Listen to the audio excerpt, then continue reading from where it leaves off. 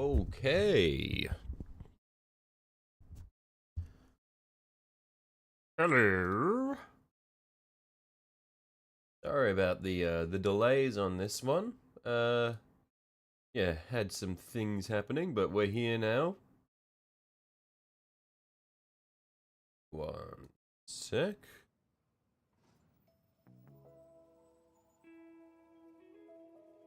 Okay.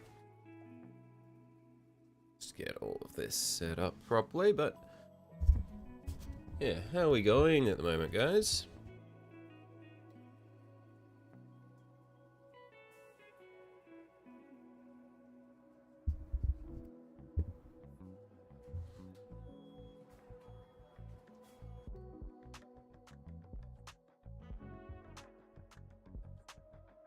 Because where we, I think, just trying to think of what I was planning to do today. We got this big fella here that I had initially done in, hang on, my YouTube is telling me that there's no audio. Is that correct? Or am I just being lied to? One sec, I'm just gonna... No, okay, it's there. I'm just being lied to, I guess. Yeah, so what we were doing, well, I guess what I was planning to do was just going to try to upscale what we had done with this little fella. Probably improve on it a little bit, because we were going lower effort for the little dudes, and then, yeah, probably want to push it a bit further for the big one. So that, to do that, I'm probably gonna, for the, like, there'll be a degree of slap chop to it, but I'll probably work on it a bit more, closely in parts to make it a bit nicer. I feel like there's, the tentacles can definitely be improved on. I don't know how I'll improve them. Before I start, might want to look at the final freehand you did yesterday. Right, one sec.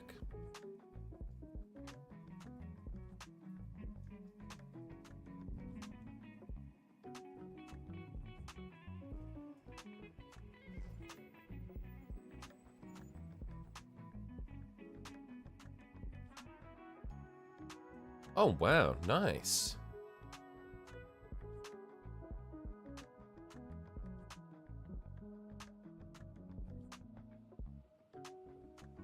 Yeah, it's quite cool.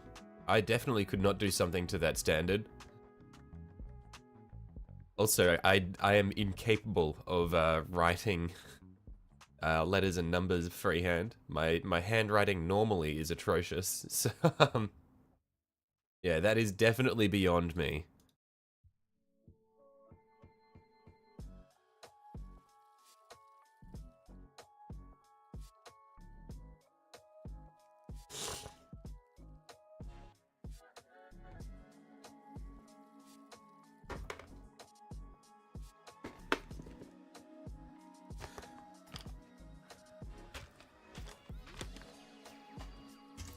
Oop, whoops. Okay, so yeah, we'll still slap chop it to a degree, I think. Oh, actually, I probably won't fully slap chop it. I reckon what we'll do is there'll be some dry brushing, but I'll probably manually paint a lot of it.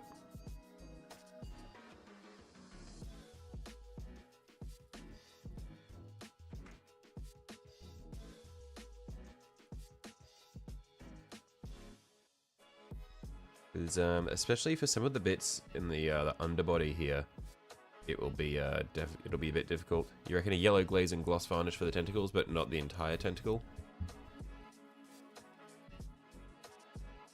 Did I see the ghostly skull on it? Yeah, oh, the section just down below, yeah.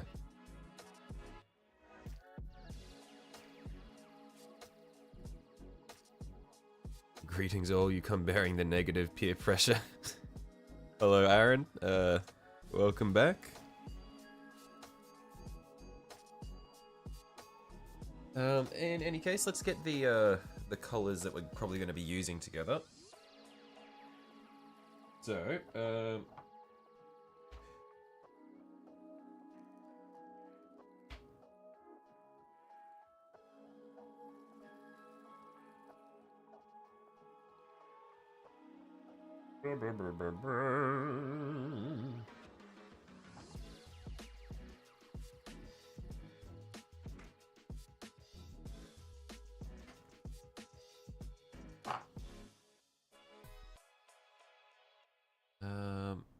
what else do we have? We've got these, then we had, I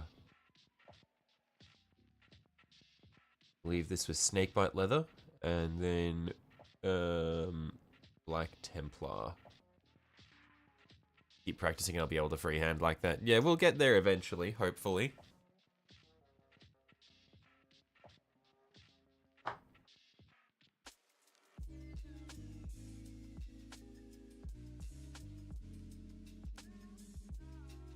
Okay, I think to start us off, this should be everything that we need. And if need be, we can change things. Vaguely looks like Mecha Cthulhu. It is definitely Cthulhu coded. Yeah.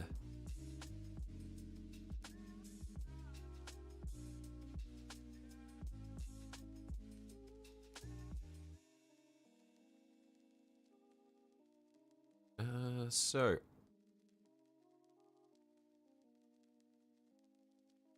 Should also get some Grey Seer, that's right. That's what I was missing. There we are.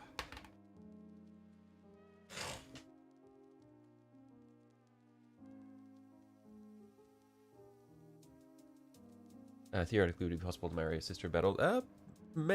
Probably not, theoretically. Hello, you doing your own painting? Just started? Nice. Yeah,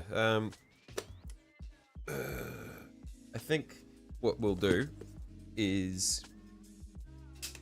Yeah, we'll use some smaller dry brushes just to carefully pick out some sections of the carapace, just so that we can get those highlights going. And then we'll come through and we'll try coating all the brain bits. We'll go from there. There'll probably be a lot of back and forth, trying to get it right.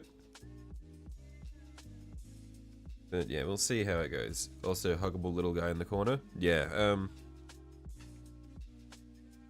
yeah, this man is this little dude is my reference. Are those the Opus sets? They are. I really fucking like Artis Opus. They their channel was what really got me into painting.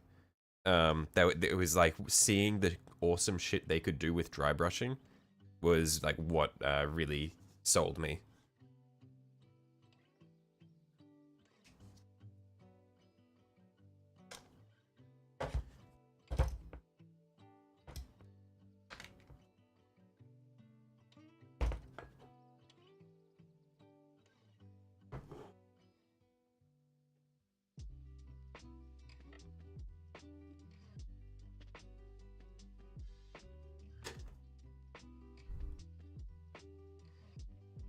No sex nids this stream, you hope? Yeah, control yourself, Commissar.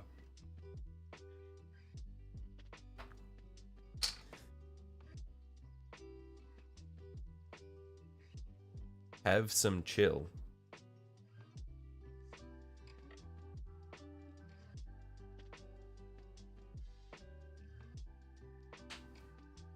Wow, this joint may have become too high class for you. Have you ever heard the phrase, all the gear, but no idea? Because that's me.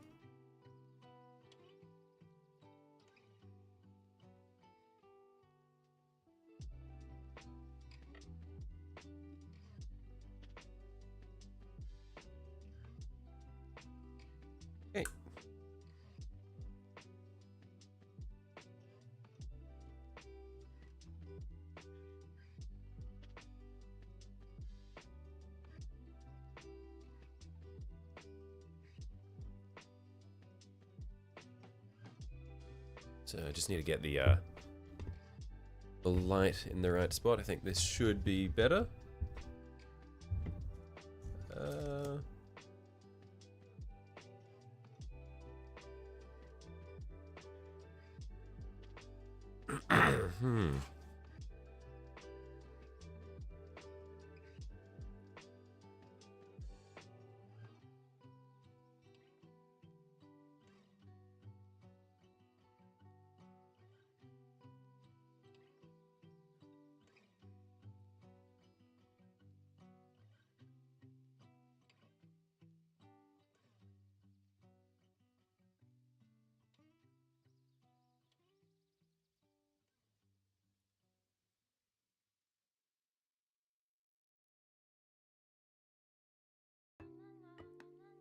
I reckon I went a bit too heavy on with that initial bit there. Haven't painted in a few days, so I'm just trying to get back into it. Trying to get back into the swing of things. You just bought like $200 in acrylic inks, so that you have no idea how to use, but they're all a quarter to half their price. You weren't about to let them slip away. Yeah, I reckon I definitely want to get some inks at some point so I can experiment around with them. I've just got so many paints that I can't justify getting inks at the moment.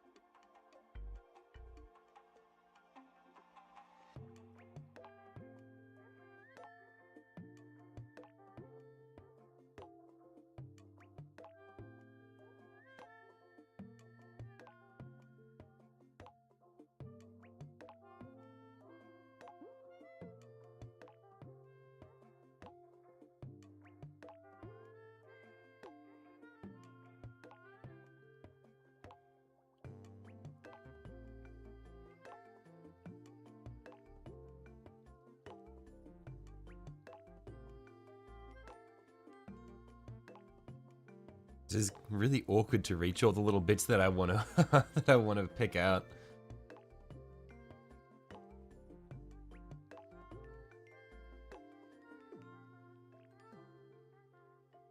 So let me tell us about your shitty workday. Oh, that's what happened today.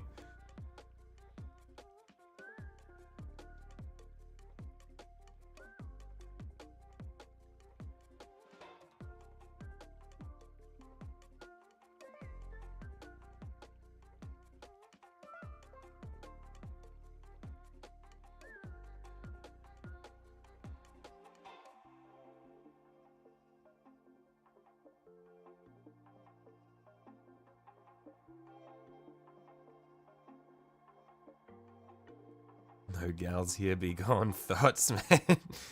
The gatekeep our warhammer. Jeez.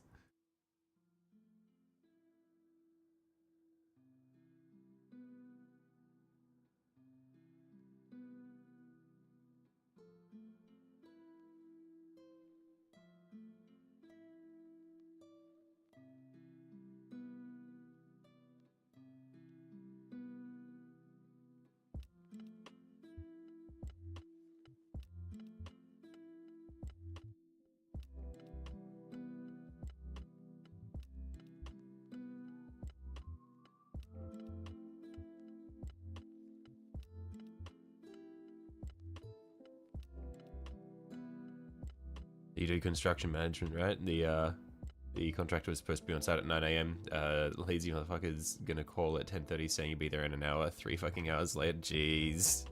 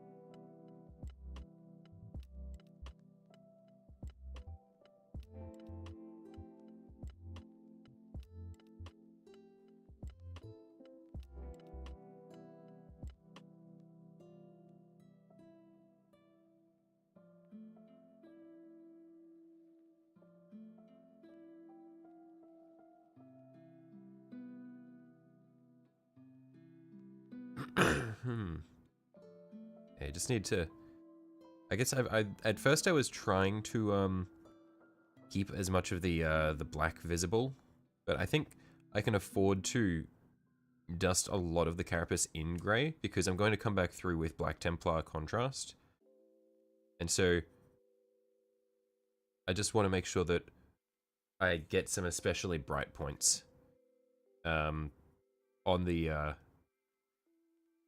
bits that I want to highlight. That way the contrast doesn't wipe everything away.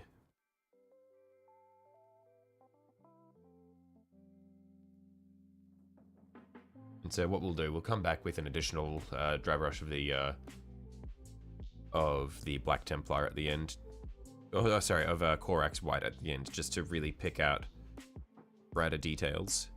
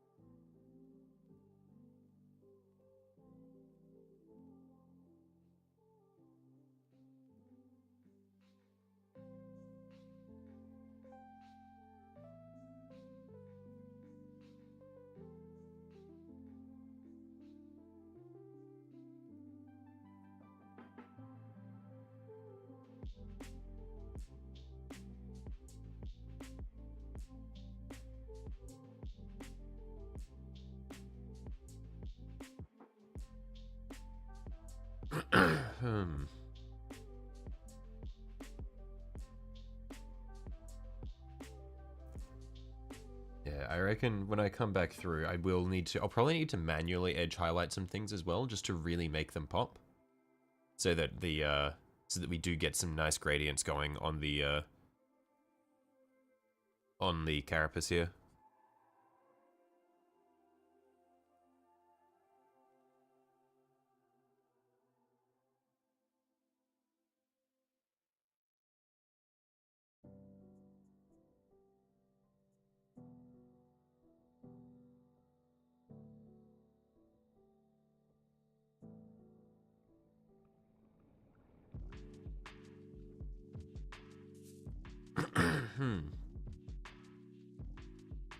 You challenged to go to a paint competition today, so you're cranking away on that project.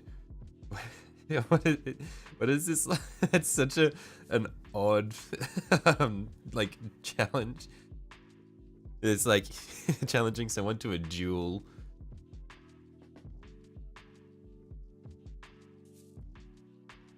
It's really cool though. What are you painting? And do you know what they're painting? Are you guys doing the same model and then comparing results, or?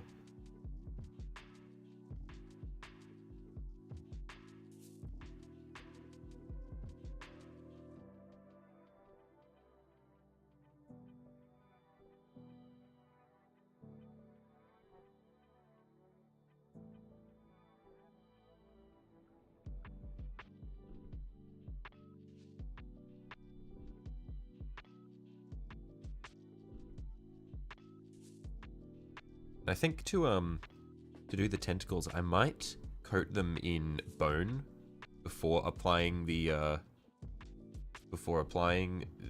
snakebite leather over the top, because that'd at least give them more of a warm color than the standard dry brush coat that I normally do does.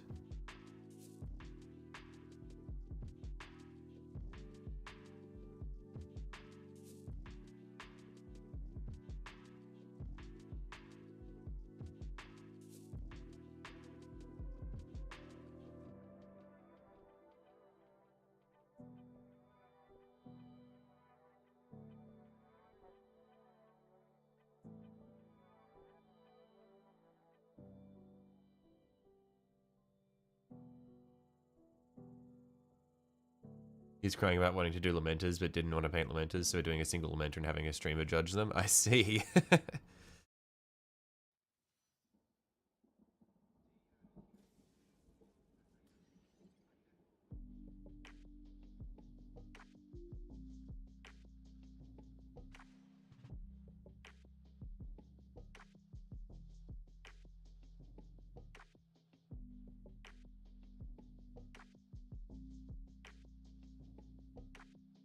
If he loses, he has to paint 2k points of Lamenters. If you lose, you have to paint 2k points of Raptors.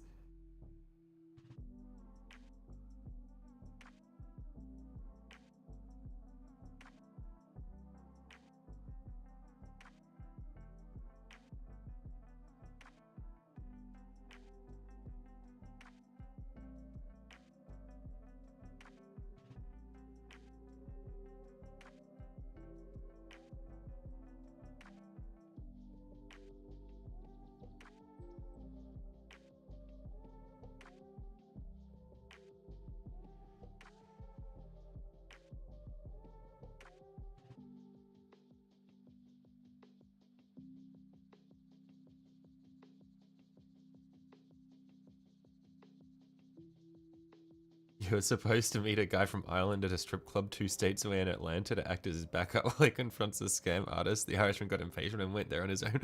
Where is this coming from? What?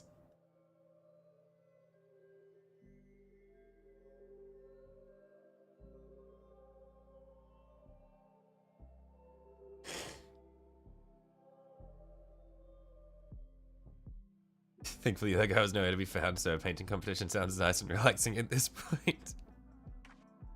What's these wild adventures?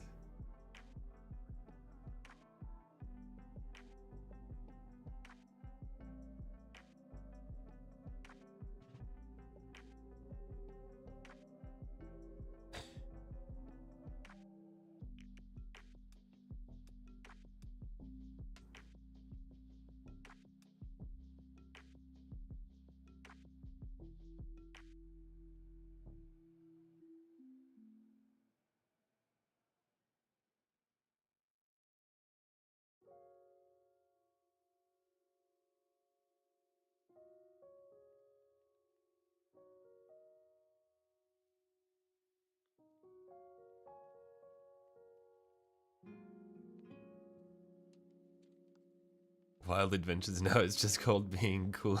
To hear a challenge going. You fall easily in with strange crowds. I mean, you did find your way here.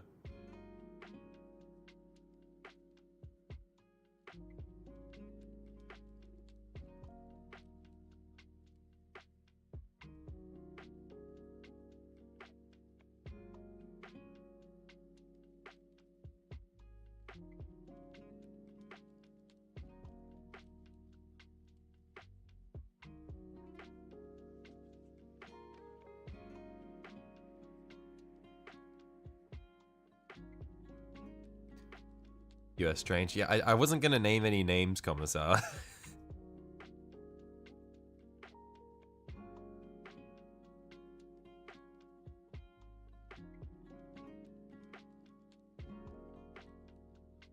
There we are. This is doing a lot better than over here. This is really not super happy with the finish I got here, but it's coming up much nicer on this side. So I'll probably need to just use the paint a little thicker on this side just to go over all that streakiness.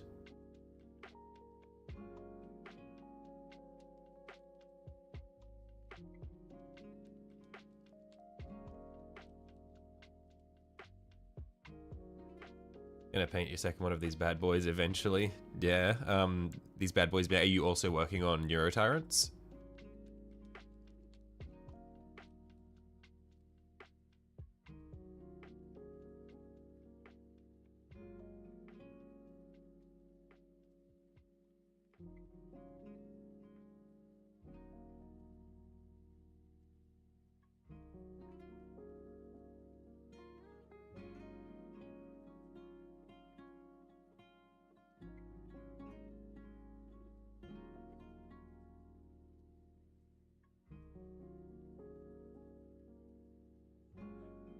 Have you seen what the Screamer Killer is packing? Definitely fit. What is... Commissar?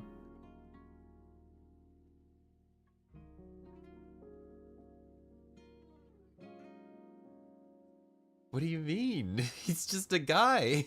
He's just a guy.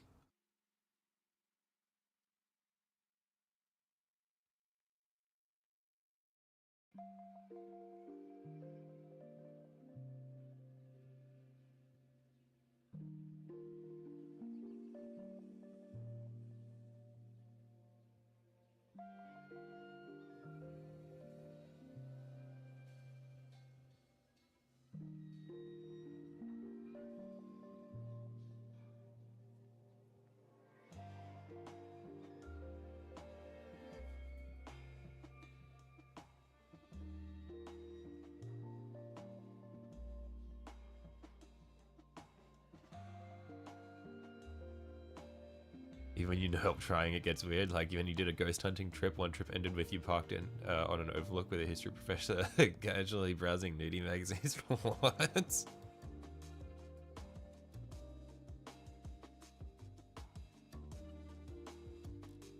This is it's like kids cartoon shit right here. Actual cartoon plotline.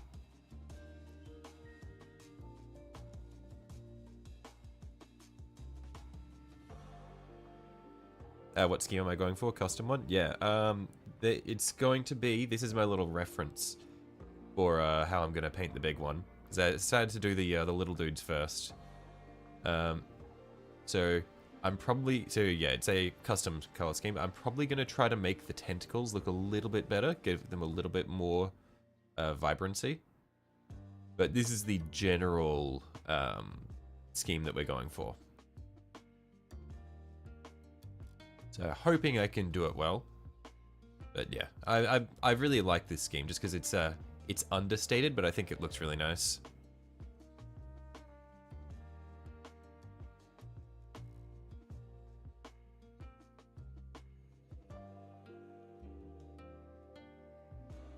Roll raggy.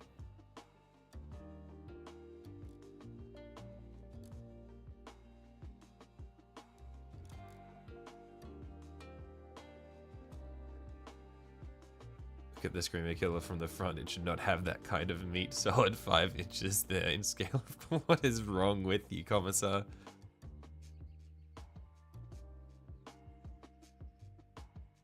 Looks nice. You like the muted green? Yeah, I think I can definitely make the green look a little bit nicer, just because it looks a bit flat, at least on the one that I've done there. So I just want to give it a bit more depth. So I think I'll undercoat it with a different, or with a color that has a little bit more warmth, just so that we can see a bit more depth in it. And I might need some lighter color at the edge to make the features stand out. Yeah, that's what I'm probably going to go for. For the carapace, I'm going to come back through with a very light dry brush of just straight white, just to hit the corners.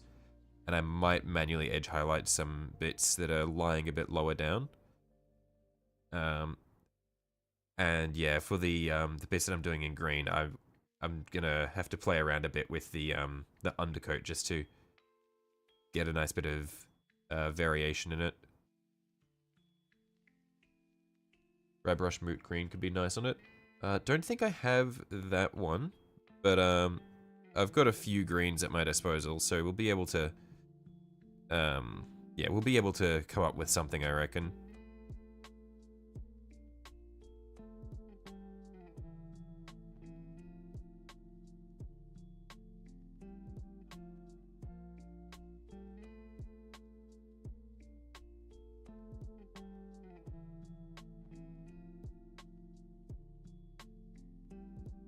It should have precisely that much meat. It should also have pants, okay?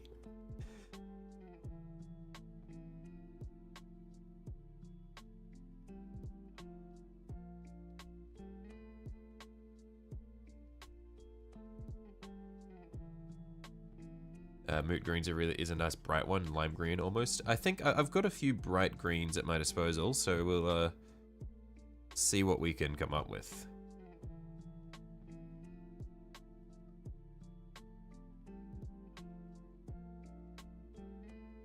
use it for orc skin or green glow effects on tyranids like spore mines.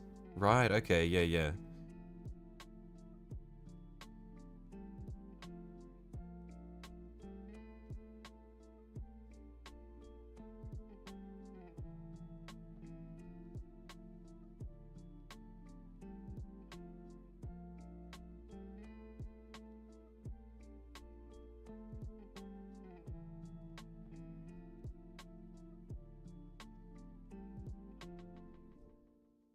Look at those circular brush motions. Someone was paying attention to the tutorials. Thank you, thank you.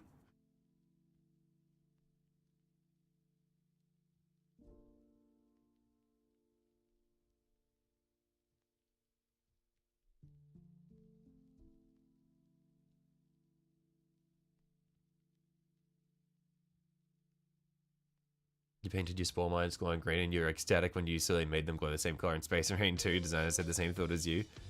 Yeah, I'm loving Space Marine 2 so far. And I still haven't gotten super far through it, because it's a pain trying to... Well, it's hard to coordinate with my friends to make sure we're all available to play at the same time. Because I'm playing it co-op with 2 other friends. But yeah, I've been having a great time so far.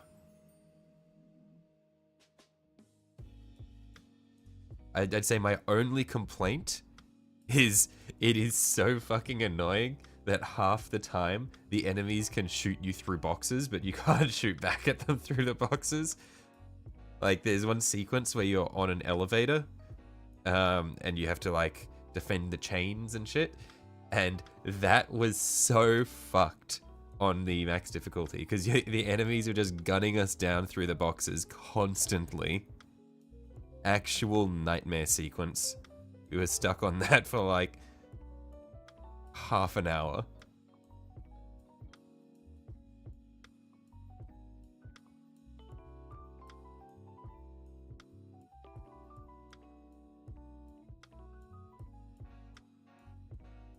You guys seen Lehman Russ? Like, actually seen Lehman Russ is kind of hot, is what you'd say if you were gay. Yeah, yeah. Look, I'm not judging. If that's your type, then good for you.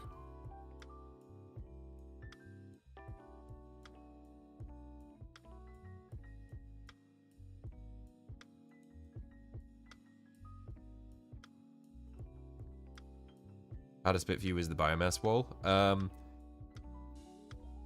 Was that the bit where you have to plant the 4 mines, like from top to bottom, and there's like the big hole in the middle? Because we were stuck on that for a little bit as well.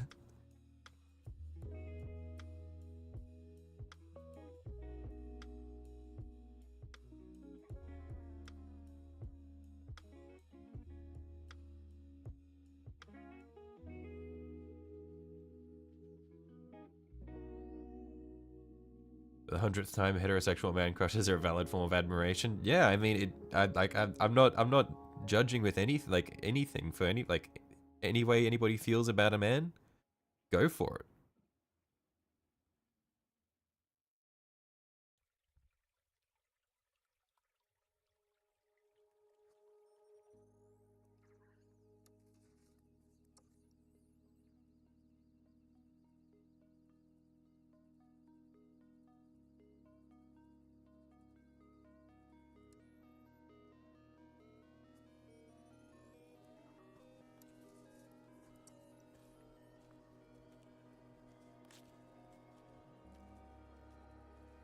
You may not judge, but the Bible says I should, so I do.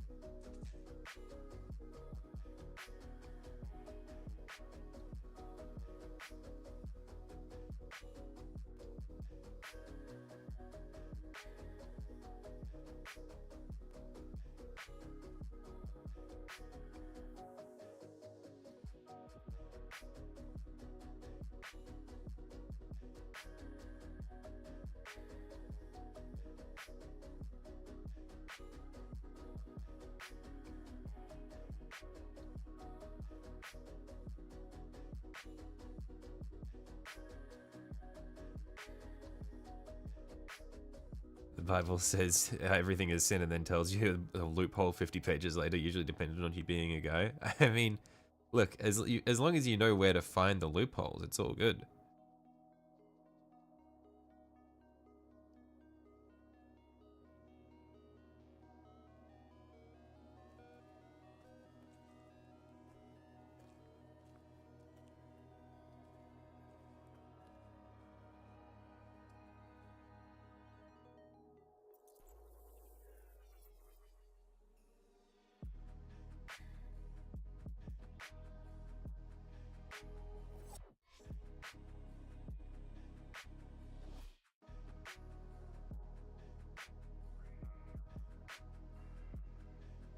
Be back later, guys. Really hurting bad. Need to lay down for a bit. Righto. Hope you start to feel better, Silver. Thanks for hopping by so far. I'll see you later, mate.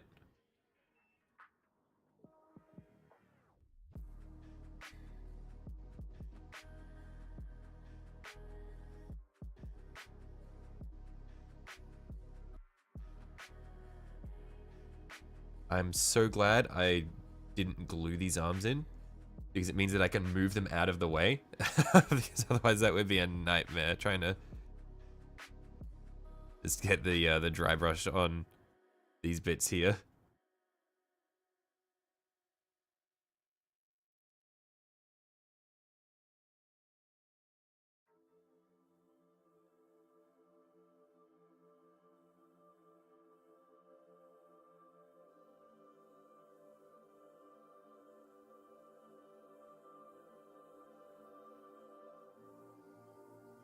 Oh shit. And I just said I'm glad I didn't glue these arms in, and then I just pulled one out of the hole that it was in because it's not glued in. I am such a beast. I think I can put it back in though. Whoops.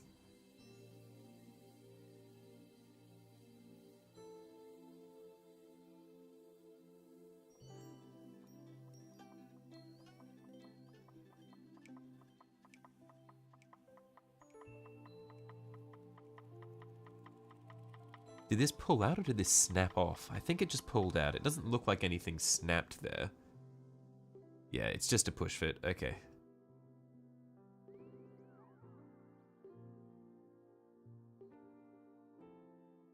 So I don't know how I'm gonna get that in there. Oh, shit.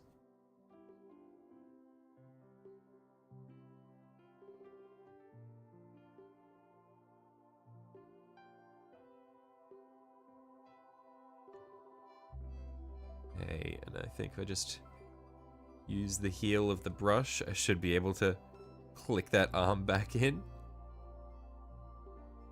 Yeah, there we are. Not quite.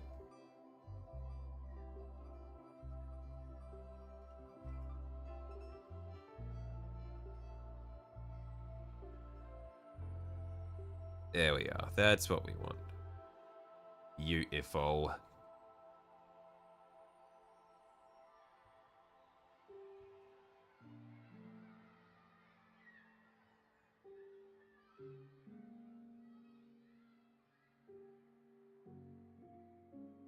Okay, now we'll just get a little bit of Corax white. When I say a little bit, I just mean a little bit. Stop trying to jam it in and get the tweezers you need. It's okay, it's in now, it's in now. I got it. It's fine.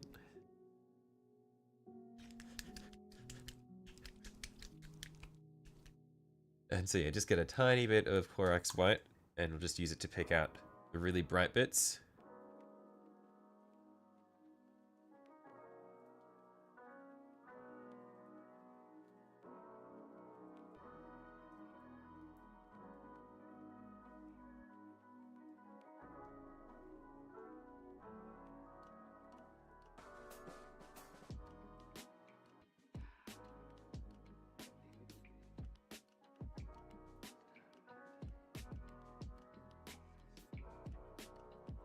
When are we getting the stream? Painting a Shadow Sword, Hellhammer, Baneblade, Stormlord, Storm Sword, Doomhammer, Bane Sword, Banehammer, and Exorcist all in one sitting? I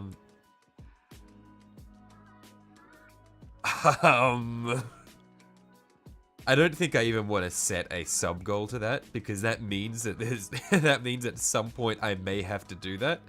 I'm gonna just say no. Because if I say, oh, that's the 100,000 subs, that means that if I get to 100,000 subs, I have to sit down and paint for like a week.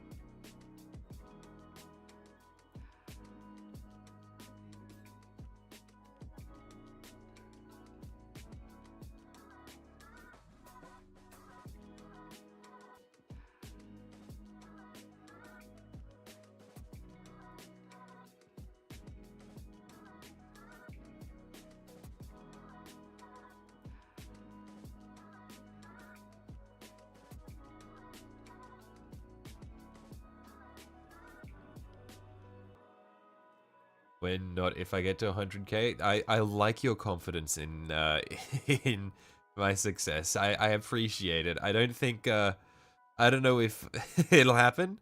Seems like a bit of a distant dream. Would be very cool if that did happen.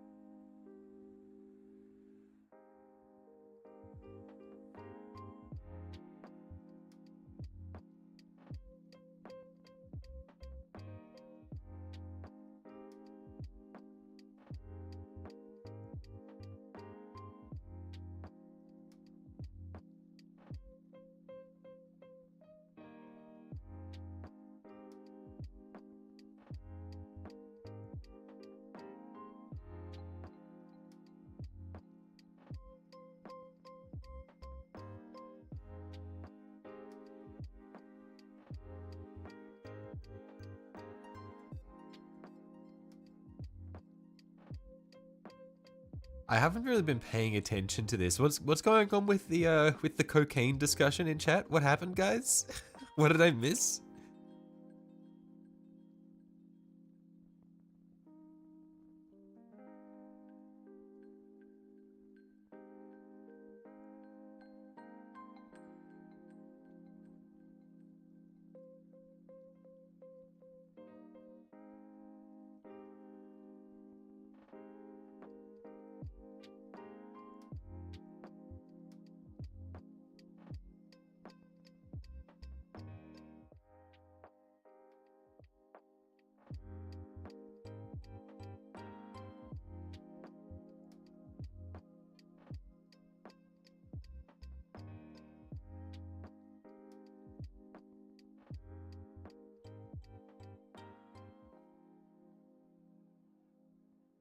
What about painting the nuclear missile launcher, the Death Strike on stream? I'm not sure. I would have to have a look at it.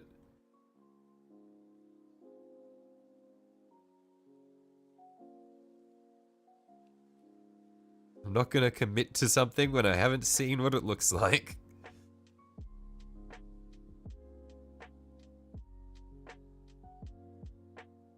Trying to get this marathon build pulled together without me getting too addicted to the nose candy, right?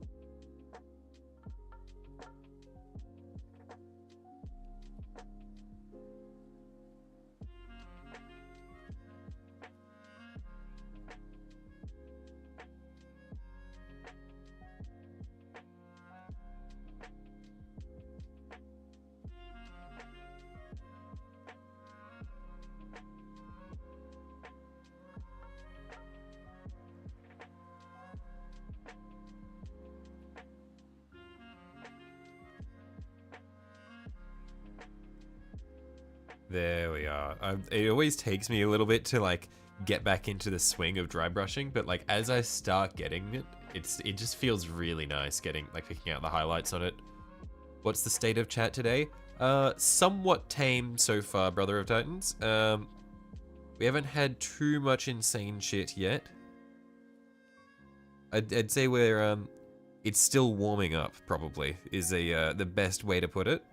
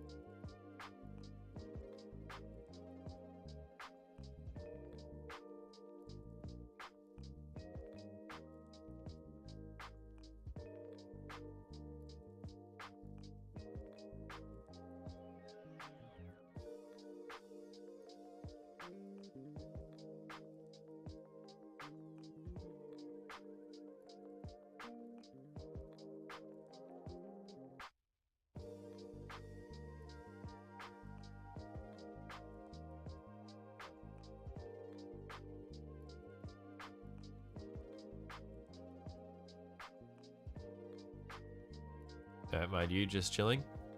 Are you painting anything at the moment, Name, or just hanging out?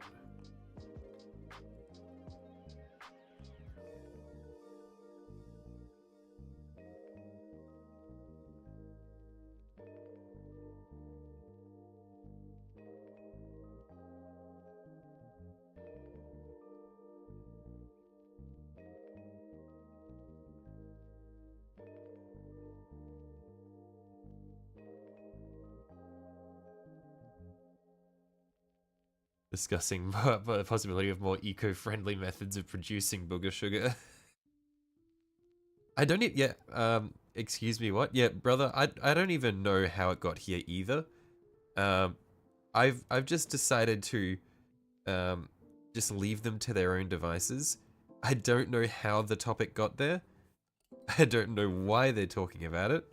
It's just happening, and I've just accepted it.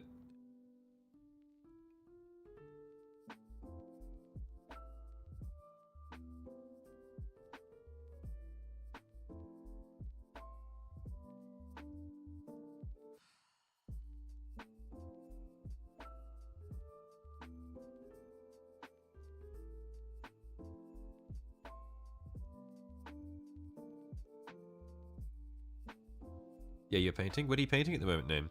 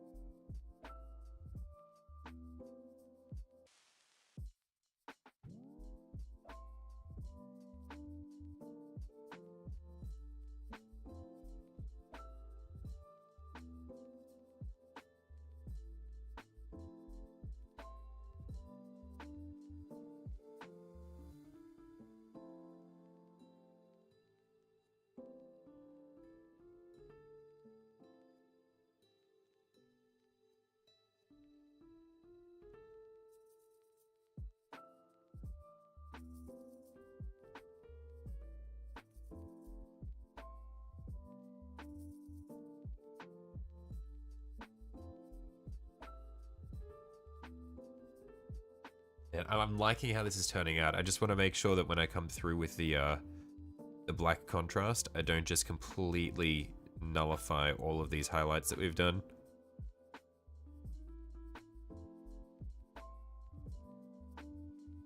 What I might do as well is after the black contrast, if it's a bit dark, I might come back through with a dry brush on top of that before I apply my gloss varnish. Working on Blood Angels. Ooh, cool, nice. Are these the new Blood Angels, or just some of the old models that you had lying around? Because I know that the opinions of the new models are not running super high. Thin the contrast by quite a bit. Yeah, I definitely will. I'll work on the thinner side because I can always just do extra layers.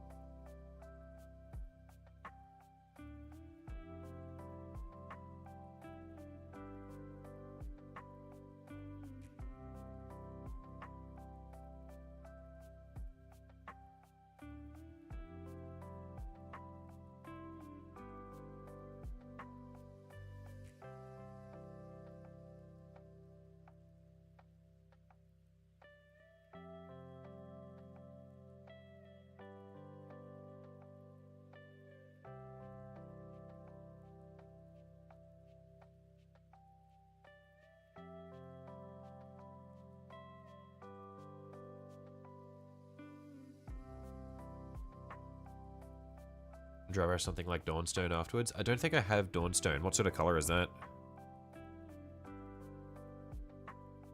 It's not too bright. Yeah, we'll see how we go, because I'm going over it with a contrast black, so it'll really knock back a lot of the peaks of the like it'll knock back a lot of the peaks of the brightness.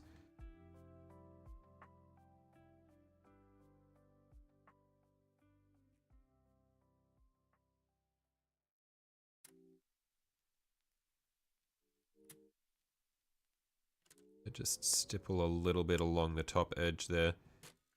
It's a dark grey, righto.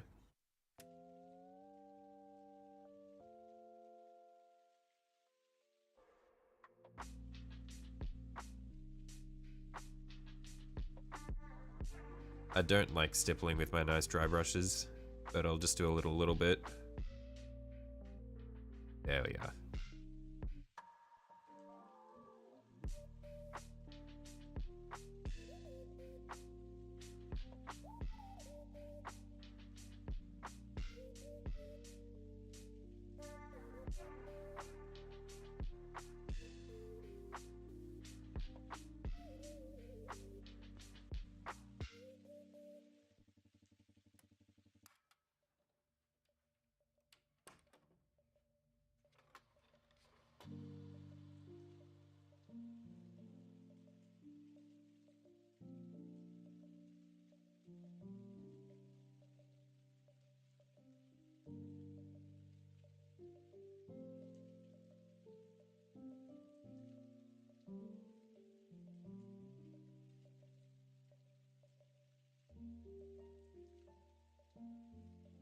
There we are. We're making good progress. We're getting there, bit by bit.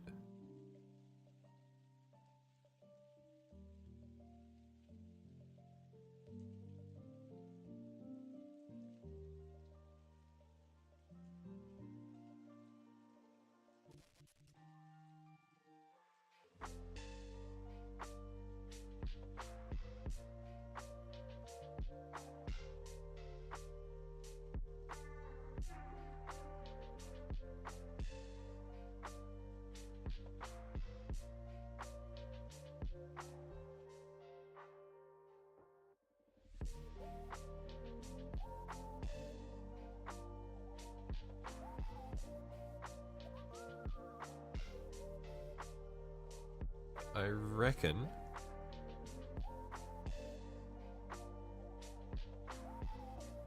we're pretty much there for our initial dry brushing.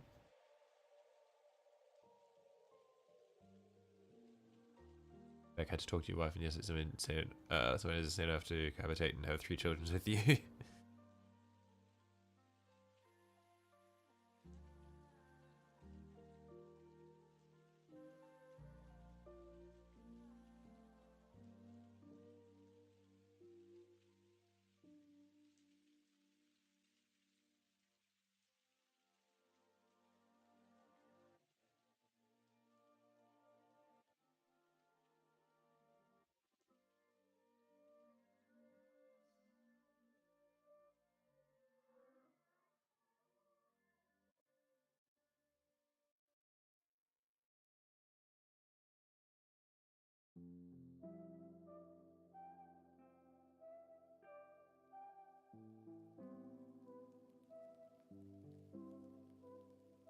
Okay. It has xenomorph shading at this point. Yeah, that's the, I mean, the xenomorph is, that's, I hadn't really thought about that, but the xenomorph is very similar to the sort of, color scheme that we'd want, because it's like a glossy black body. So, I will take that.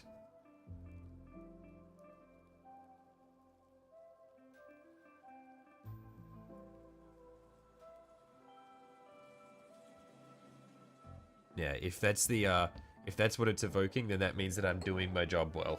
I'm doing it right.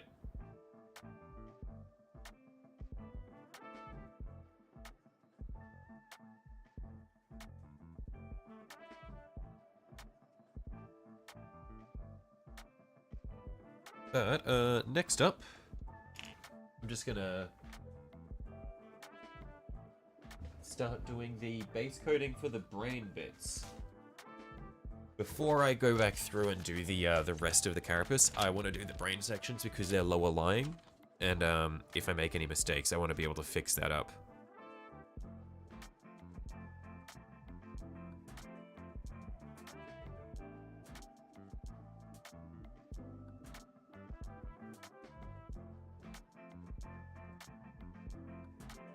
Paint your Nid's Behemoth style, do the light dry brush of blues, and then paint the streaks on.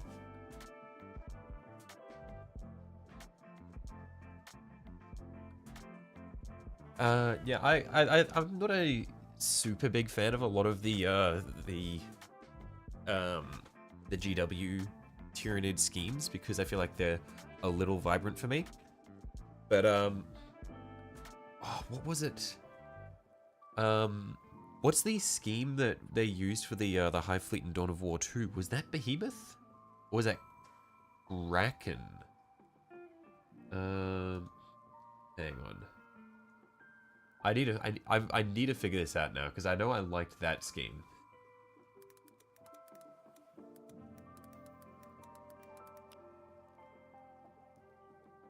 I need to know what Hive Fleet was in Dawn of War 2. But your Behemoth is weird. Use dark blue instead of pure black. Oh, I could. That seems quite nice. Yeah, I like when people use dark colors as a substitute for black.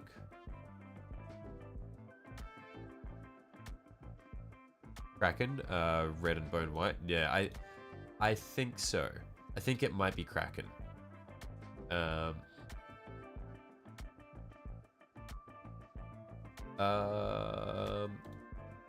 Oh no, they're purple carapace and they're purple, red, and bone.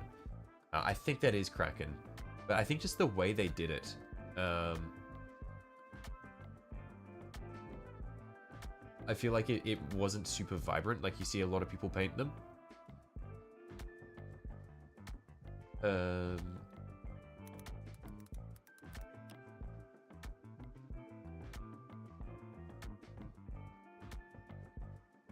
Yeah, I think they're Hive Fleet Kraken.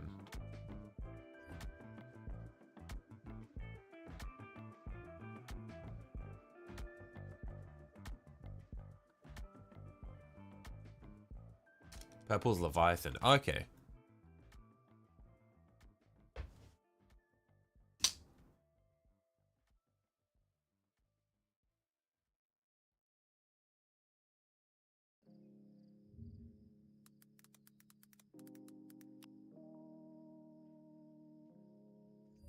And every time I try to search things, I keep getting hit with fucking captures. It's like, I can't be bothered at that point.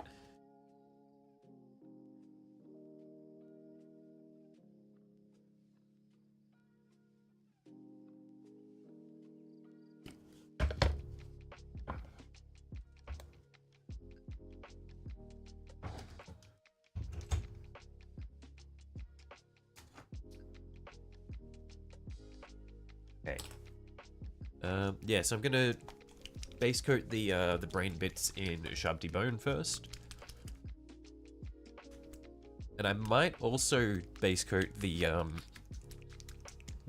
tentacles in Ushabti bone as well, just so I can see the sort of finish we'll get. I'll test that out on the base though, because I'll do some bone and then I'll go over it in the snakebite leather to see what kind of finish we get with that. Because normally I do it in like for this dude, I just base coated the tentacles in grey sear, which was pretty neutral, and so we didn't really get any depth or warmth to it. So I think doing it in bone instead will get a little bit more color to the finish.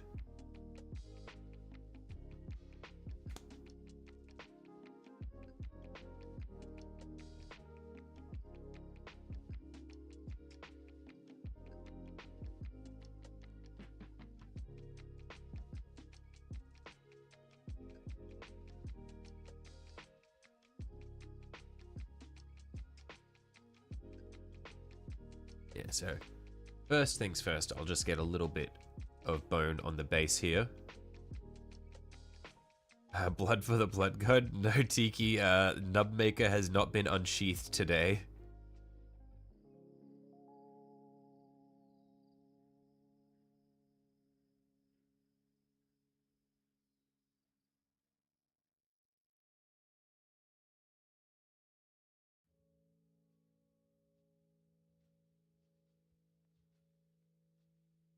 Okay, now I'll let that dry and just work on the brain bits in the meantime.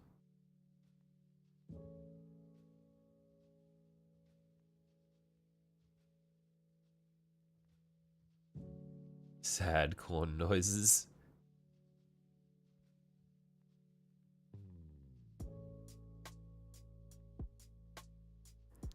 I'm painting Tyranids. The warp has no power here.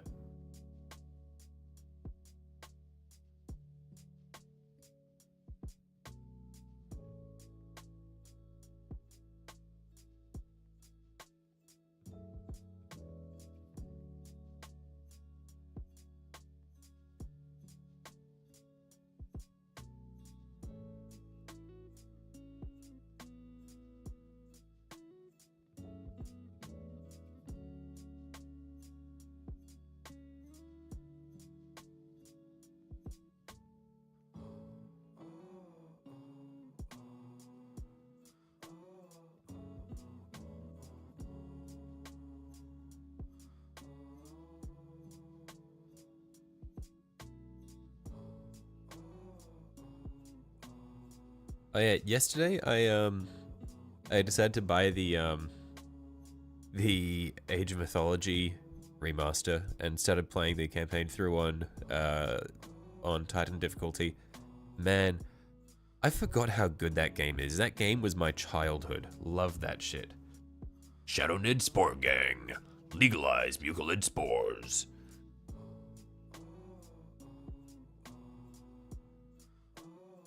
Love me some Shadow Wizard Money Gang.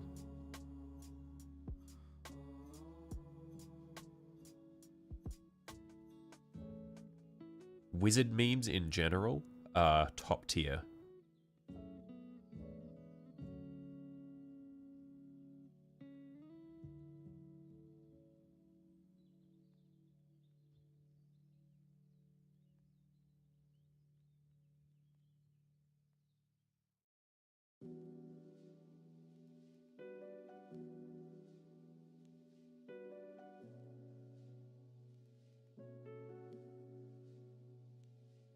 This song is sponsored by the Shadow and the Warp.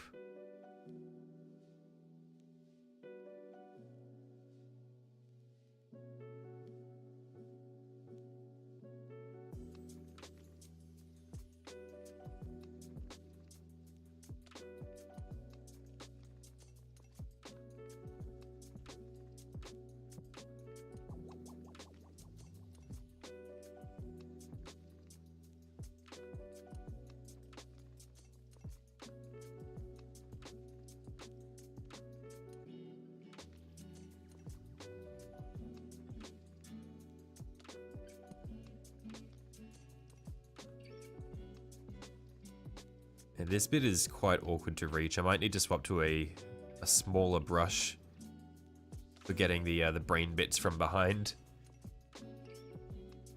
Although actually, might not be too bad.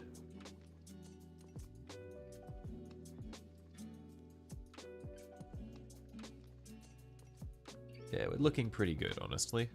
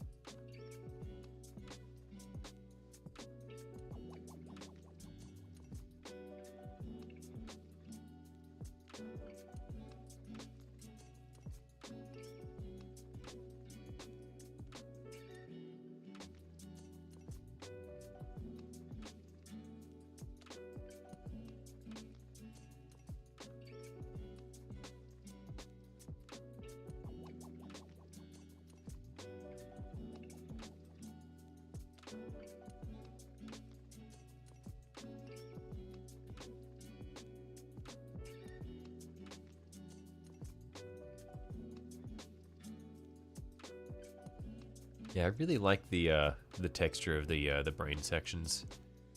And once we get this all based in Ushabti bone and it's nice and dry, we'll come back through with Corax White just to highlight a few of the folds on the brain, so that when we finally go over the top with our blues.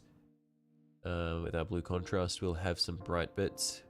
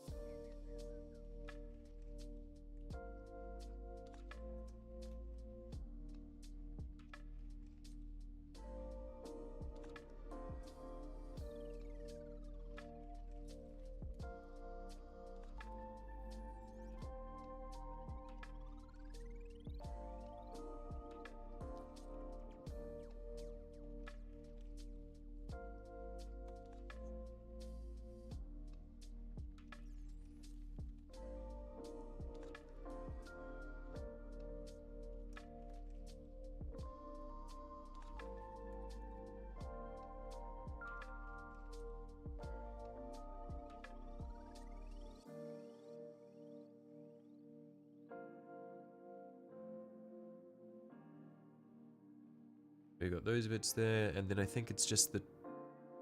Okay, there are 3 points of the brain on the back there. There's the one in the middle, and then we got the 2 on the sides. I might swap to a smaller brush for those.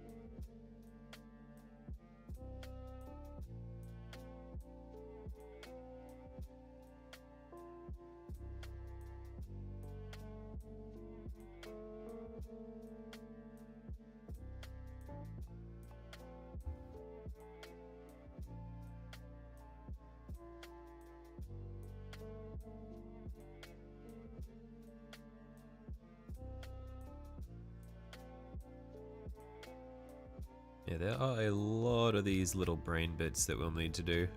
These ones on the inside edge near the spine are pretty awkward to reach because I don't want to accidentally start painting the carapace bone. It'll ruin our dry brush highlights that we worked on.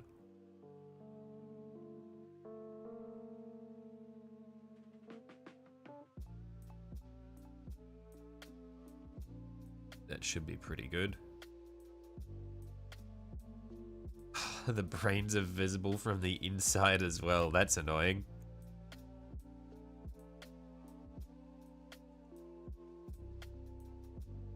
Just to make our lives more difficult than they already were. It means we'll get a really cool effect if we can pull it off well.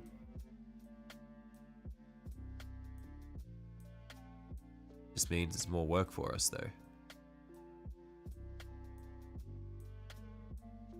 Now this is peak content. Thank you. You say it's peak content, but I'm just a guy painting some shit.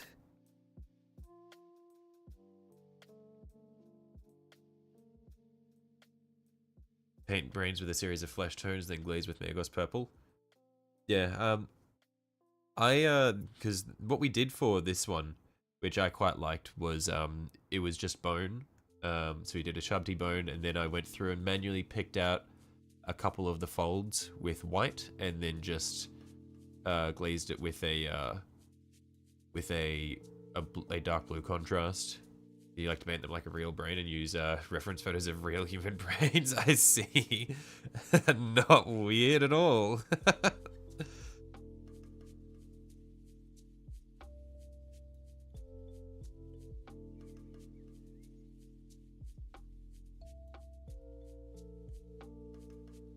Painting minis is really fun. Just began actually. Oh, nice. Are you painting Warhammer, or have you gotten into like 40k? Or have you gotten into something else?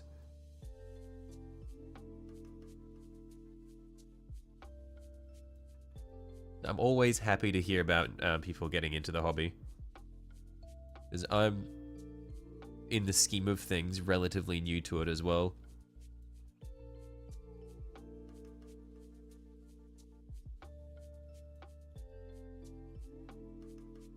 I say in the scheme of things because I've been doing it for over a year now, but then there are other people who have been painting for much, much longer.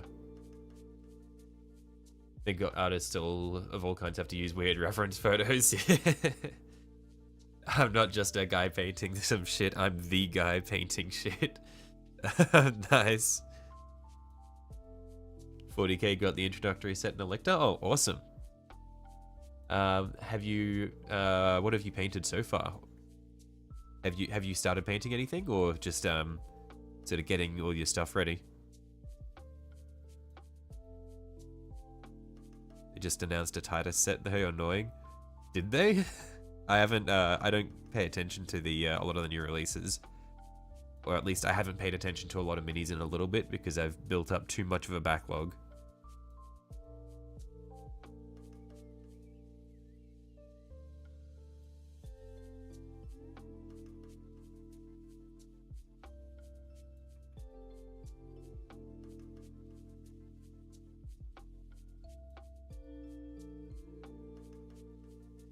Been painting for years, but I always like to paint new things. Got some Seraphon for Age of Sigma. Ooh, cool.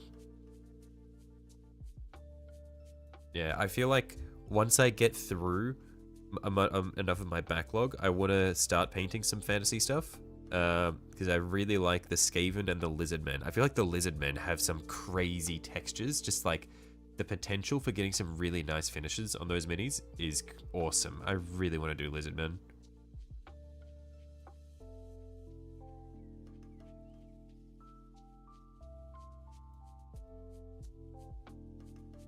Oh, Seraphon is Lizardmen, right? Yeah, they changed the name for Age of Sigmar, didn't they?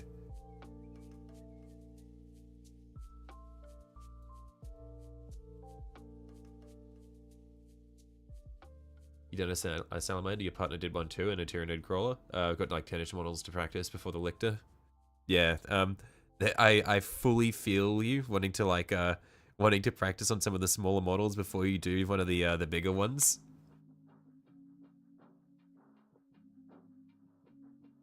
Just a quick word of warning ahead of time. You might like be working on the little models and be going, oh, it's taking so long because there's all these tiny details. The bigger models are not. I had this misconception where I was like, the bigger models will be easier because the details will be bigger. Not how that works. It just means that they have more room to put the tiny details in, so you just get more tiny details in the bigger models. Hello, hello. Guess whose lecture is out sick tomorrow, so you can continue to keep your scuffed schedule. I see. How you going, Sunju?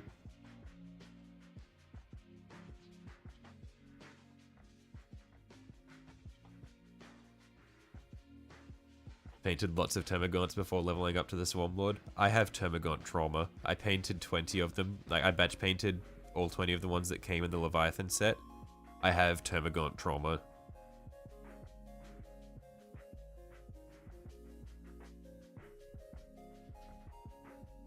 Bigger details equals bigger fuck-ups. Yeah, but the details aren't even any bigger on the big models. You just have more of them. It's like, you have a big detail, but the big detail is made up of like 30 tiny details.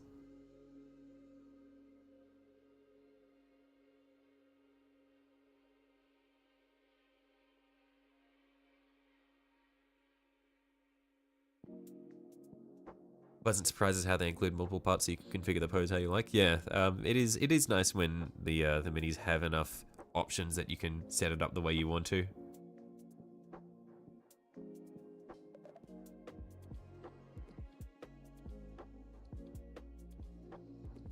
Managed to put together your Von Ryan Leapers today and you're about to start painting them. Did some kit bashing to get more unique posing. Nice. I don't think... Oh, actually, there might be some Leapers in the Leviathan box. I think there are some Leapers.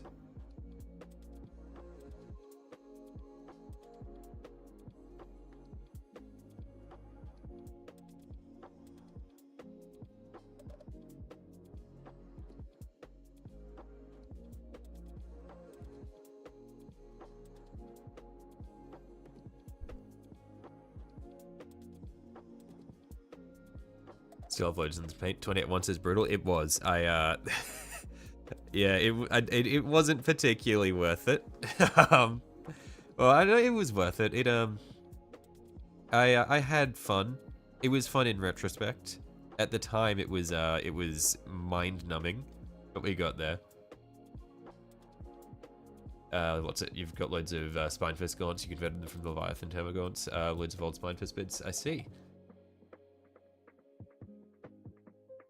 Also, after painting the Winged Prime model, you got Tyranid Fever and will own the equivalent of the Leviathan box worth of Tyranids.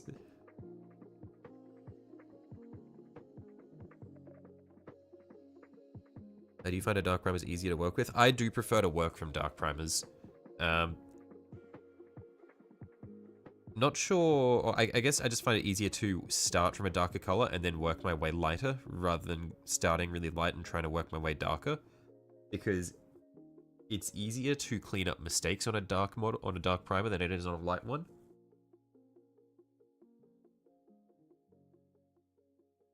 I guess that's my justification. Also because using a dark primer, you can establish things like highlights, whereas if you start from a light primer, the way you'd establish highlights is more with using shades and stuff to darken the recesses. I think it all comes down to personal preference, and certain colors, depending on what color schemes you're going with, work better with lighter primers. Like if you're going to be painting Imperial Fists, a lighter primer will be easier to work with, because then you can just go over, you can start from white and then just go over it with thin coats of yellow, and that would be the easiest way to get that. But as a general, from like standard for most things that I work with, I like to do dark primers.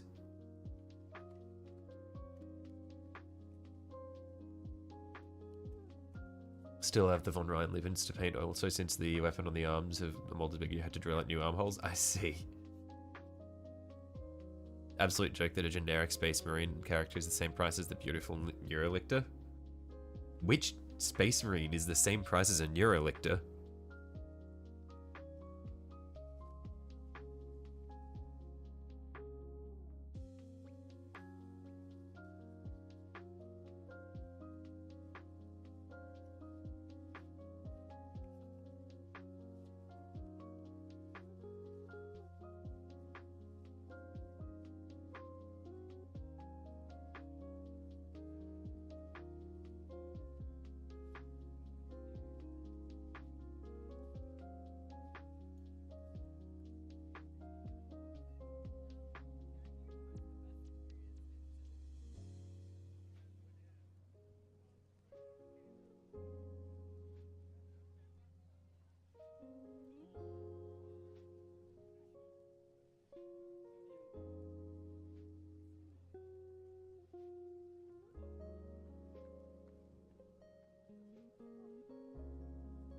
All characters, generic captain is £26, Neurolictor is also 26. I see.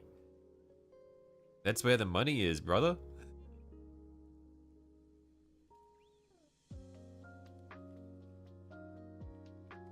People like Space Marines, so they'll they can charge more.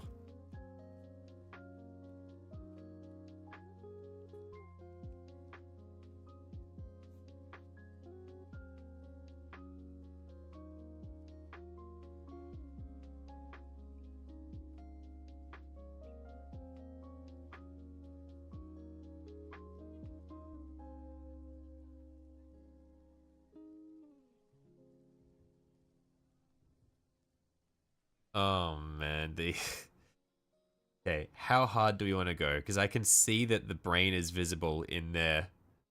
Do we go all the way up there to paint the inside of the brain, or just let it be and say that it's not going to be seen by anyone anyway?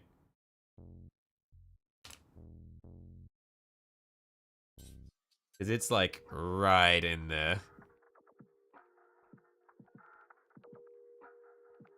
Like no normal human is going to see that in there. You had a first glance at the Tyranid rules today and you're so lost, think you'll stick to painting them for now? Just be like me. Don't look at the rules at all. The tabletop doesn't exist. It's just a collector's thing.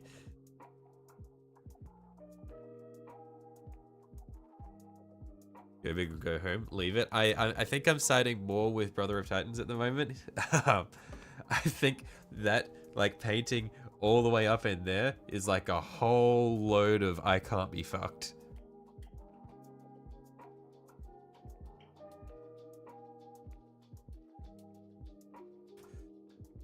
Okay, we'll use our smallest brush for this bit.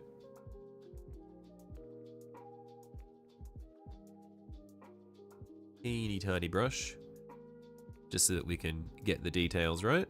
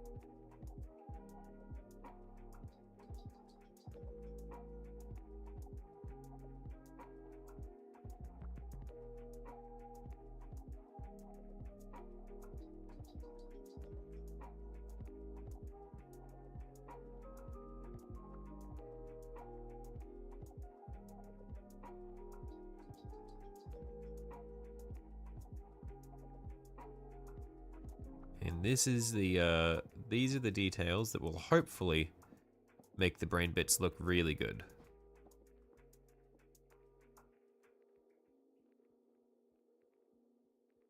We're going to start with your leapers. You'll be lurking. Righto. Best of luck with them.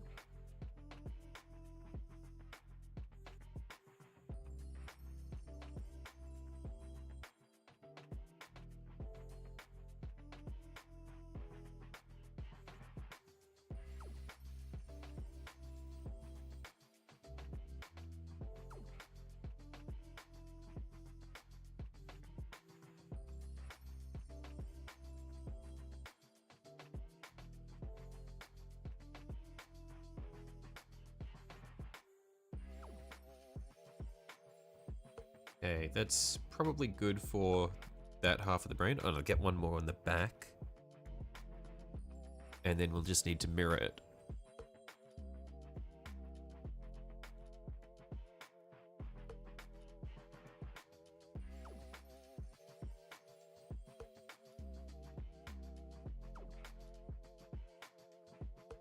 There we are.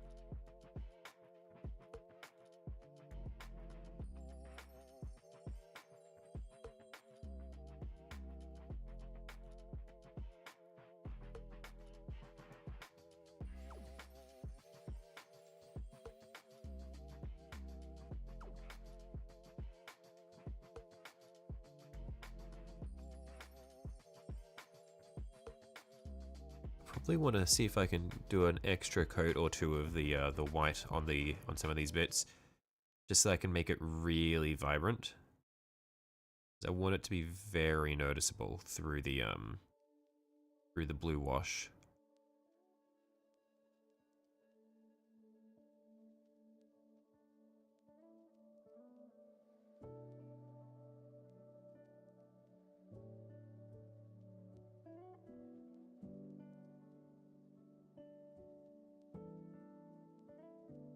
Yeah, I think that's a bit better with the second coat of white over there.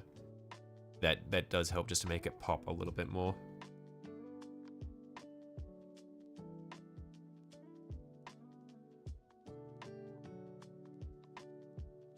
But just zoom this in a little bit more. There we are. That way I don't have to lift the mini up towards the camera at all.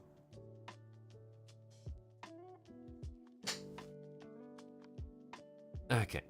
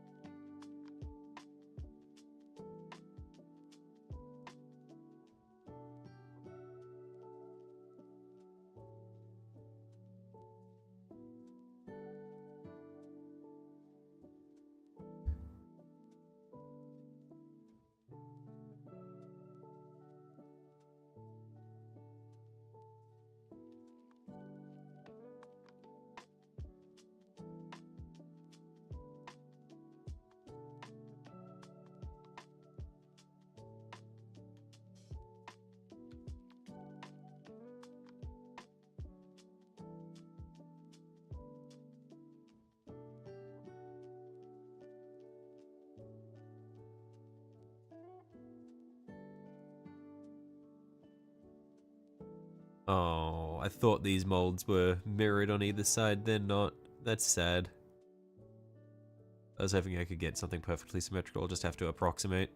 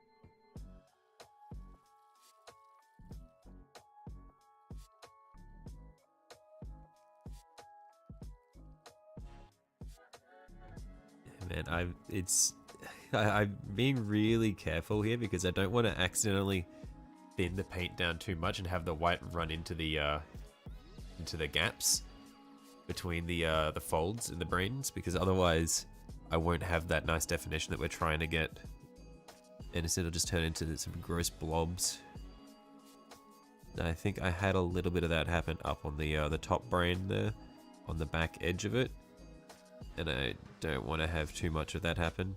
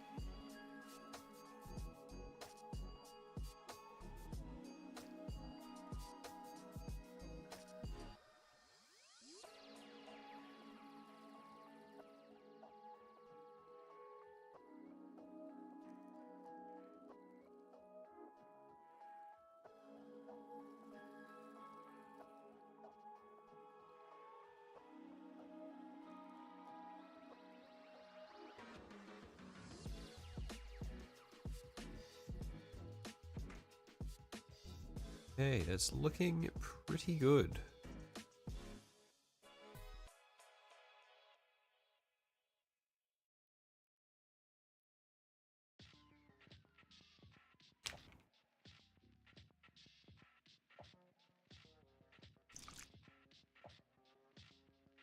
Oh, actually, and before we go any further,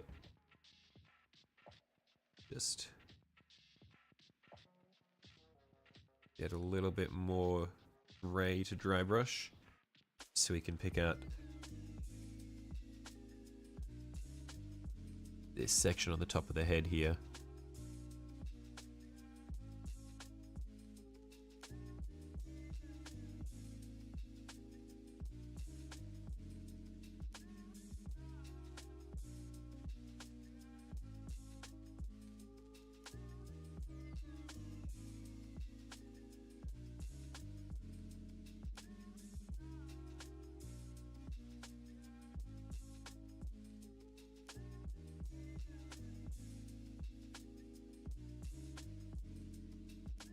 That wasn't particularly good, so we'll probably just have to fix that later on. Whoops.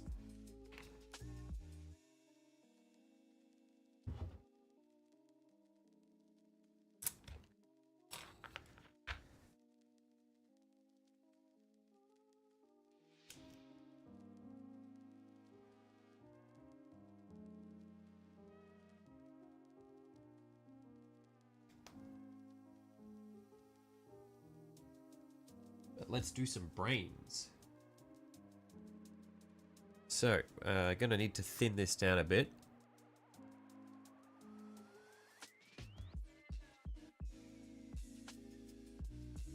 Let's play around a little with this stuff that I've applied ahead of time on the base. Honestly, that's probably pretty good.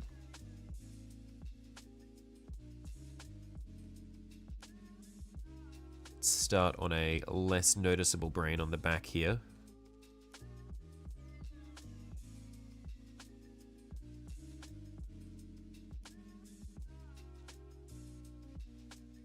Yeah, I like this sort of consistency. Yeah, that'll be good.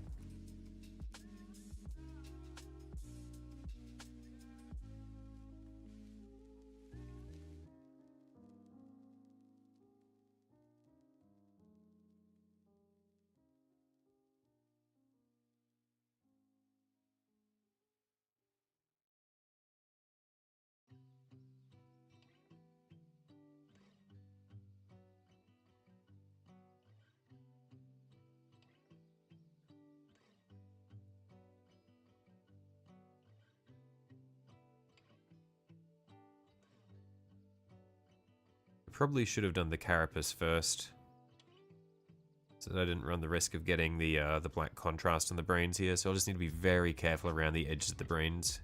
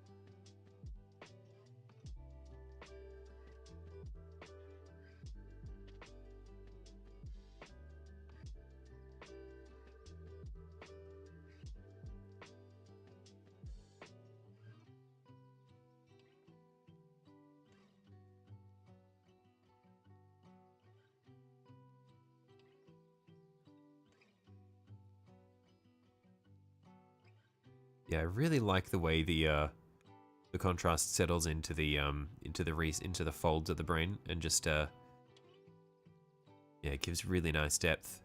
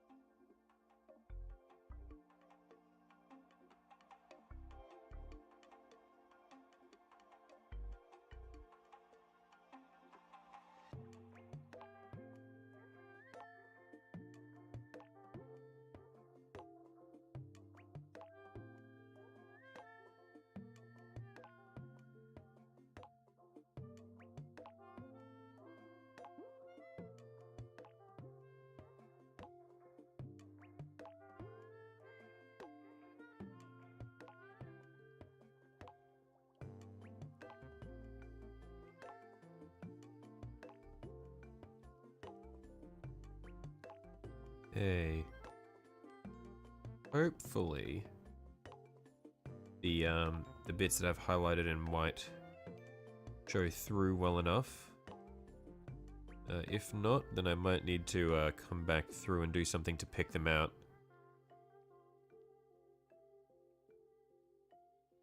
Like, they're visible if you look closely.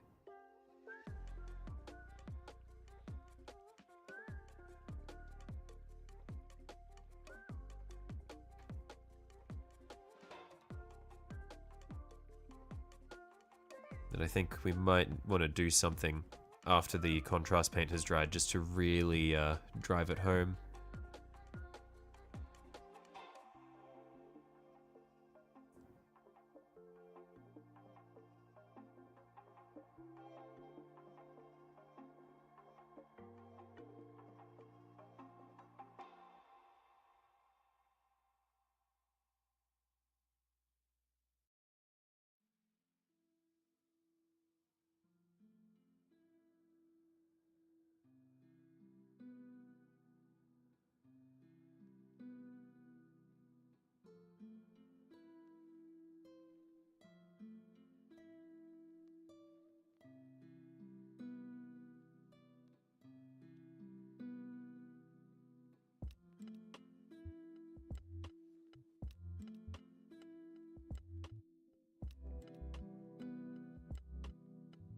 Just gonna dab little extra bits of contrast in around the edges of the brain, just to get some recess shading going.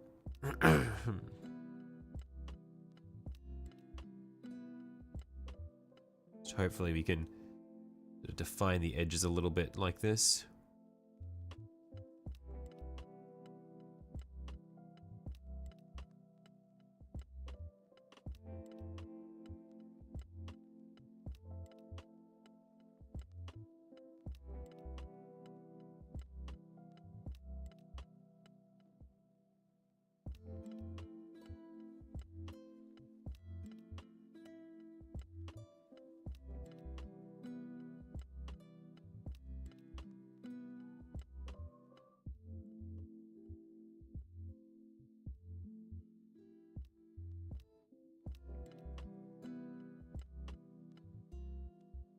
Yeah, might need to do something to just make these little highlights that I've done pop a little bit.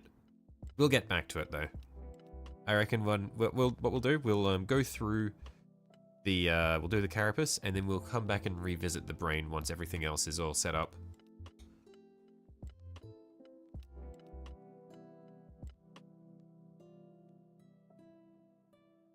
Where's my snakebite leather? This one here. So I want to do a little trial of the snakebite leather over bone down the bottom there, just see how that comes up, because normally I've done it in I've done it over grey cere.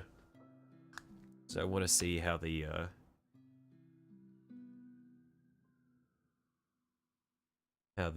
Ushabti bone affects it instead.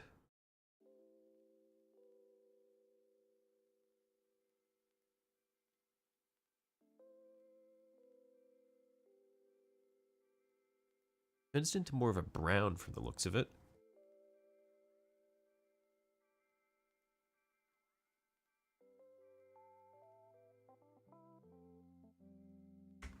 I'm not sure.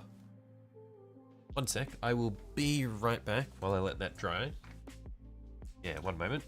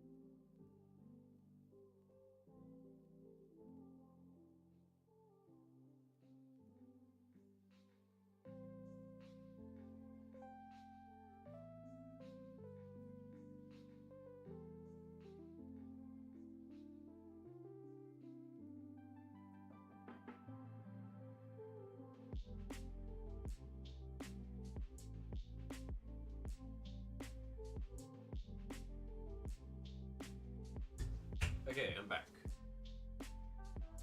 Ugh. Let's see, how's this dried up?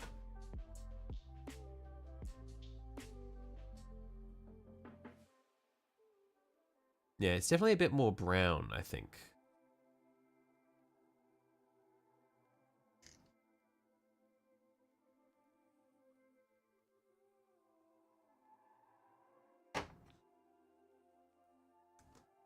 Wonder what other colors I can do underneath that, just to give it a bit more of a green hue.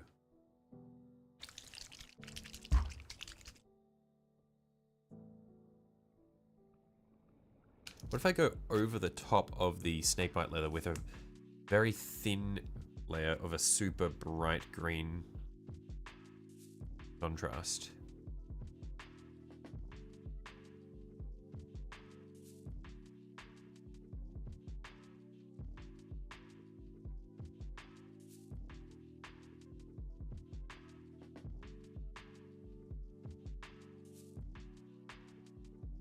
Honestly, I think that could be quite good if I do it very sparingly.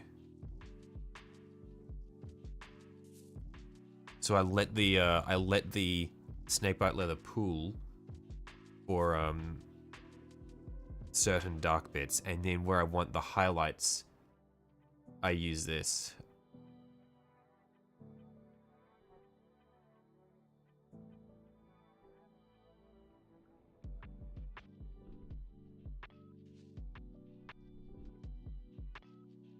Although I don't know if that's maybe a bit too bright.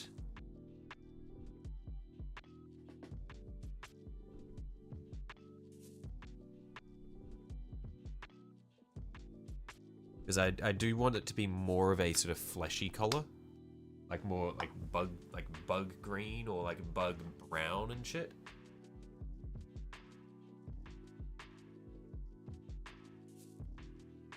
So perhaps we might be better off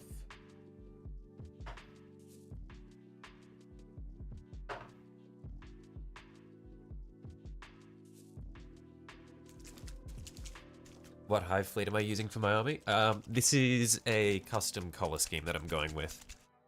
So not using any of the default hive fleets. So this is the color scheme that I'm going for the so I'm trying to paint this dude to be this. So neurotyrant. I demoed the neurolid like this. And I'll go and get a termagant that I did, because the termagants were the first ones that I'd done for the for my tyranids. So one sec.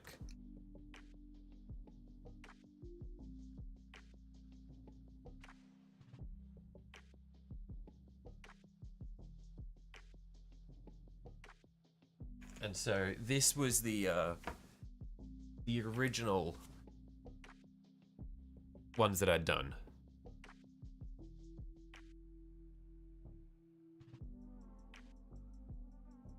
So this is the this is the general color scheme that we're going with. I think that the carapace here is a bit too shiny. I might do a satin rather than a full gloss for the carapace.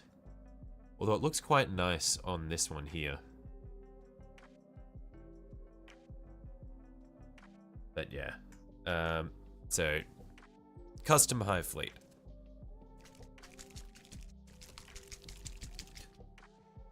I'm just trying to shake up this this contrast here, because there's a lot of white that's really settled down in the bottom there. Hi peeps, you're back. Welcome back, Silver. Yeah, I'm just trying to really get all these chunks off the bottom of the pot here. I don't know if I can tap them free.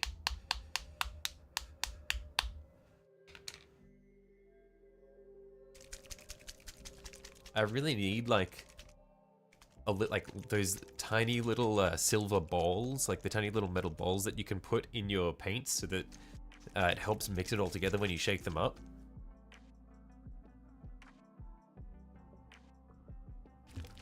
Might be worth investing in.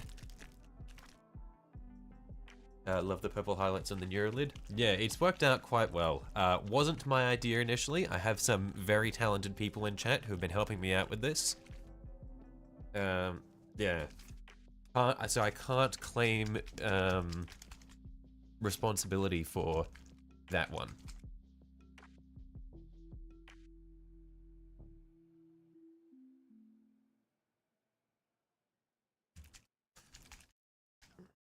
Okay, well, this should be shaken up enough to demo the color. I think this color might be more in line with what I want to do.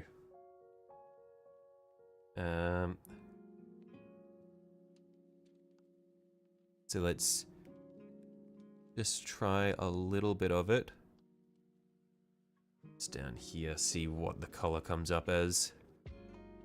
Go over these parts.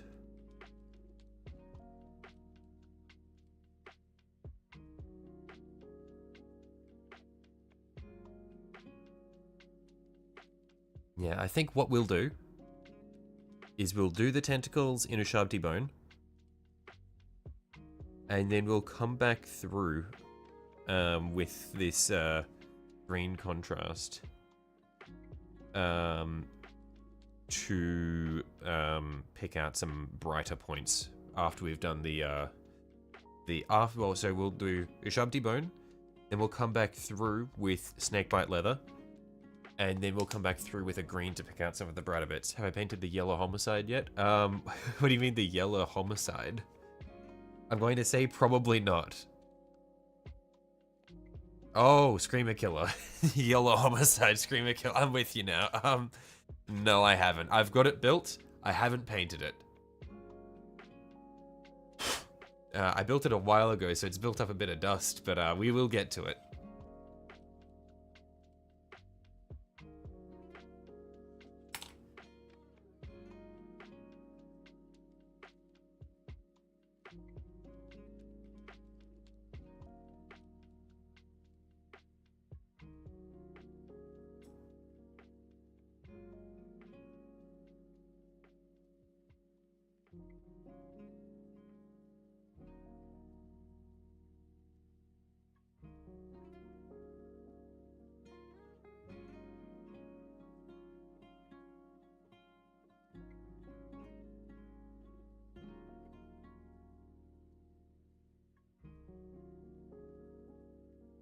Gosh, you love the Leviathan models. Yeah, they're really cool.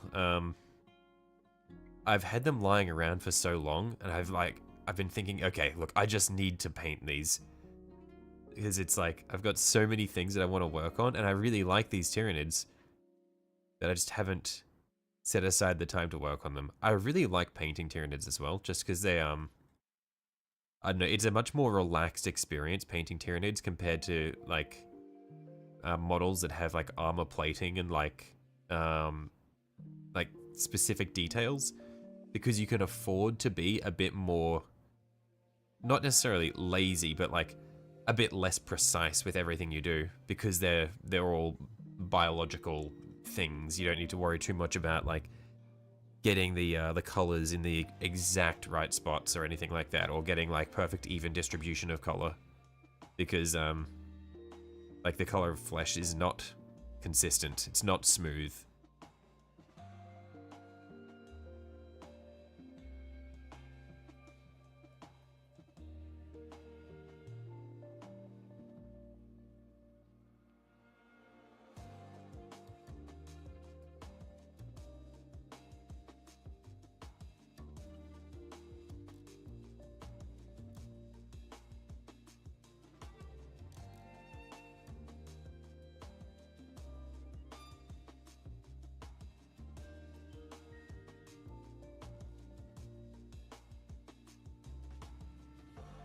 Organic can be imperfect, unlike paint on metal. Yeah, it's nice. It's a nice change of pace.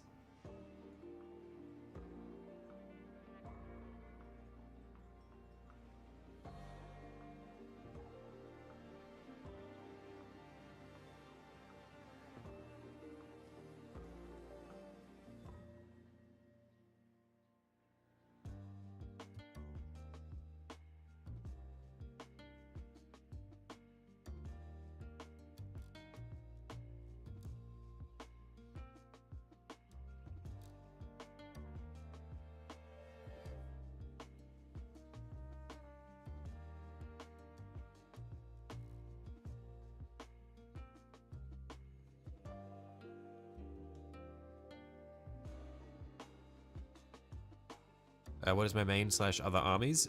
So I don't play the game, so I don't have any full armies. I just like to collect and paint the models. I've got, though, the main things that I have painted, well, I've got a lot of Necrons lying around. I've painted a few. Other than that, I've done some Tau. I've done a Krork third-party model, which I really liked. I'm working on an Imperial Knight at the moment, and I've got a shitload of Thousand Suns and that sort of thing lying around that I want to get to. I've also got a fuckload of Skaven, which I really want to do as well. I've got so many things that I want to paint that I haven't gotten to yet.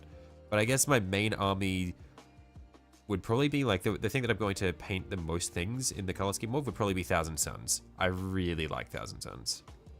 I'm a big fan. Love my Psycho boys. I guess my Sorcerer boys.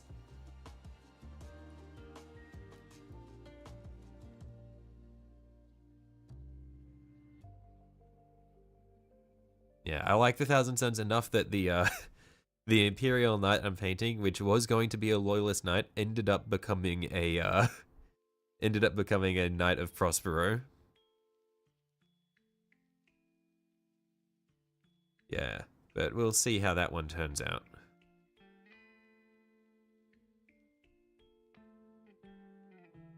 Or Dark Angels Forgotten. Sorry, I did not forgotten. I was just thinking about all the things that I had on the shelf while I was midway through listing the ones that I'd already done. I've also done some Dark Angels.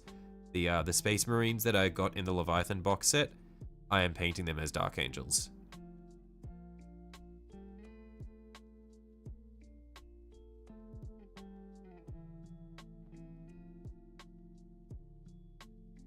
Yeah, I was thinking in terms of like models that I have bought for the purpose of buying them. When I got the like the Space Marines I didn't actually buy them for the Dark Angels. I bought them because I was getting the Leviathan set for the Tyranids ages ago, and the Space Marines were just kind of a bonus. The Lion, I am scared of painting the Lion. The model is too pretty. I don't want to fuck it up. I haven't gotten him yet. I probably will paint him at some point, but I am so scared of painting the Lion.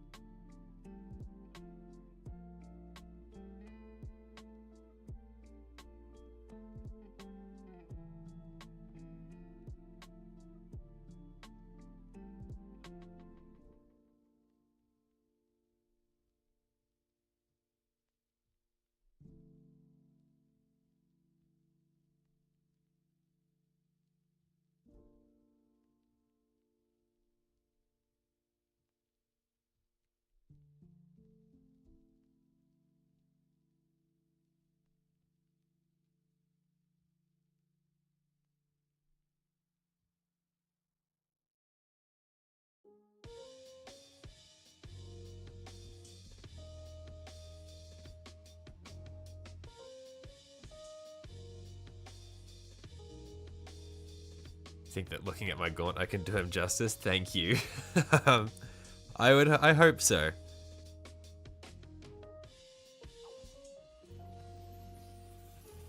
Be brave. Okay.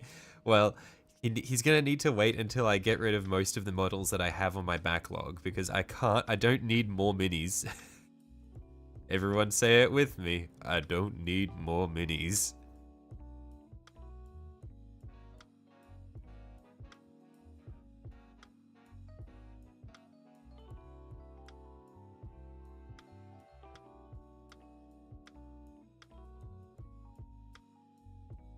The Gaunt looks better than your King of Herds, aka the Swarm Lord. No, I know that's not true. This Gaunt I just painted with Slap Chop. It's really like, I'm sure your Swarm Lord is awesome. You cannot say it with me. Come on. Must buy more minis. Guys, chill. I don't need more.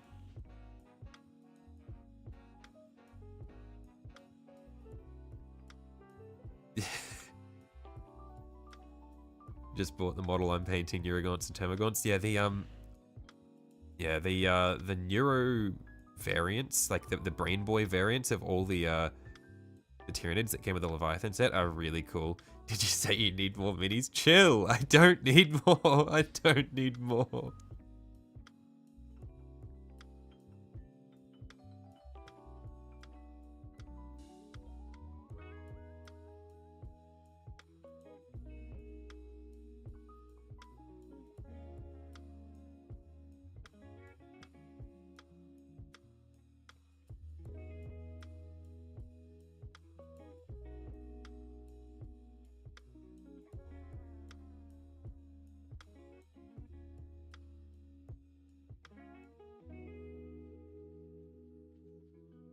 Tried to do the Swarm Lord's brain veins and just gave him a bloody head. I see. Yeah, I mean, it's all just a matter of experimenting with things. I haven't actually seen the Swarm Lord model, by the way. How old is it?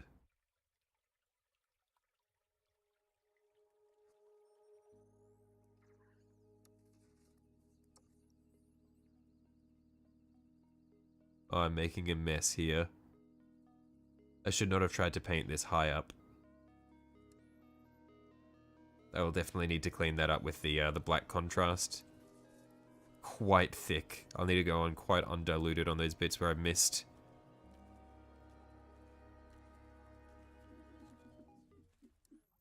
Have I looked into any of the rules for the game? I have not. I have a surface level understanding of how the game plays. But I haven't looked into any of the rules. It's just not really a huge priority for me.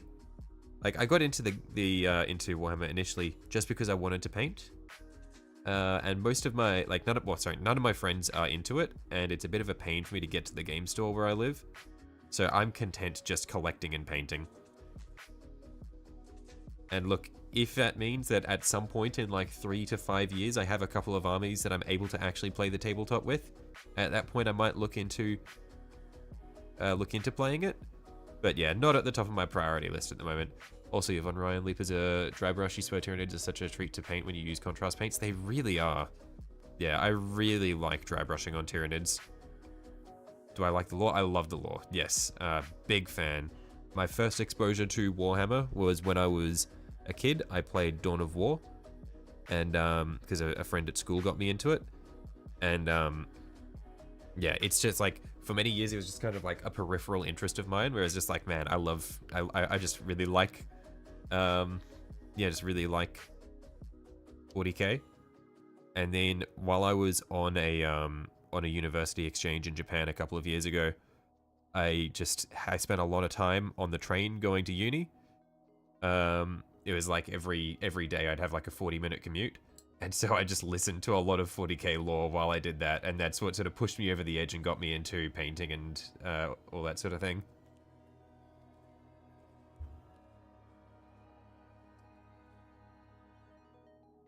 Also, 40k is really popular. It is surprisingly popular in Japan, I think, because they have such a big hobby culture.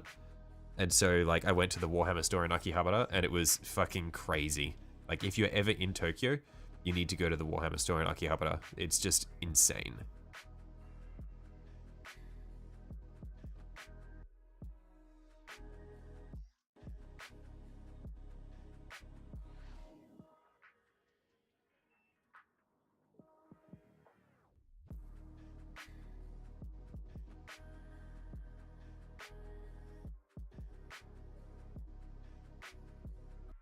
Tyrannofex is your most recent model you got, and its gun is bigger than a Terminator. I see. Favorite books? I've only started, so I haven't finished reading any books yet. I've only started reading the Ahriman Omnibus, and I'm loving it so far. Most of my exposure to the lore is just through YouTube, so I'm really enjoying actually reading the books now. Yeah, I'm a bit over halfway through Ahriman Exile. And I really like the way the author sort of describes the presence of the warp and all that sort of thing, and the way people experience the warp, as they're like the way psychers and sorcerers experience the warp. It's really, really cool.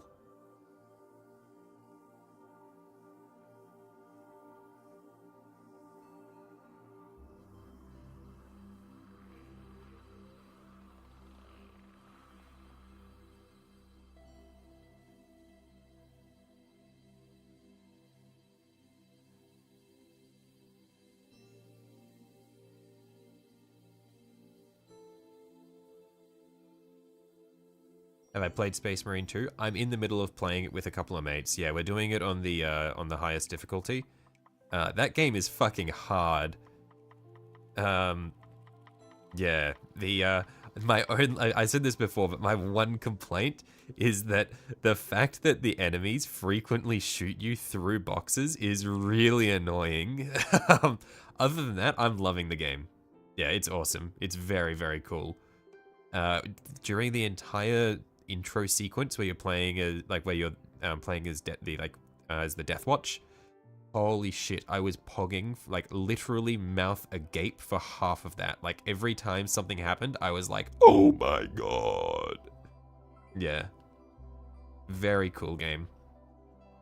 I'm glad that 40k has finally gotten a good high budget game in recent years. Because I was very, very, very disappointed in Dawn of War 3. I think like most people were.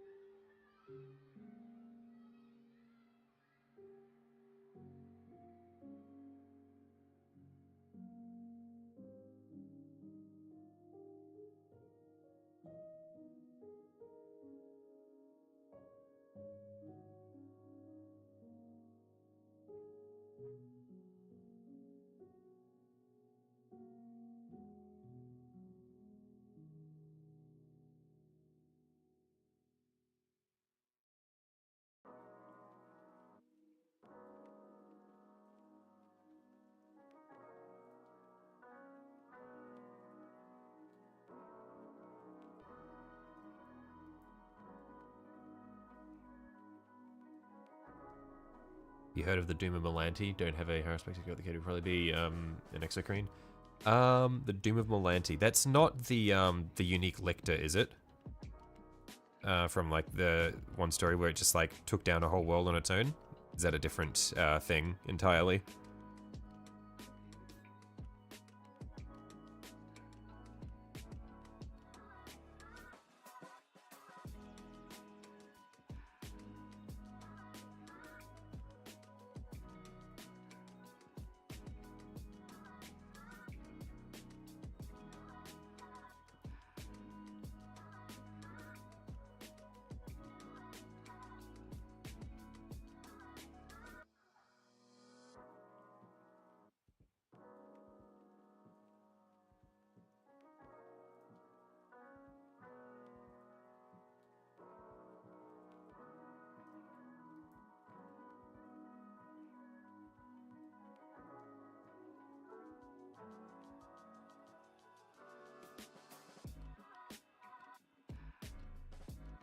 The unique zone thrope took down a craft world. Oh yeah, the one who got in and then just started snacking on the soul gems.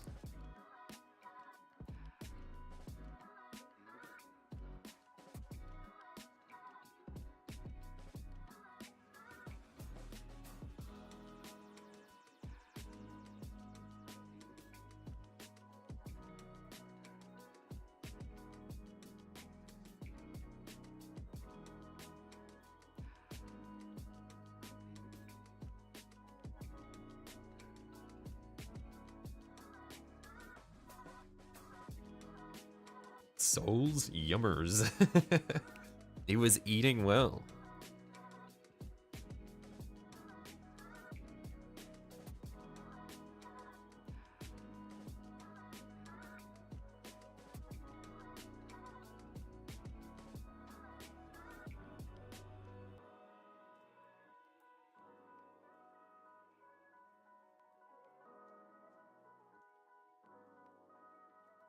Who's my favorite Primarch model-wise? I haven't seen a lot of the Primarch models. I feel like I just want to say the Lion because it looks so fucking beautiful. If we're including Demon Primarchs though, I think the Angron model is phenomenal. Yeah, I'd say probably either the Lion or Angron. Oh, Mortarion, actually, oh, the Demon Primarch models are actually crazy. Yeah, Mortarion and Angron are both beautiful.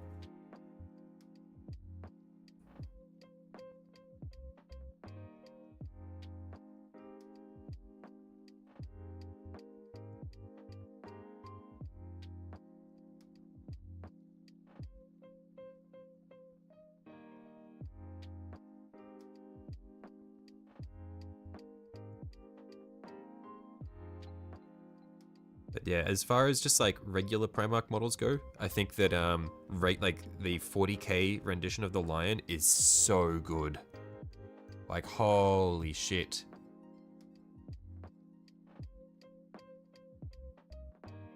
You're not a heretic, but Mortarion.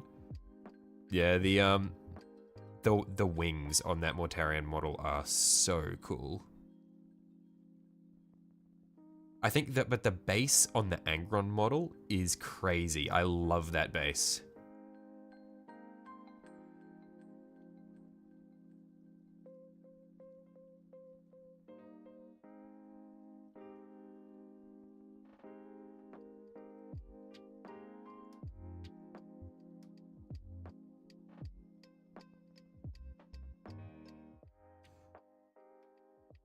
Horus Heresy Fulgrim. I haven't seen that model. I might like. I really should go through and check out all the Heresy Primarch models.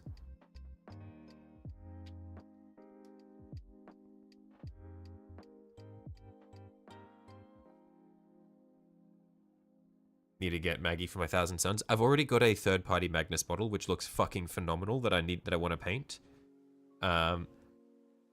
But I need to get rid of the big projects that I'm working on at the moment before I even start on that.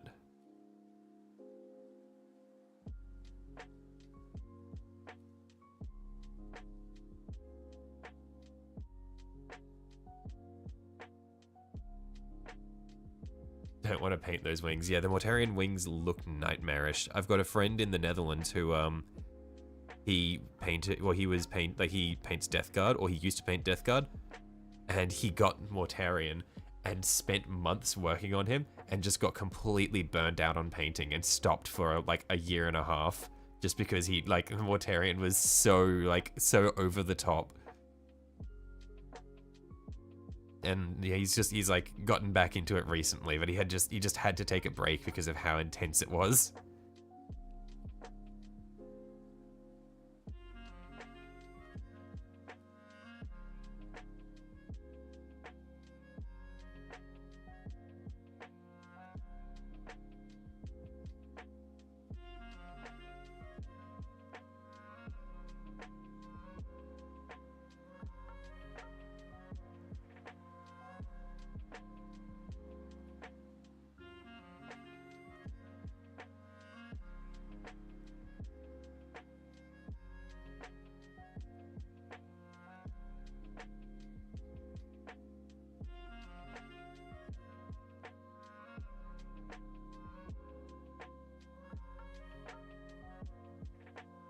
You have a proxy for Gilliman.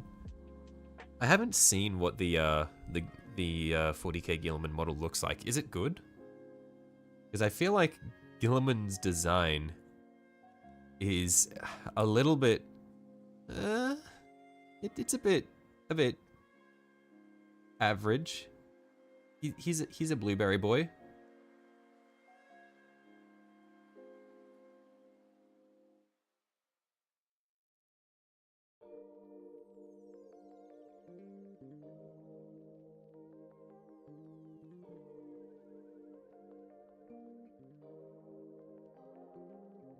It's just a bit,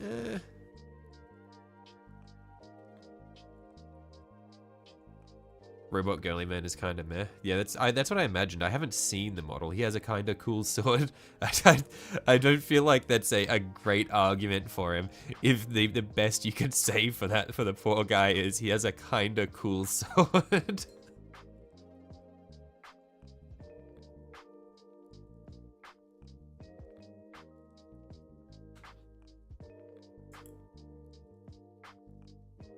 It's the Emperor's. Yeah, but I mean, like, the Lion has got the Emperor's shield, but everything else about his model is also amazing. Like, he's got he's got a couple of little men there. He's got little dudes holding his shit for him.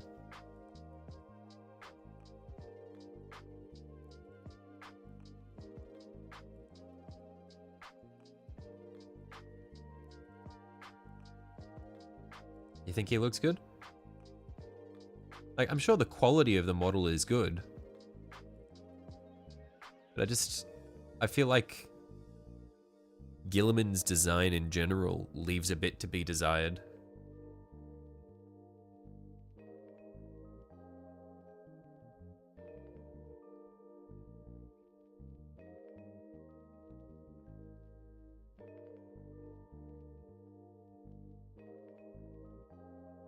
He looks as cool as Ultramarines can look.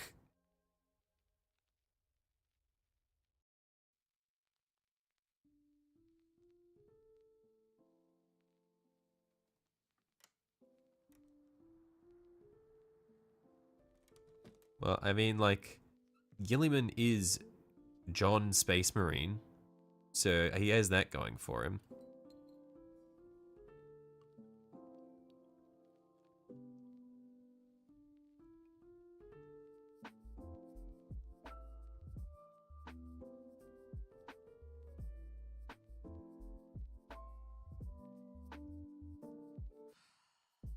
You got a girly man from a magazine subscription, converted him into a demon-possessed Luther. I see.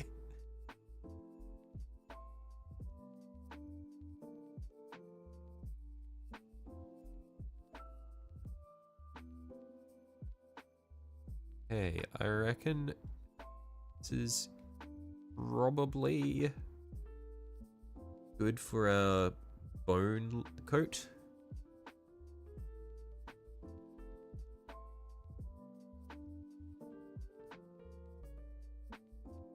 Papa Smurf, he is.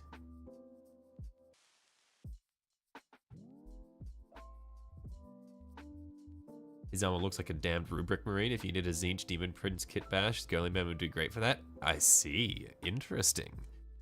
But the issue is if I buy the Gilliman Mini, then that means that Games Workshop will go, ooh, people like, it seems like people like Ultramarines. We need to make more Blue Boy stuff. We need to boycott Blue Boys. Stop buying Ultramarine minis. We need to stop buying Space Marines, in particular the Blue Boys.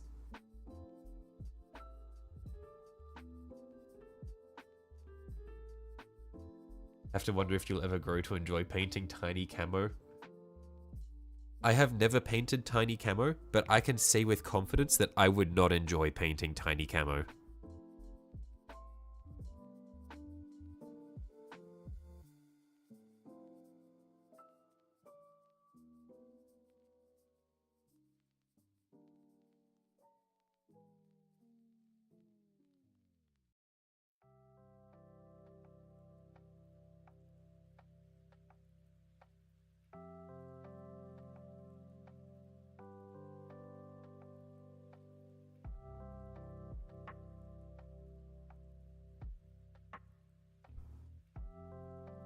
Buy all the salamanders, the 3 models they have.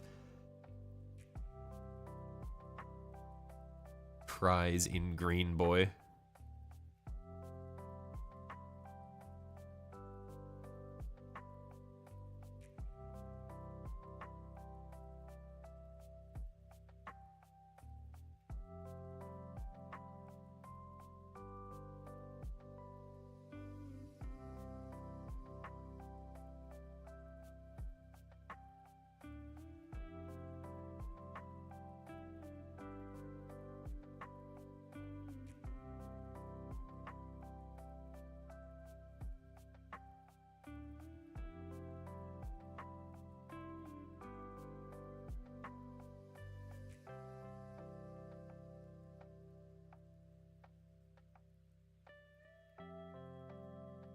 Hey.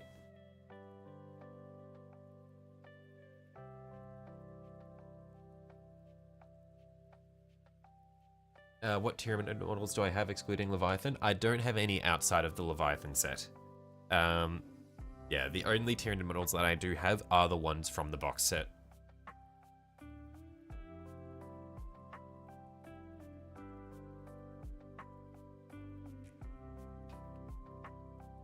maybe once I get through all of the nice ones from the box set, I'll branch out. But as it stands, I don't think I need to buy any more Tyranids until I've cleaned out the the ones that I haven't painted yet.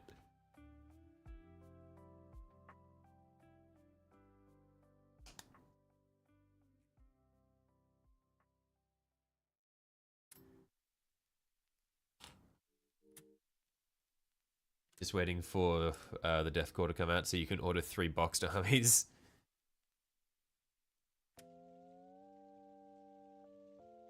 Yeah, I'm kind of glad that I don't play the game at the moment, because otherwise, if I were to try to paint like full armies of Tyranids, or God forbid, trying to paint Imperial Guard armies, I would not survive how many minis I'd have to paint.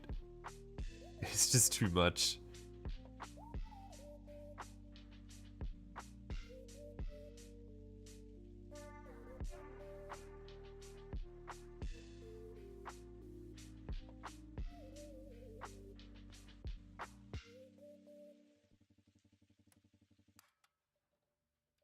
Just the sheer quantity. The batch painting would be the end of me.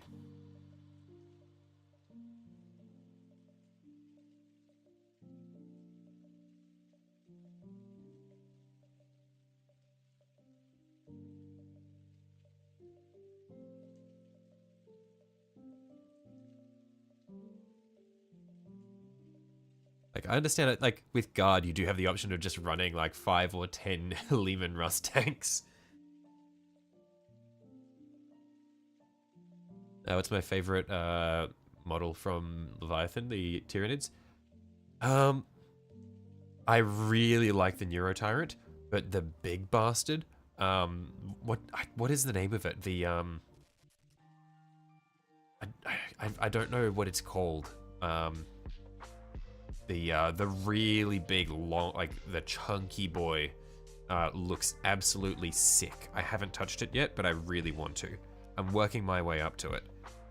Because I remember when it came out, I was at the, I got the Leviathan box set while I was in Japan, and at the Warhammer store in Akihabara, they had all the minis from the Leviathan set, like, pre-painted on display, and holy shit, it was so cool.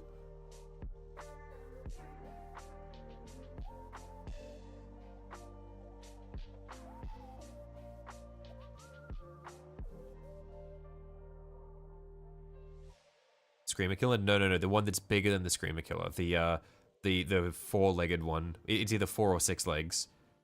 I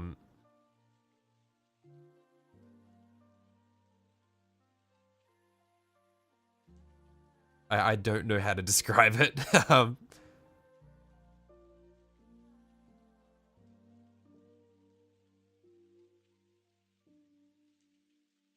Doing a monster heavy army of Tyranids, you have 50 Termagants, basically required to get more Hormagaunts.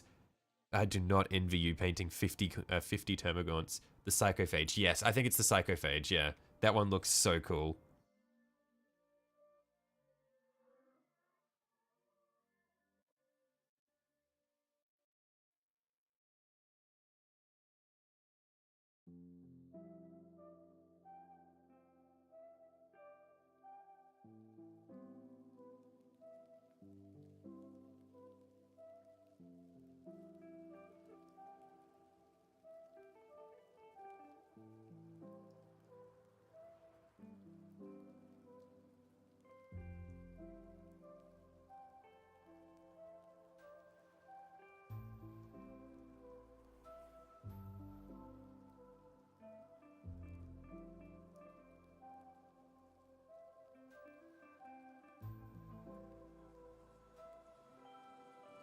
Tyranid with 4 to 6 legs, that that fucking narrative things down.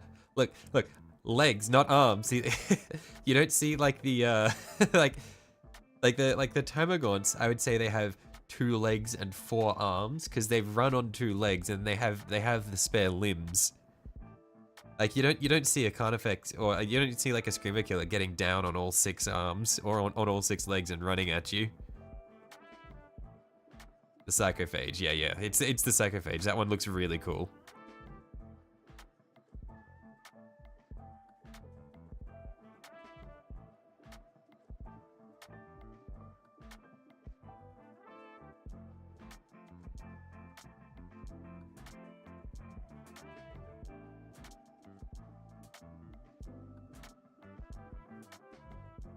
If I did a full Tyranid army, I'd need the Biotitan. What is the Biotitan? What is it, and why have I not seen this many? Oh, hang on, never mind. Leave it to you, Silver. I'm assuming it's like, it is it is meant to compete with, like, Imperial Titans. Is it on that same scale?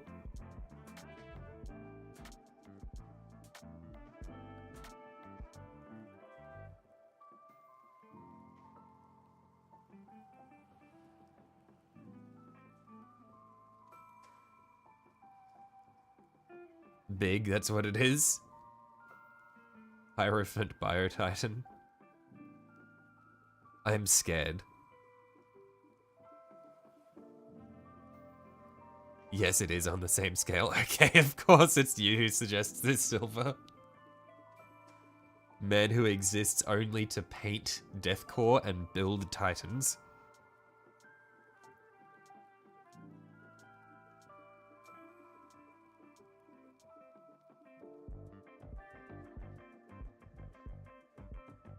Not quite, but bigger than any knight. I see.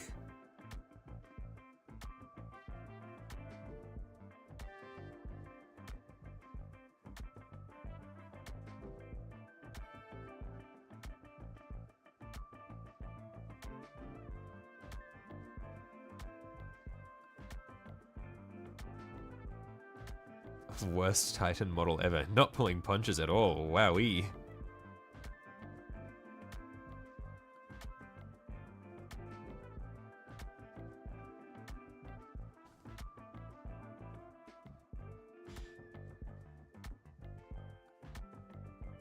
Size of a warhound, a little smaller. Yeah, I'll check it out after the stream. Hello, here, 15. How you going? I'm quite liking the way the colors on the body are coming out, going over over the top of a Shabti bone rather than Gracia. It does give it just a little bit more vibrancy.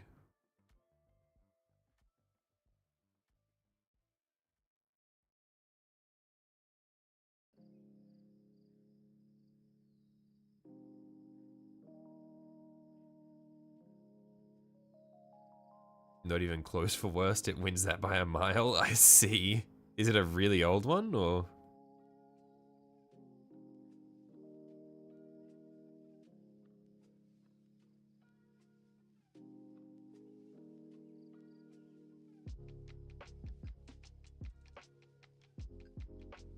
Like the Station Forge proxy for the Biotitan? Yeah, I'm not quite in the, I haven't quite gotten to the stage where I need to get myself absolutely colossal minis.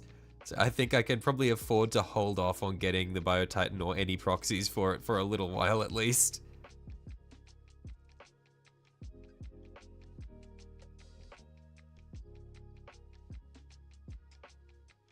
Just recently got yourself a Ballistus Dreadnought. Nice.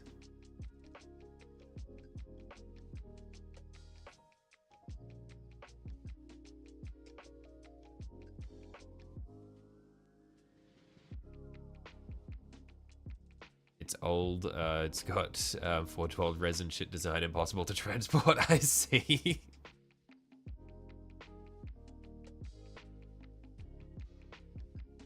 Is 412 resin really that bad? Because this is not the first time I've heard people complain about 412 resin.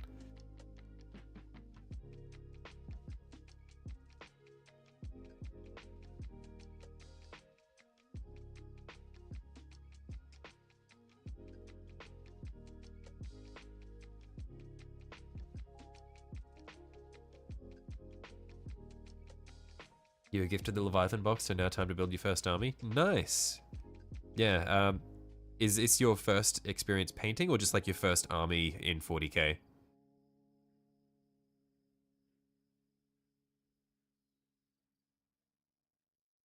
Yes, it is that bad.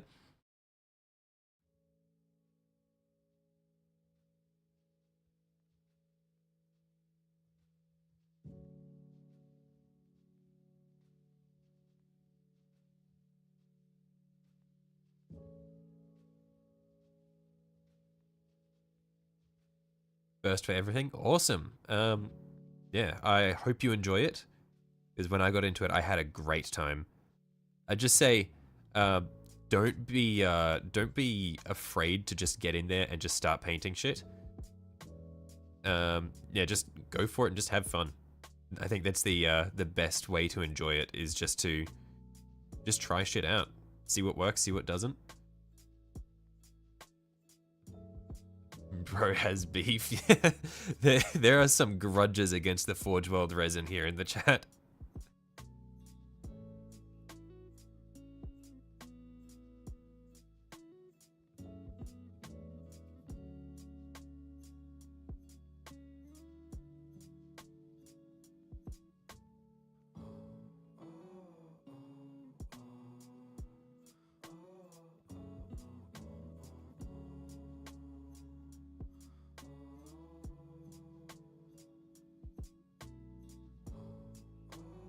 Got all audio models from the starter set and have 5 Infernus Marines, 5 Terminators, a jump, and a Terminator Captain jump not from the starter. You have no vehicles.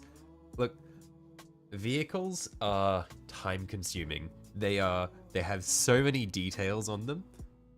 I'd say like it's good just to get started on the just to work on the little models. Do you if you're in the right group here? Yeah. There are a lot of very experienced painters in here, Technic. So yeah, if you have any questions, I'm sure there are people here who are more than willing to give you tips and that sort of thing. Forge resin isn't too bad, but the bigger the kit, the more glaring the issues. Small swords and things can be bad. Forge World sucks. Forge World is quite expensive. Yeah, I was under the impression that the Forge World resin would be good because of how expensive the Forge World models are. And apparently that's not the case.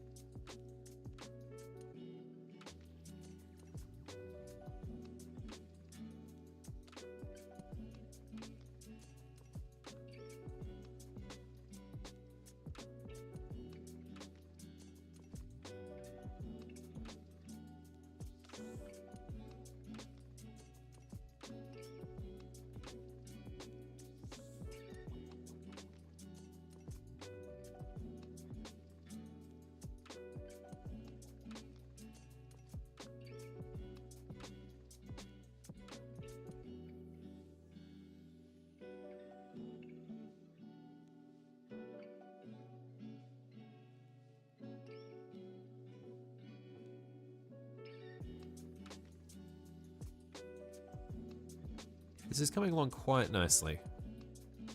I don't think I'll need to do too much, honestly. Actually, no, yeah, I'll need to do a little bit to pick out the colors, but I actually really do like the way the Earthshade's coming out. It's a lot, actually, it's really nice. It's a lot more vibrant than we got on the Neurolid. Holy shit, that is really nice. Wow, that is so much better. Holy shit. World of difference.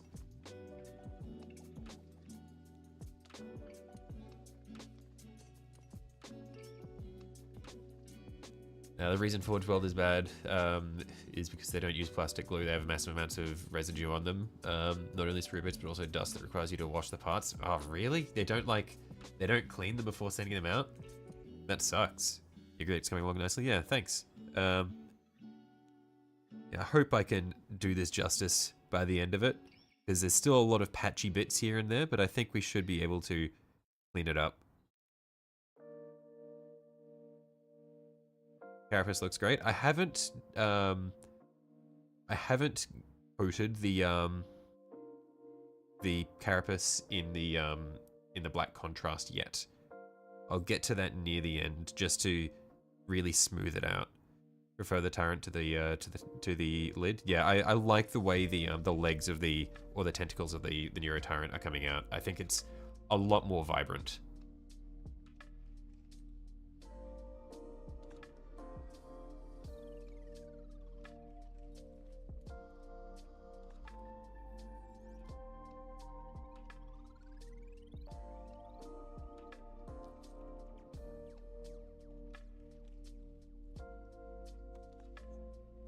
Alright guys, you're out, time for bed. Be on the lookout for your live stream tomorrow afternoon. Righto, I'll catch you later, Silver.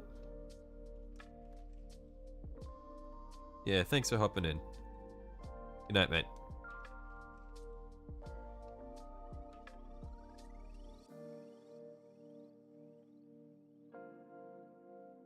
Have I seen the Norn Emissary? I haven't seen the model for the Emissary, no.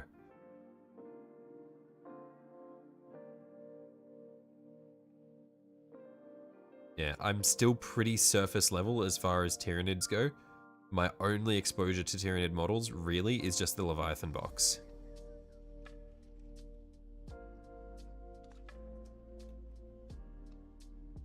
Like, I know what the, I know what all the different, well, what most of the different, Tyranid bioforms are, but I haven't seen most of their models.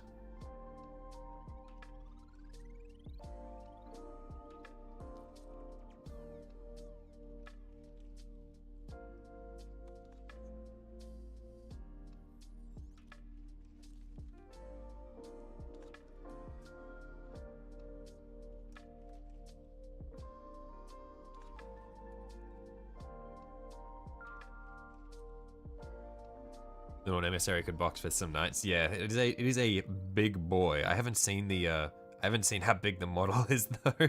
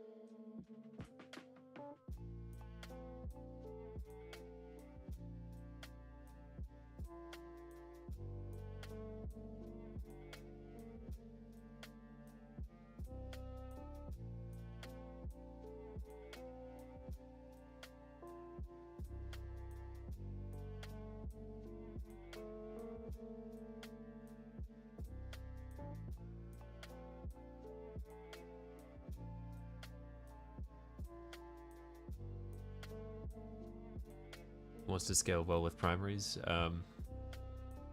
Hive Tyrant and Swarm Lord is too small. Oh, okay.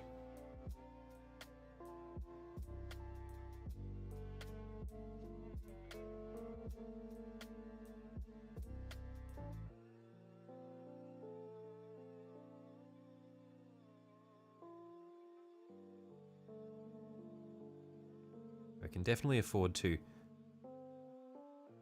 do a little bit of work near the end just to brighten up some of the bits of these tentacles, but I think this is a really good start to it.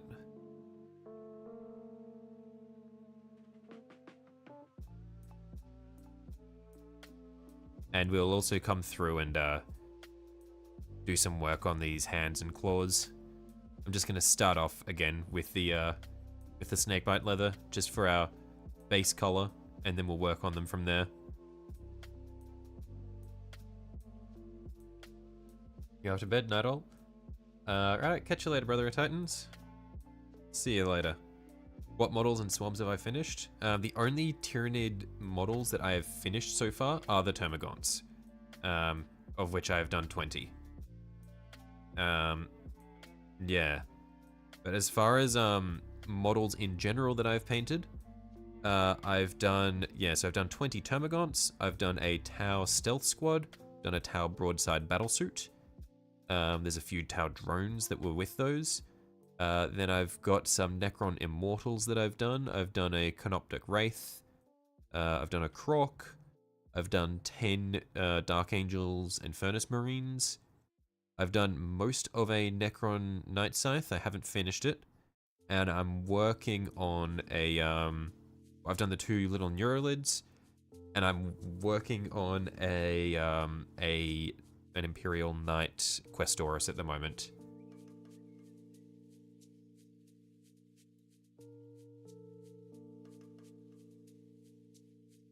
Yeah, so I've cast my net quite wide. I'm just painting all sorts of different shit.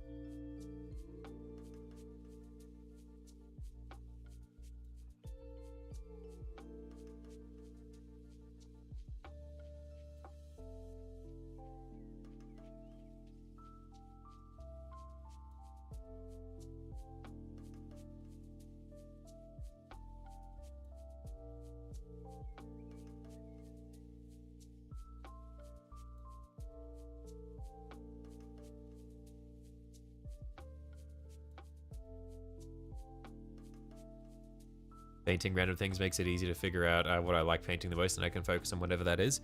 Yeah, I mean, when I see units that I like, I get them, and then I'll paint them eventually, probably. I have every core faction, Xenos, Chaos, Imperials. Yeah, I'm all over the place. I've got a 1,000 Suns combat patrol sitting like behind me that I want to paint, but I've got so many other things I need to get through before I can start on it.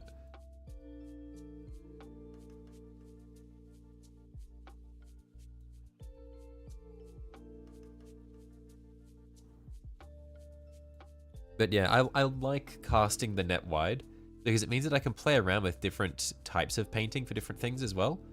Because you can, they all sort of, you can do different things with them, like get different results. And like, I guess sort of like by painting the different factions in different ways, they each have their own sort of identity on the shelf. Like, I pretty much exclusively use Slapchop on the Tyranids. I haven't used Slapchop on any other minis, and I like the sort of, I guess, the difference in art style that you get between them. It gives them a bit of identity.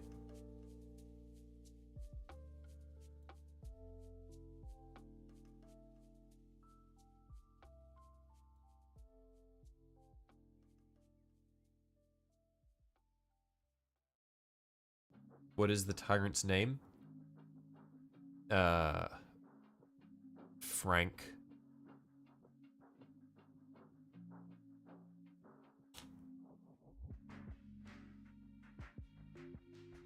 This is Frank.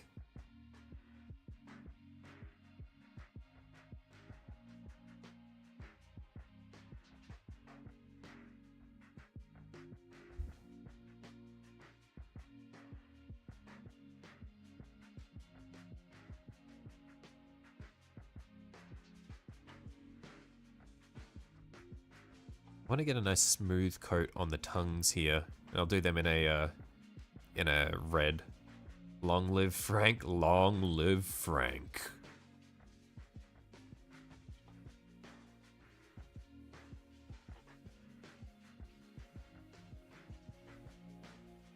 You named the brain bug after you. I'm glad you're taking that as a compliment.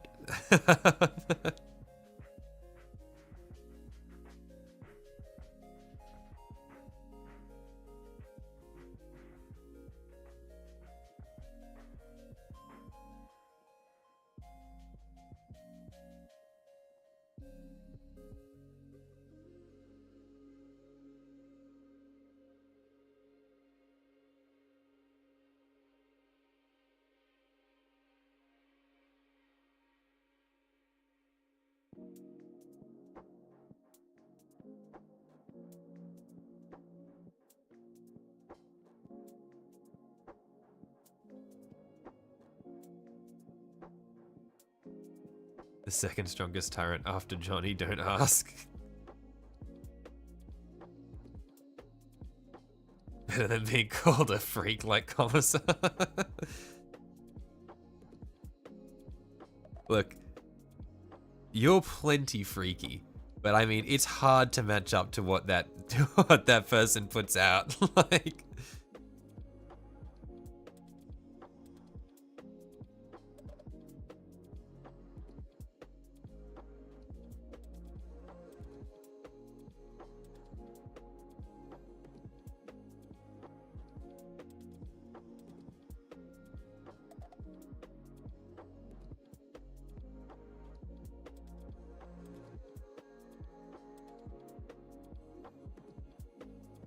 are you freaky? No, Theodore, you are probably one of the most well-adjusted people I have had the pleasure of speaking to in this chat.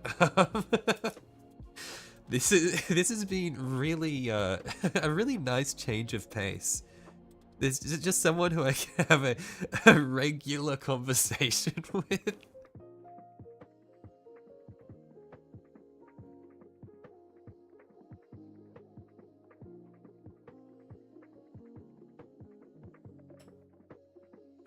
Do you like Slanesh? Here it comes.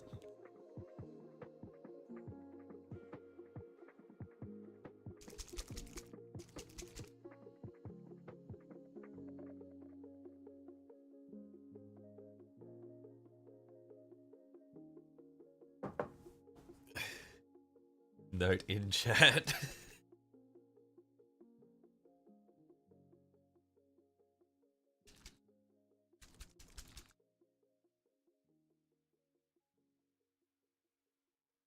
Okay. We can get on to doing our carapace now. Not in your Christian Minecraft server. That is the correct answer.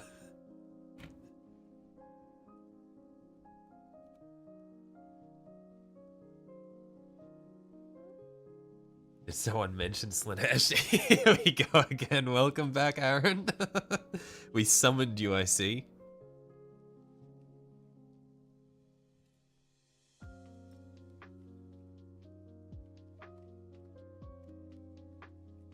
Oh, hail Slanesh. No, this is a Christian Minecraft server. Look, it's too late, Theodore. It's too late. You can't stop them once they get like this.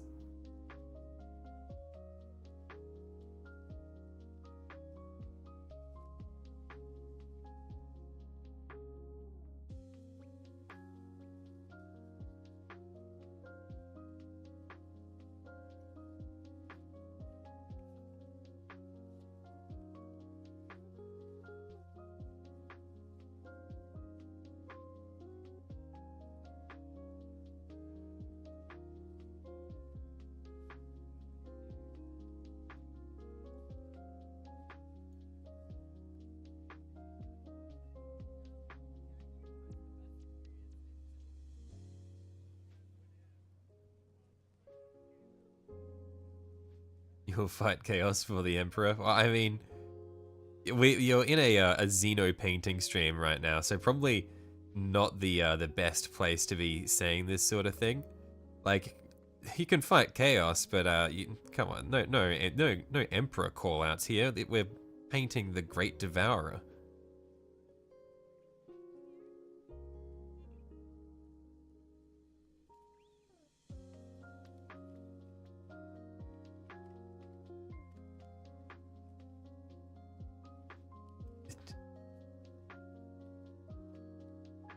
It isn't just because you have fewer problems than some people with the term fucked to death. There's no reason to discriminate.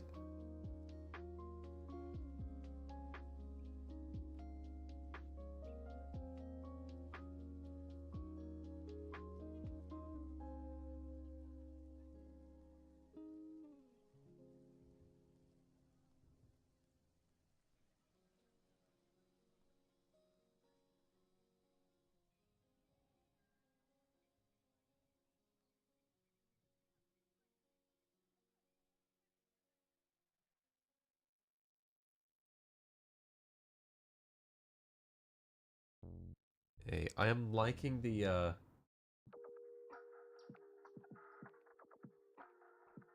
results we're getting so far with the black contrast. I just need to be careful not to go too heavy with it and get rid of the highlights that we set up with the dry brushing. All hail Vashtor and the Omnissiah. Yeah, I mean, I'm like, surely in the lore, Vashtor takes over Mars. Surely. Vashtor appears and becomes the actual Omnissiah.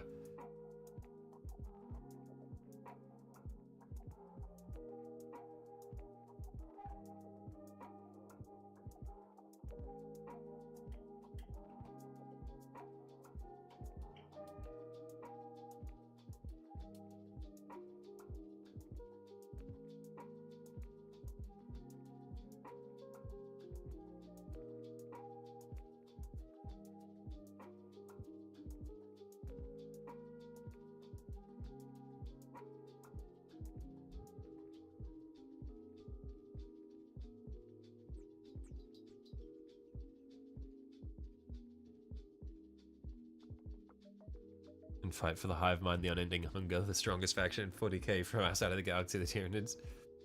Your profile is a Tyrannifex. I see.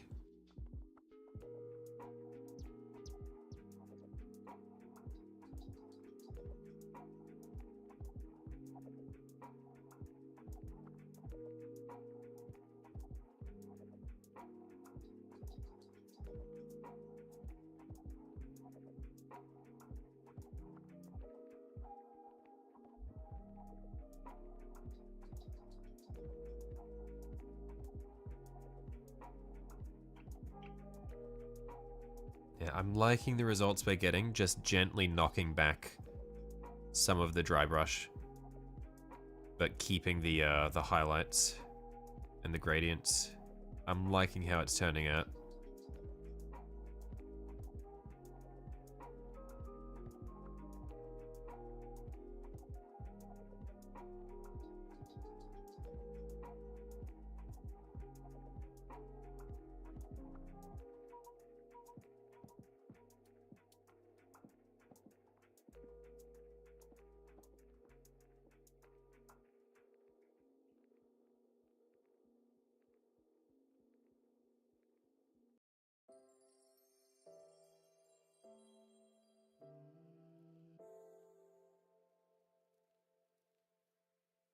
And if I end up making it too dark, I mentioned it earlier, but I can always just come back through and just gently dry brush in some highlights again before I put the varnish on at the end.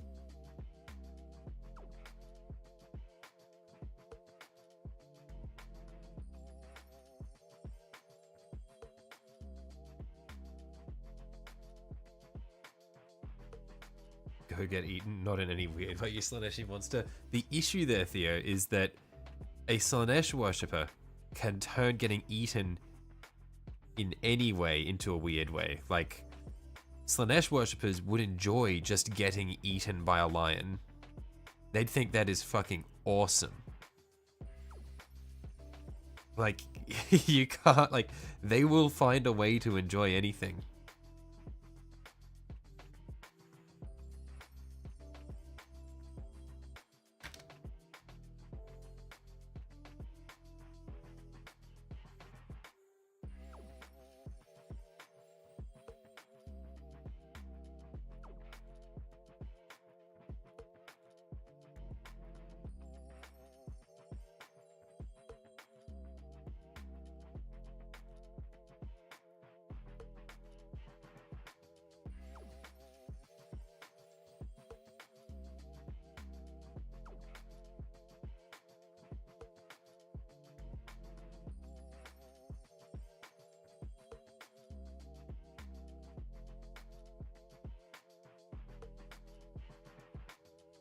And eating by a lion would be cool. I mean, that would be one of the most excessive ways to die.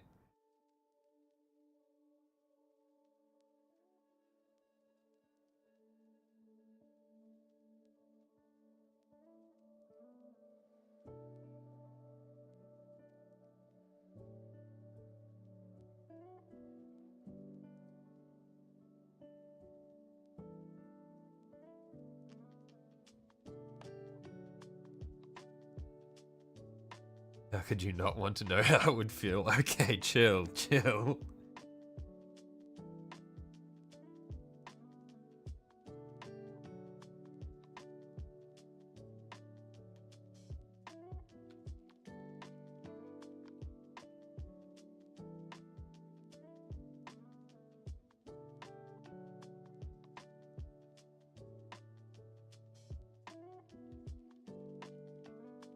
They should bring back the Dark Mechanicum to the 41st millennium. I mean, the Dark Mechanicum are still a thing in 40k, aren't they?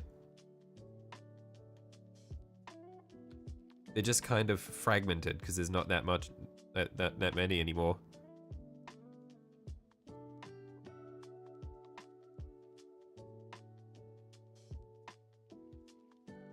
You're not shaming anyone, we all eat biomass here.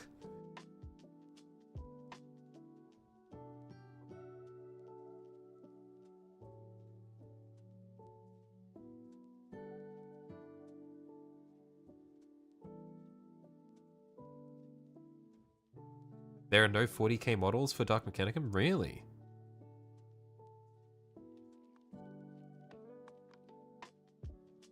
Ants would be cooler because it would last longer? Okay, what the fuck? I feel like getting eaten by ants is one of the worst ways to go imaginable. Holy shit.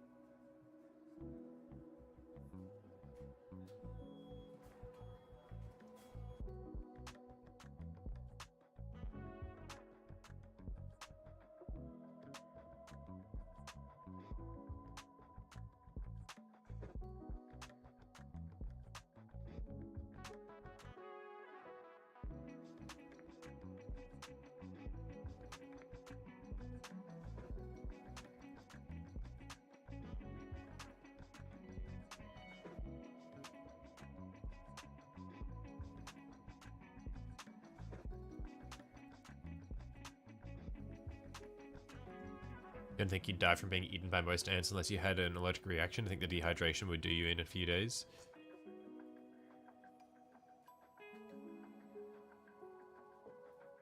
I mean, surely if you're like completely buried in ants, like they're just crawling all over you, like they'd be able to make pretty quick work of you. Just like infinite supply of ants. Like an ant takes a chunk of you, walks away, another ant takes its place.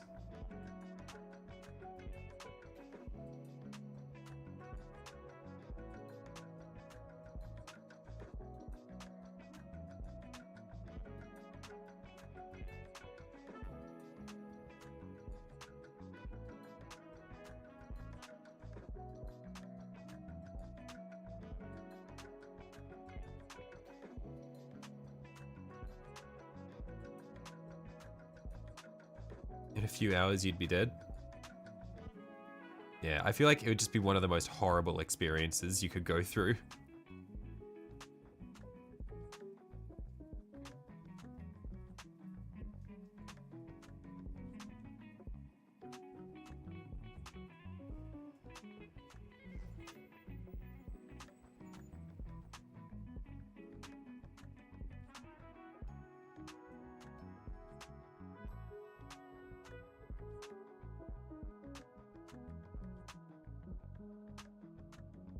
I'm liking how this is coming along.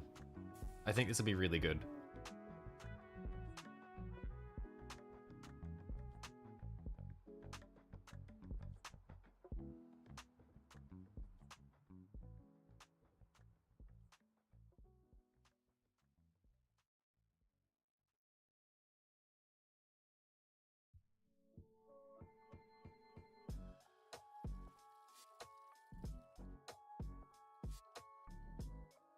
Maybe most nests aren't that large. You'd have to make a special trip to the Amazon or maybe somewhere similar, you'd imagine. Oh, yeah, no. I'm not like talking about like just finding an ant nest in the wild. I'm just like, if you were to be eaten alive, like, if like you were like specifically being set up to die by like getting eaten alive by ants. I'm assuming like someone has got like the ant pit and you get thrown into the ant pit. Like that would be like the worst.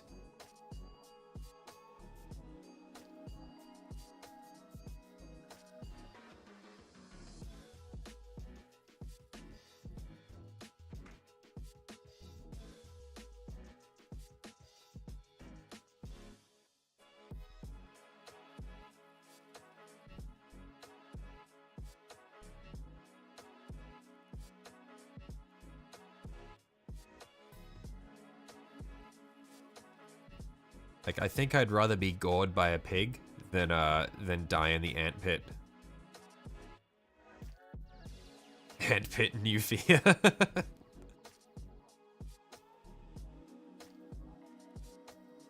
Like, honestly, I think I'd rather a chimp ripped my face off than be thrown in the ant pit.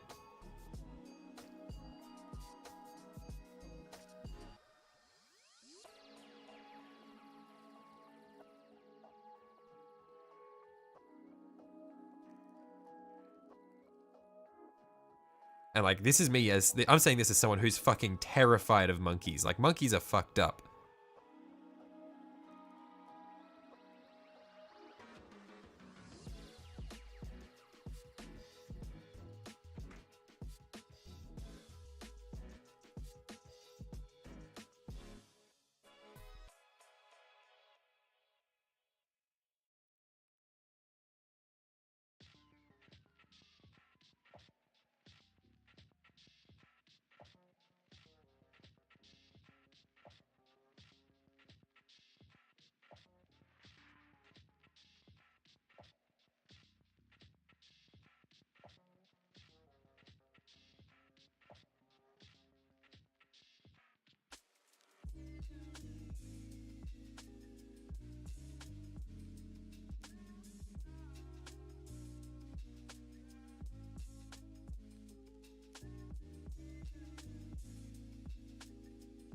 All hail Slanesh. How are we hailing Slanesh from talking about getting eaten by ants or having your face ripped off by a monkey?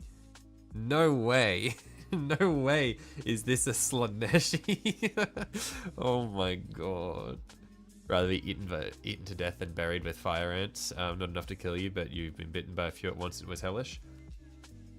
Thankfully, I have not had any run-ins with fire ants. We have a big problem with them here in Australia, but yeah, I haven't had the misfortune of encountering any.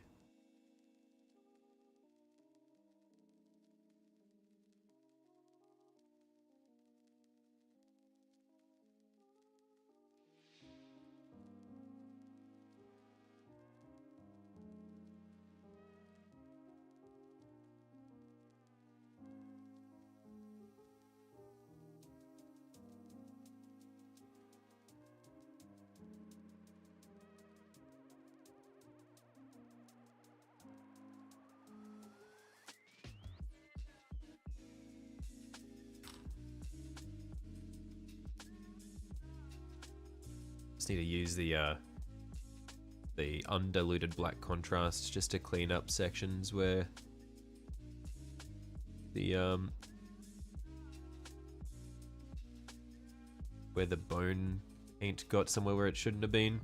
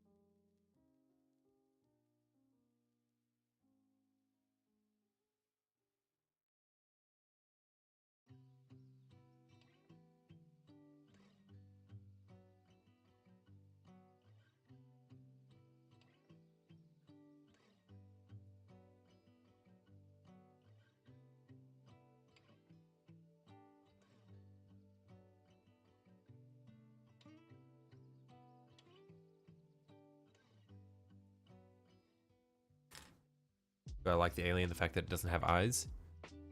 Oh, I just noticed that. He doesn't have eyes. He just knows where you are. That's really cool. I do like that. That is quite cool.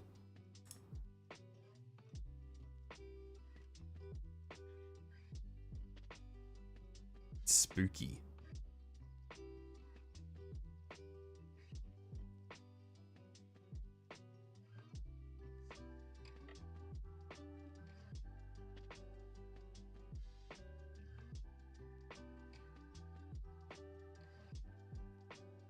Isolated and lost in a deep cave for 3 years, no light, no communication, no sense of time, or eaten by ants. I'll take the, okay, I'll take the eaten by ants.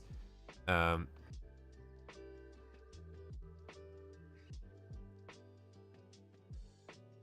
think, like, people go insane after, like, a week of solitary confinement. Like, 3 years would be beyond the pale.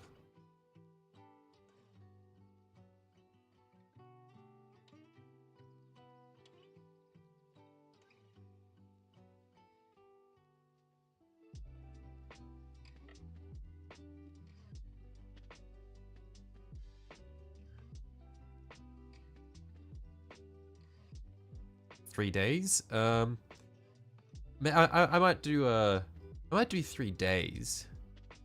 I think 3 days would be horrifying, really bad, but and like you're probably not coming out the other side the same.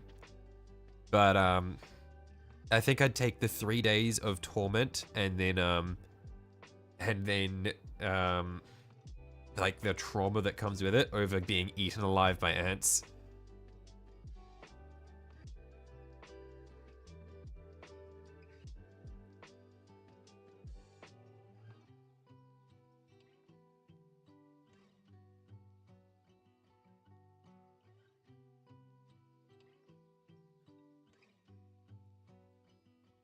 How did we get to ants in a 40k stream? How did we get to ants in a 40k stream?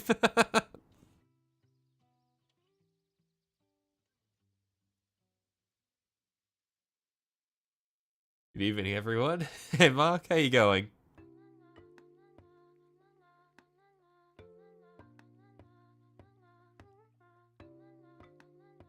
No, 3 days of solitary confinement causes irreparable psychological damage. It's 3 years in the cave. Oh, okay. I thought you were adjusting it so that I could choose between 3 days in the cave or getting eaten by ants. Yeah, no, I'm definitely going with the ants. Like the 3 days of or 3 years of solitary. Like you are like you're dunzos. Like you're giving me the option of 3 years of torment, followed by a lifetime of being completely fucked up or getting eaten alive by ants, which would probably take maybe a couple of days. I'll take the ants eating me to death.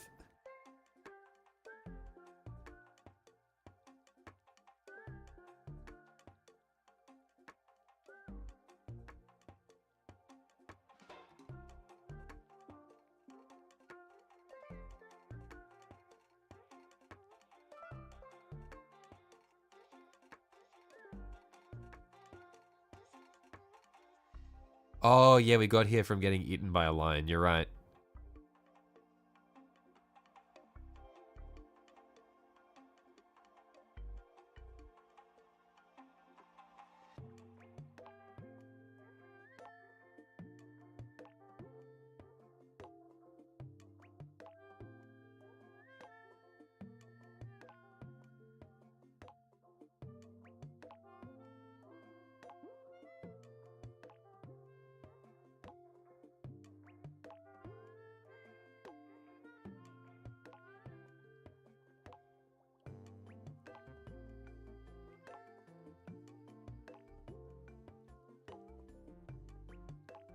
What's worth 3 years alone or Dark Eldar? The issue is that the Dark Eldar would probably just catch you and then do the 3 years alone. Like, the Dark Eldar would probably just do that to you anyway. They would think that is hilarious. At least it's not worse than being eaten by a Sarlacc pit. I think it is worse than being eaten by a Sarlacc pit.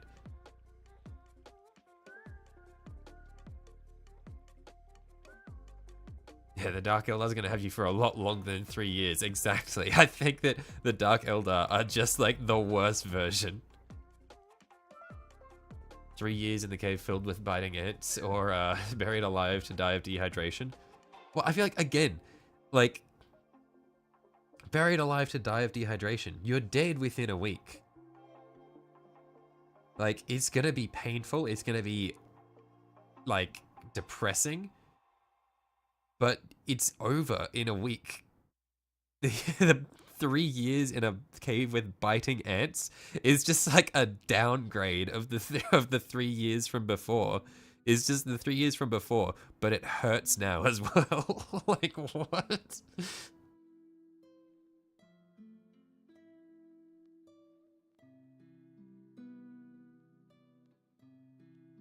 About 1 week working in a manufactorum. See, this is more tame.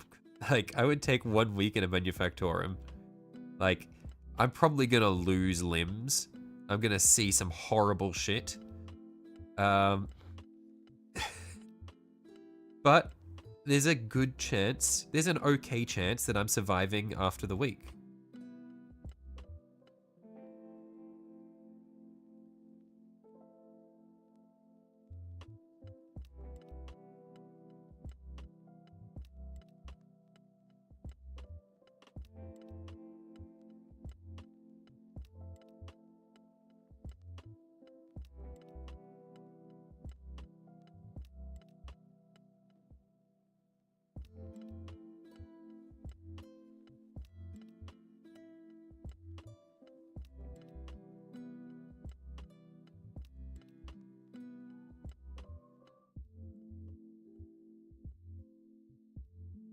Survives the week as a servitor. No, I'll do my job. I will do my job faithfully and will not get converted into a servitor.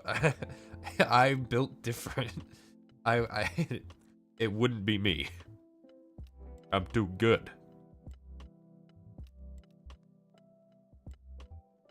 Or you'll be turned into a servitor for falling asleep after your 4th 20-hour shift in a row. Yeah.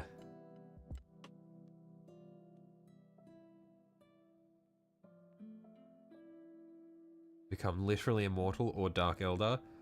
I mean, I would say, like, immortality would be better than being a Dark Eldar. Or sorry, than being caught by Dark Eldar. Because at least then, I have the freedom to choose what I do with my life. Like, it'd be fucked up because I'd be pretty alone a lot of the time. But, like, I think better than horrible death at the hands of the Dark Eldar.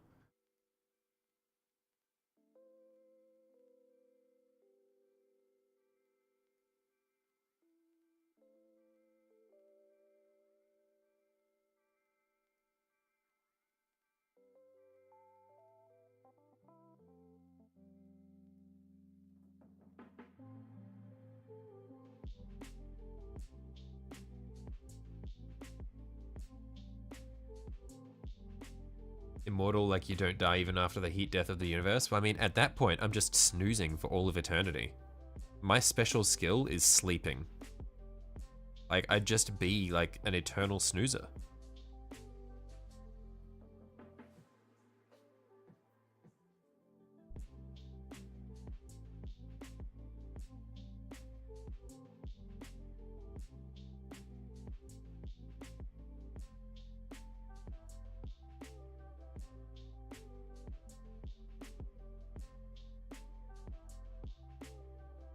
I mean, like, you get to see so much cool shit there. Like, you get to see, like, the actual death of the planet. Like, that would be crazy.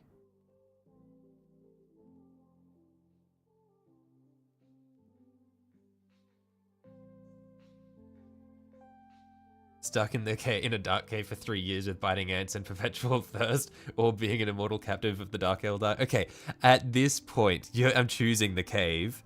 Like, you win, Francois. I choose the cave.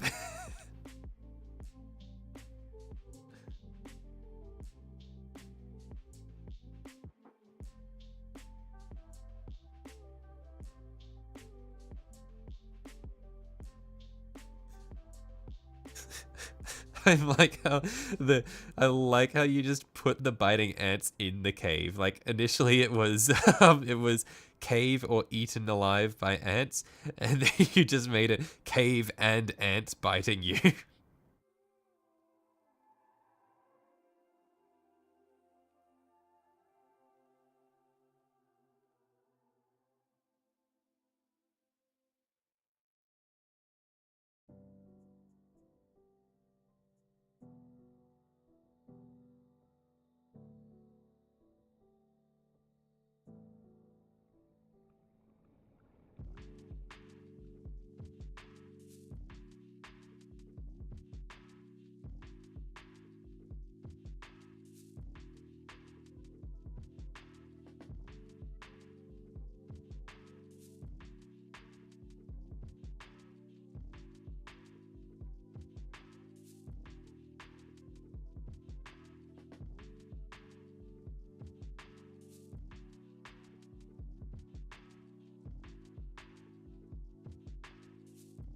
Biting ants is just next level butcher's nails.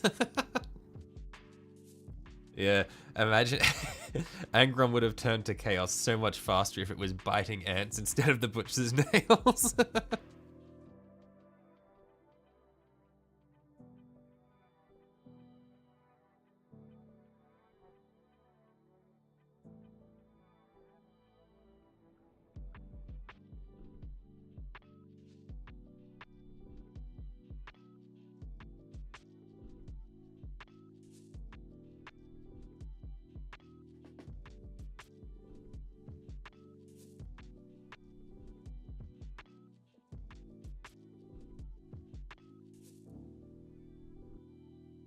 Bitten by ants for a week or immortal being eaten alive by a whale. I think I'd take the week of ants. Like, it'd be fucked. But I think I'm taking the ants over being immortal and getting eaten by a whale.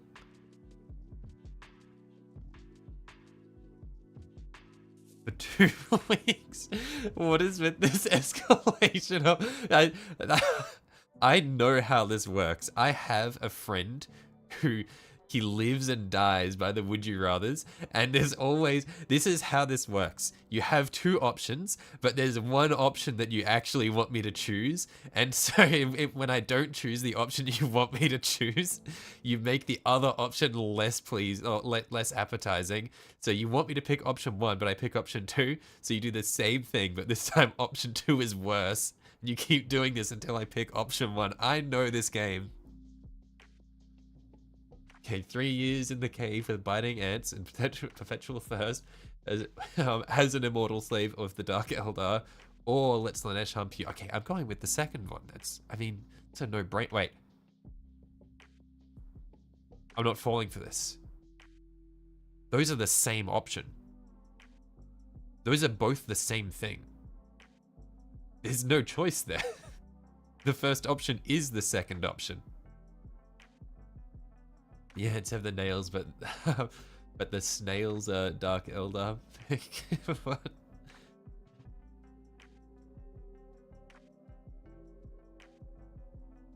You never thought you'd be screaming inside from putting highlights over the camera like you just did. Jesus. The tiny camo wasn't enough. You just needed to highlight it as well.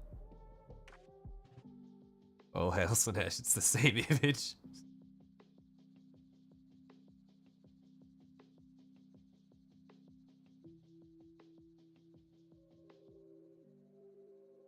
They had the same picture.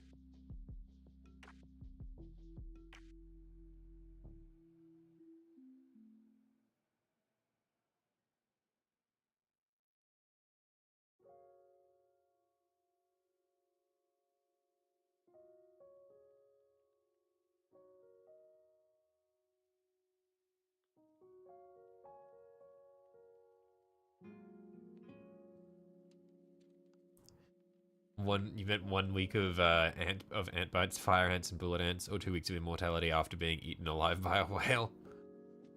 Um,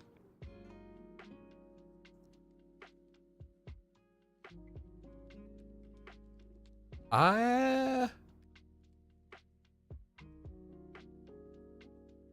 don't know.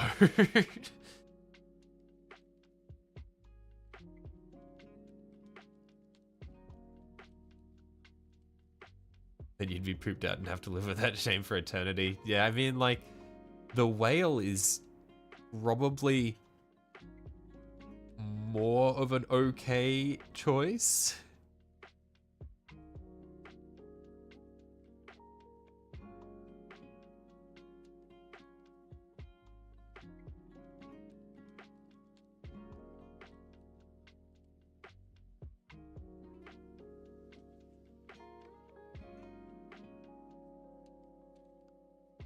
Yeah, I think with the tongue, so the tongue's here. I think what I'm going to do is I'm going to do a tiny bit of the black contrast to darken some points, and then apply Corax white to other points for some variation in color. And then we'll go over it in red.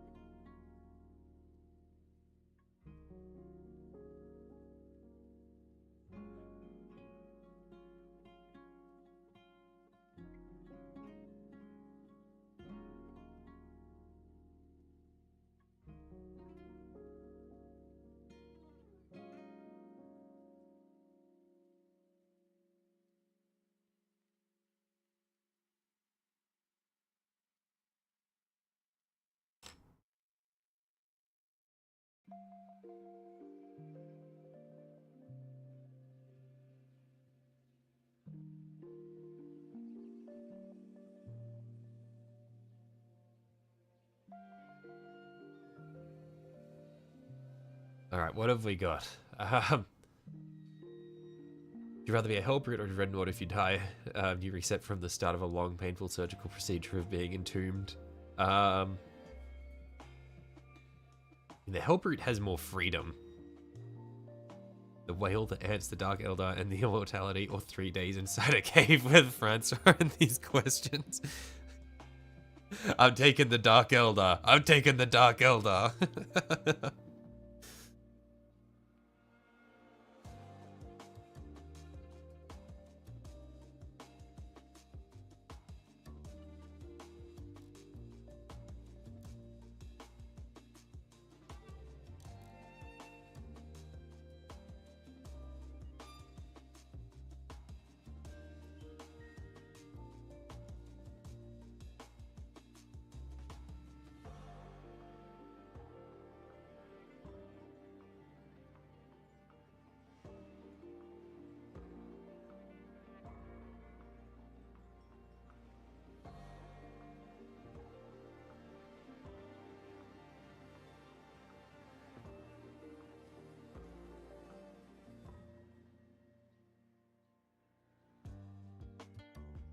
Howdy, howdy. How we going, guys?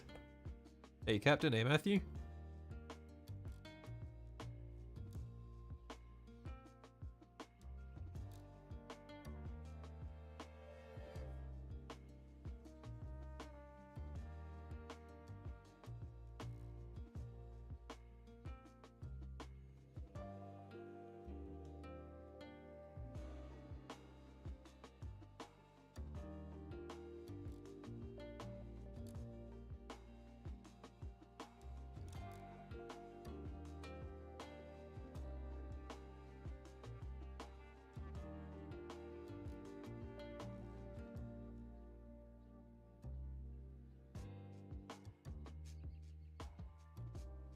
What time is it in Australia?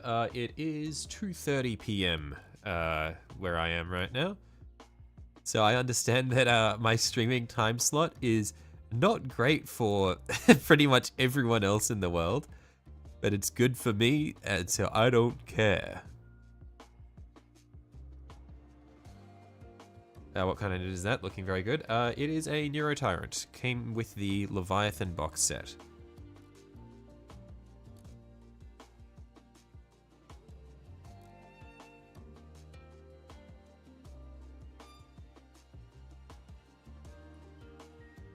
Observe the tremble in his voice and know the power of Slaanesh. Slaanesh has no power here. We are painting Tyranids. The shadow and the warp keeps Slaanesh at bay, Francois. 30 minutes past midnight for you.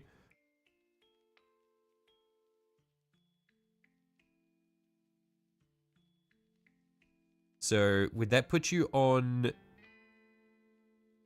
the west coast of the US?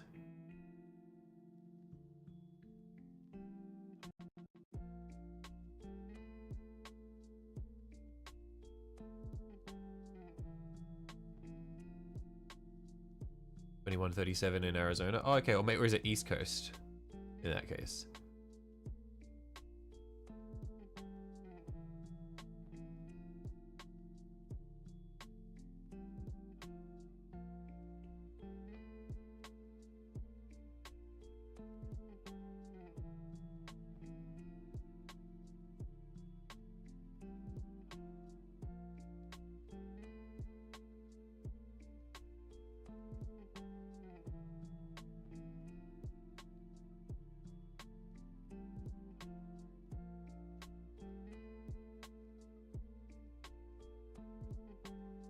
Liza chose the Ants and Dark Eldar because you and Slaanesh is too strong.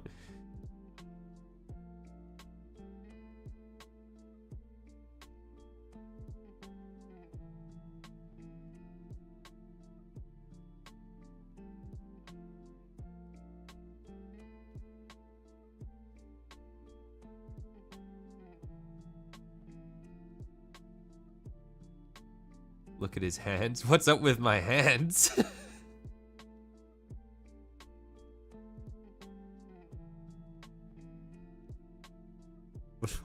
Why are you drawing attention to my hands all of a sudden?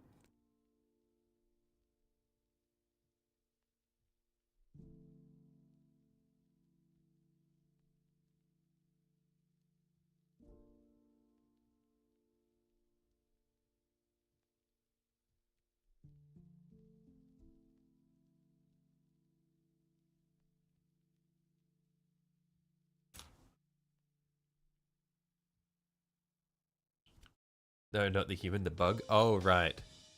What's up with his hands? He's got long pointy fingers.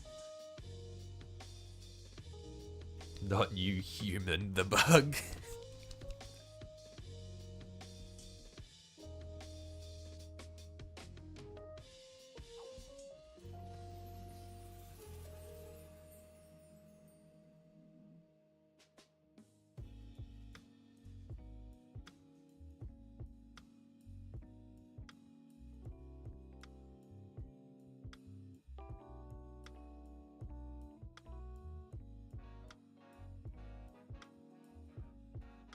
Heads are kind of all over the screen. It's hard for them to escape attention.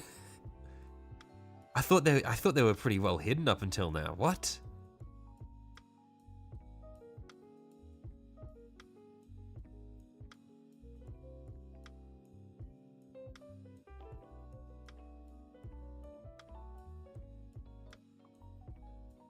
I need to thin this down a little more, I reckon. Going a bit too thick with the red for the tongue. Just get some water in that back.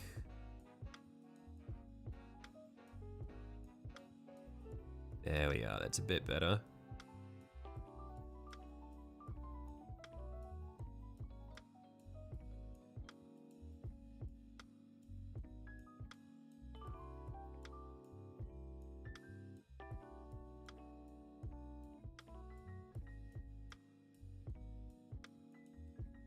So your online Von Ryan Leaper meat has been base coated. Nice. Has built-in thing longer. Does have very long fingers.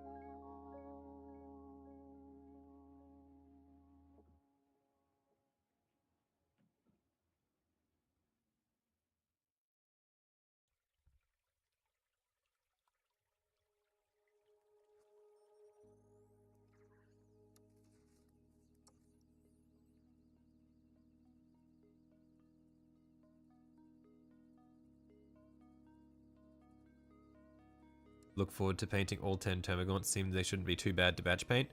Yeah, I mean, I batch painted 20 of them, and it wasn't horrible. It was, I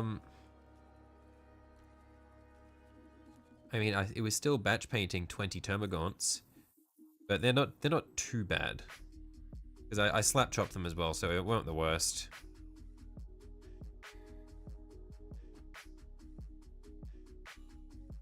Need to talk to your doctor. You're either doing too many drugs or not enough. I see. Just can't figure out which one it is.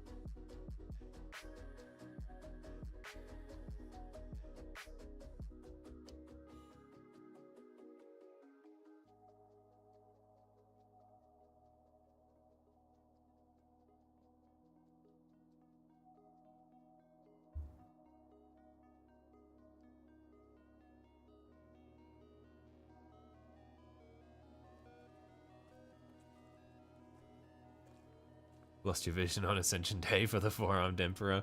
I like how the Gene Stealer cult in chat has just been growing at an unprecedented rate.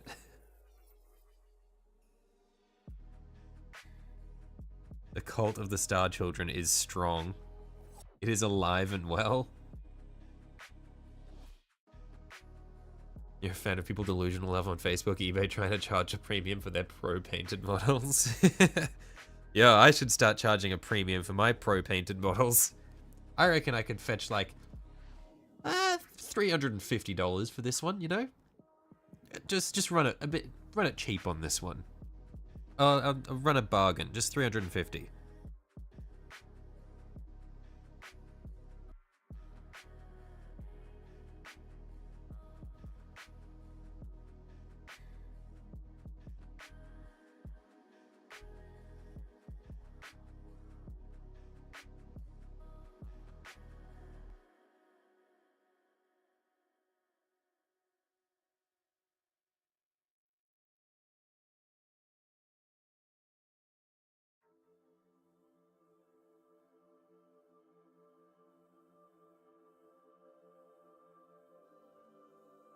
I am currently painting an emissary of the Star God. Fair enough.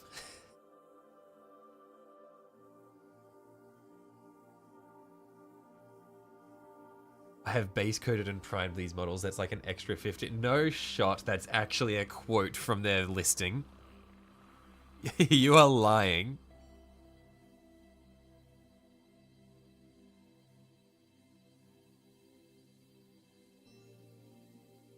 Got any video game recommendations for 40k or not? Well, I mean, we've discussed this on the stream before, but Outer Wilds, if you haven't played it before, is an absolutely phenomenal game.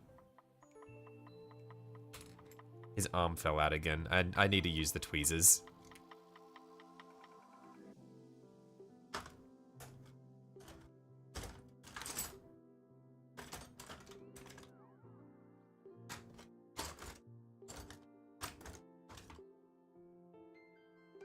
Paraphrasing.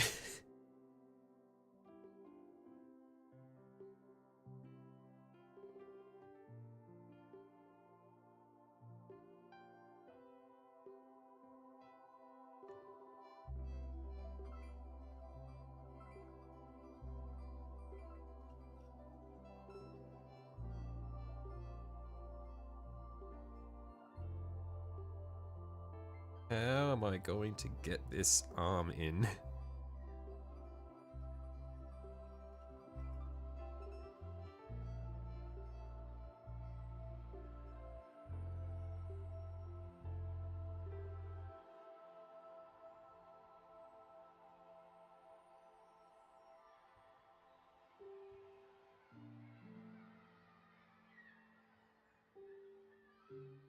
I actually don't know how I'm going to get this arm in.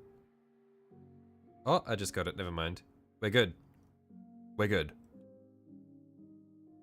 You like Warframe? Ninjas play free? I played Warframe years ago, when it was still relatively new, and it was alright. Wasn't a huge fan, though. Didn't someone tell me earlier that I should use the fucking tweezers? I wonder who that was. Worked out pretty well. Am I using plastic glue? This one here, I don't think I've glued much of it together. Most of it's just push fit. There are some bits that I've glued, but most of it's push fit, and it's gone together really easily. The parts that I have glued, though, I did plastic glue. But I'm keeping the arms here loose so that I can move them out of the way so that I can brush things.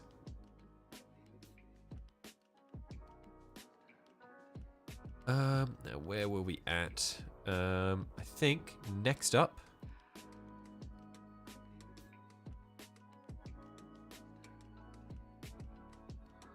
we can start doing the glow around, like on the carapace around the brain. So for that, what we had done was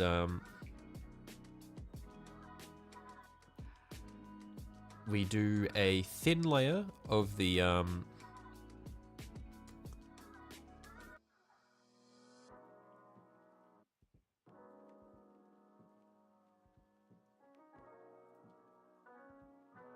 hang on, actually, I might just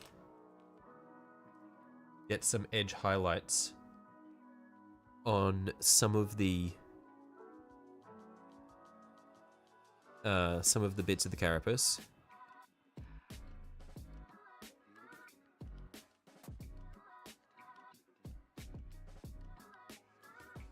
Along that little guy is sexy. It is quite nice. I just need to replicate it.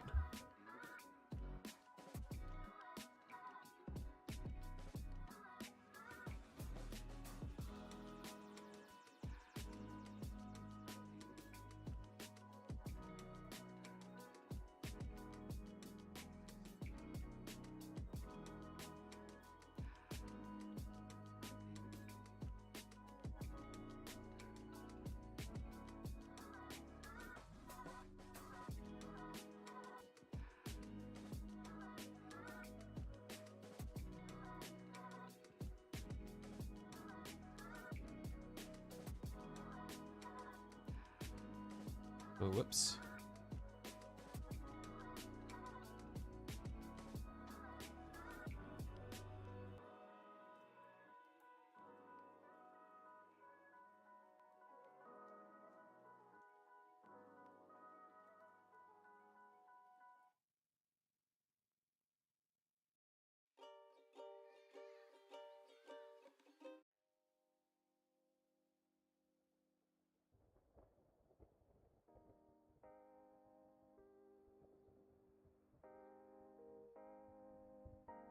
I think this should be fine for most of our edge highlights. We can always come back with a dry brush just to get some of them picked out some more. But what we want to do now is with our middle thickness brush, we're going to come through and start on the glow effect. It's where 90% of commission painters are just slightly below to average painters without an airbrush. Yeah, do they just do a lot of their work with airbrushes, just pump that shit out? I haven't really looked at much in the way of commission paints, like commission paintings in general.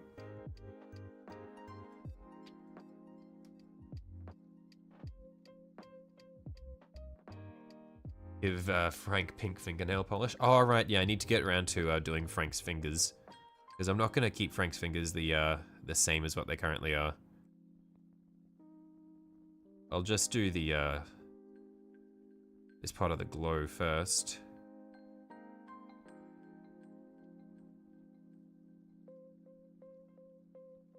I think I need to thin this down a little. It's a bit thick still.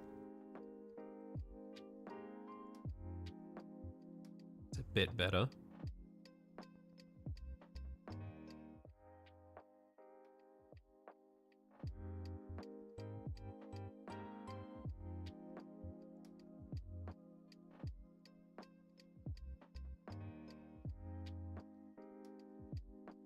Then for highlights, slap on a speed paint, dry brush highlights, then basic details. Is that just what all the commissions do? All the commissioners do?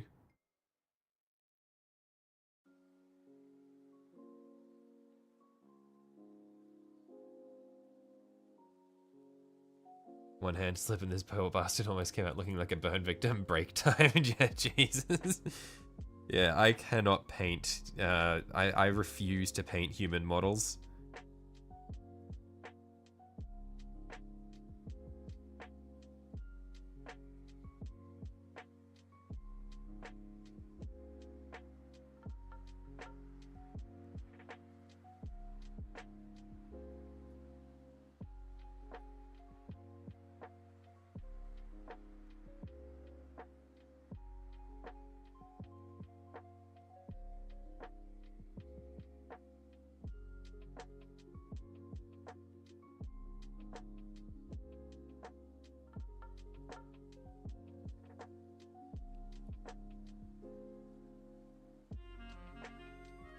Going to become Walter White in a week or so. Planning on melting sprue with acetone for a cool, stringy, fleshy base for Tyranids. Ah, I see.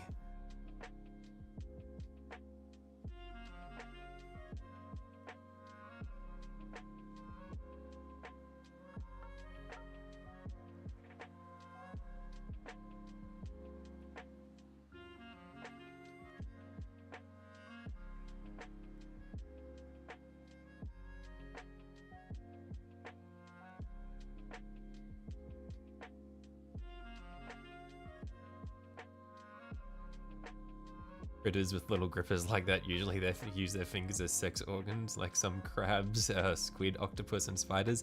Thanks, Francois. I'm really glad I asked about that. Oh, wait. It seems Francois has also been to Japan.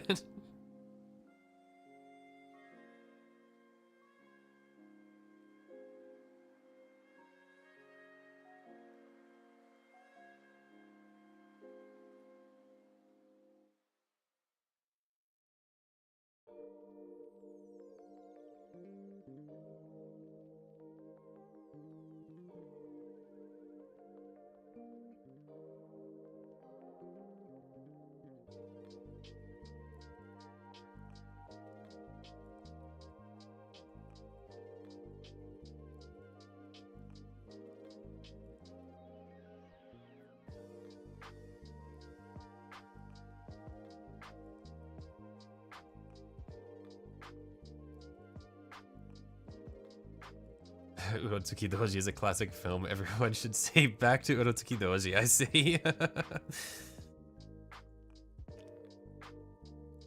It is a historical, well, it's a landmark film in anime history.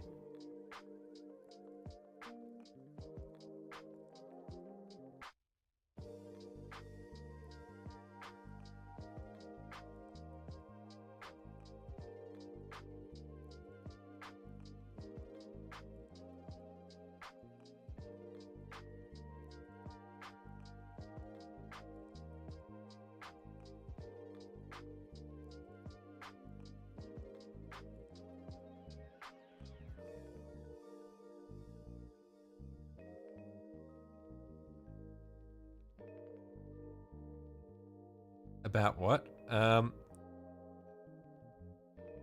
It popularized some trends. Instant cult classic.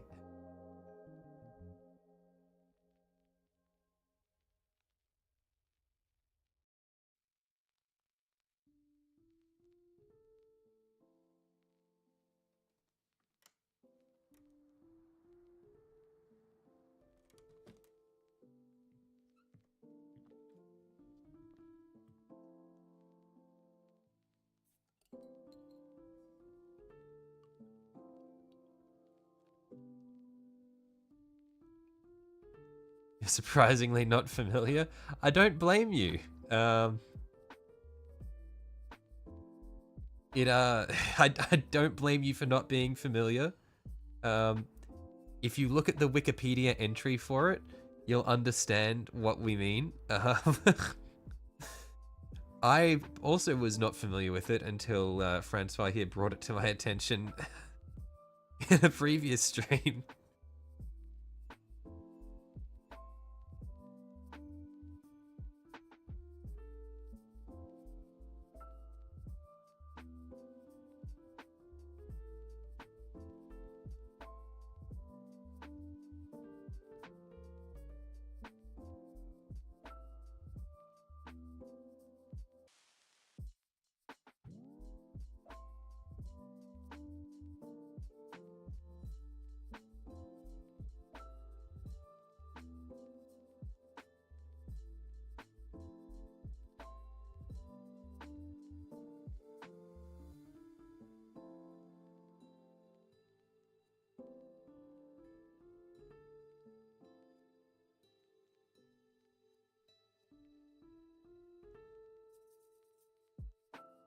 It's only the finest hand-drawn animated art you've ever seen.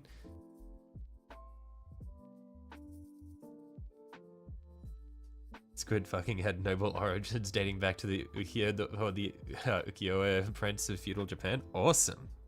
The more you know. All the way back to Hokusai.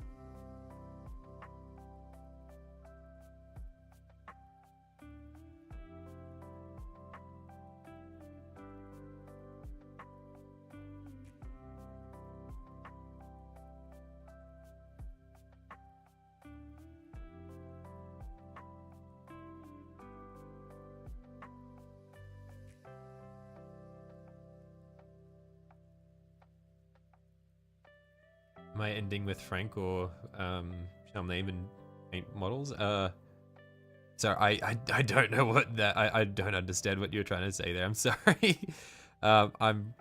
If you are going to end with end the stream today with this dude, probably.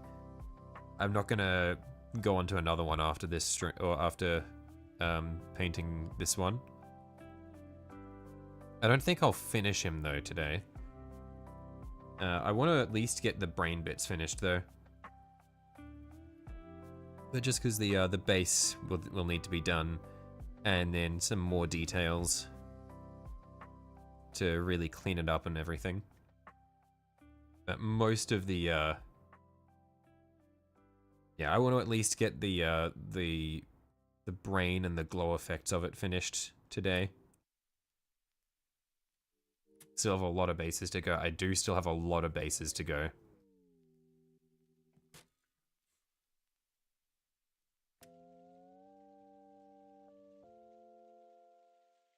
I should paint his fingernails. We'll see. I might wait until I get to, like, I might wait until next time I'm working on him to work on the fingernails, because I'll be doing all like the tiny details and stuff that I can find then. How lovely, all the clips just show people dying is meant to be hot. I'm gonna be perfectly honest with you, Sanju, I haven't watched any of it. I just know it because Francois has mentioned it, and I looked at the Wikipedia entry where it said it popularized tentacle porn in Japanese animation, and that was it for me. I did not watch any of it.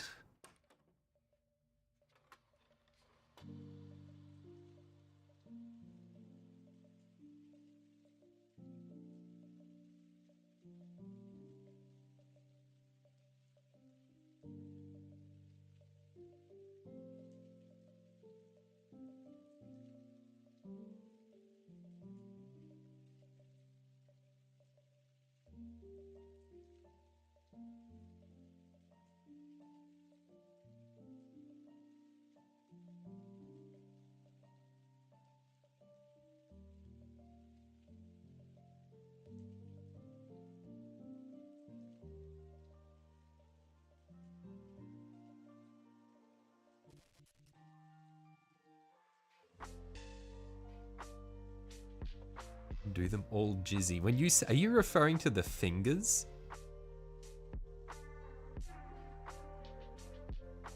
You don't know how to respond. You're genuinely shocked. Look, this is what I meant earlier about how there's a lot of freaks in the chat here. Like, this is a it's I don't know how I've ended up with this particular community. I feel like I'm pretty tame. Like, I feel like I'm pretty family friendly myself. I've just managed to attract this community of weirdos.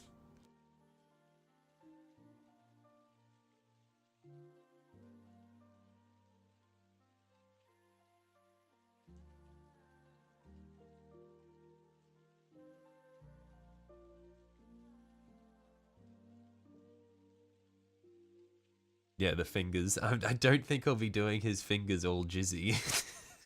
Quote unquote.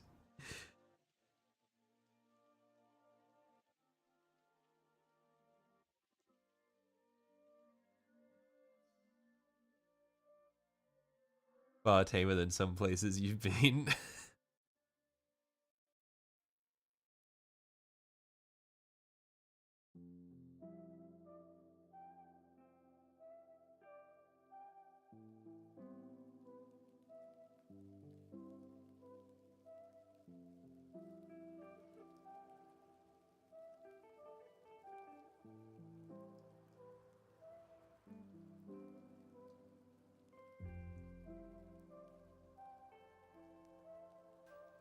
The fingernails will be pink.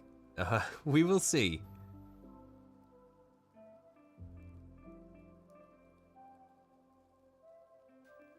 I like the innocence.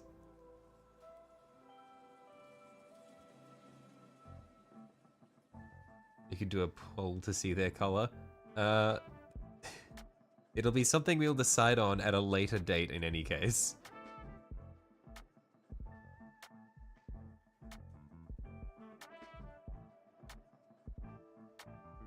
You think there's Tyranid porn floating around the black market through the Imperium? I don't think anyone in the Imperium has time to think about that. I think they have bigger concerns.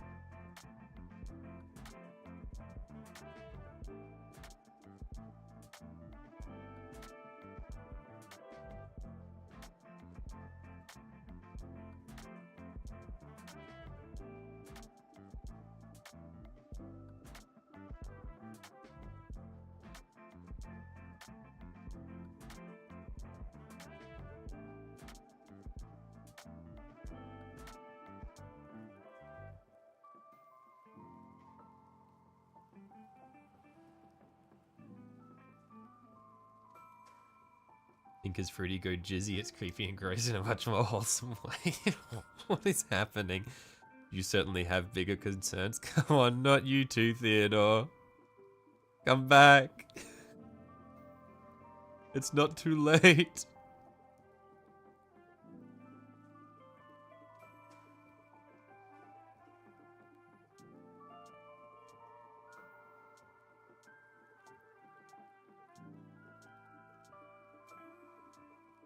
Is this a one-off or do I have a whole hive fleet? If so, which one?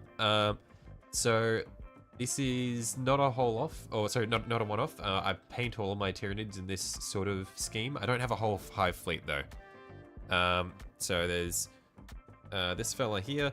I tested out the color scheme on the neurotyrant first. I've improved on the color of the tentacles a little bit. But I had originally painted this color scheme on 20 termagants a couple of years ago.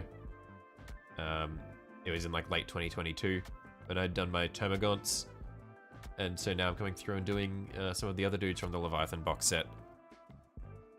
Yeah, I don't play the tabletop. I just like to paint the minis, so I'm not like fussed on trying to build a whole army. I'm just wanting to paint them nicely because I enjoy it. But yeah.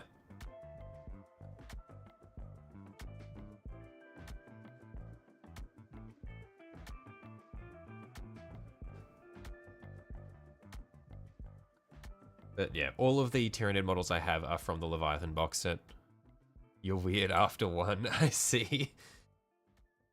You're like a gremlin, you get your freak on after midnight.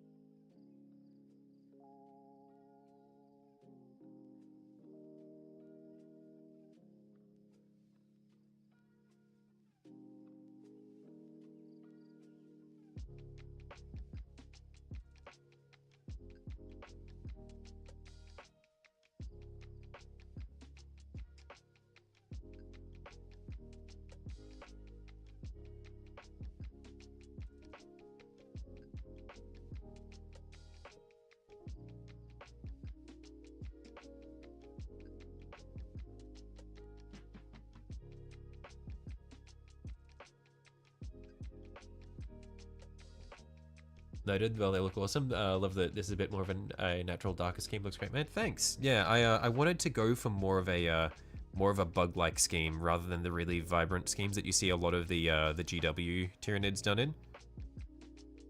So I like the more like the fleshy sort of gross bug bodies and the shiny black carapace. That's what I was going for with them. Yeah.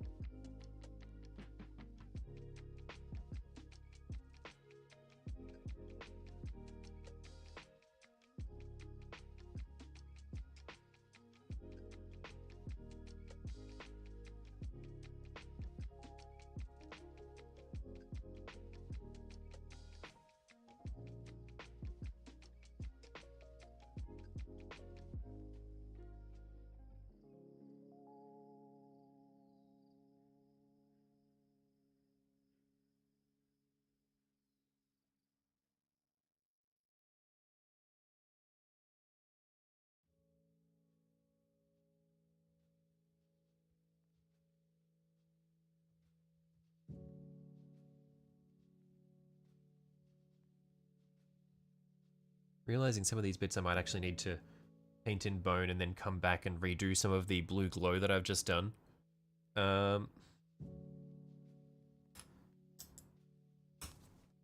Because there were certain details which I was going to leave for bone, but then I forgot about them before I came back and started doing the glow effects. Buddy and you split the box set and he's doing the coconut crab scheme, similar vibe, but more browns and lots of dots. I see. Nice. Yeah, I really like the flexibility that you have in how you can paint Tyranids. there's just so much you can do.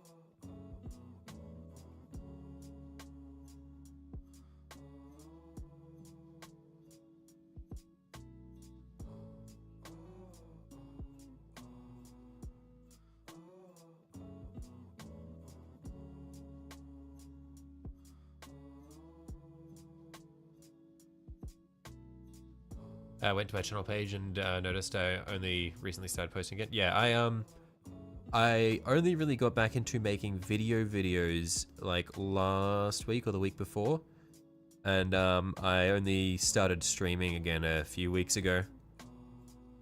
Yeah, I had taken a bit of a break from it for about a year, but yeah, getting back into it now.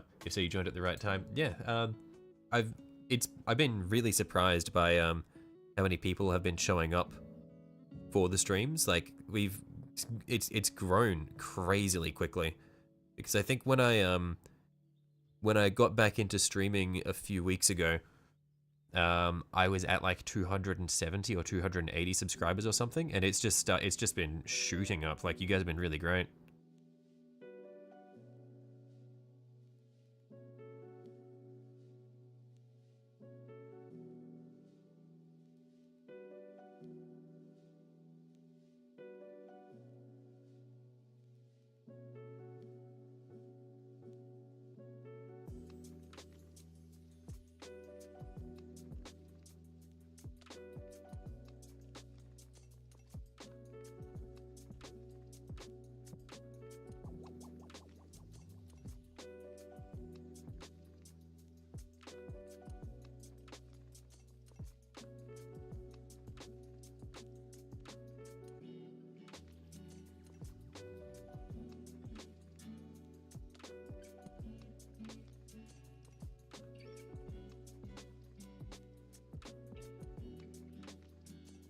Release of Space Marine 2 bringing a massive influx of people and attention to the IP. Yeah, it's been really good.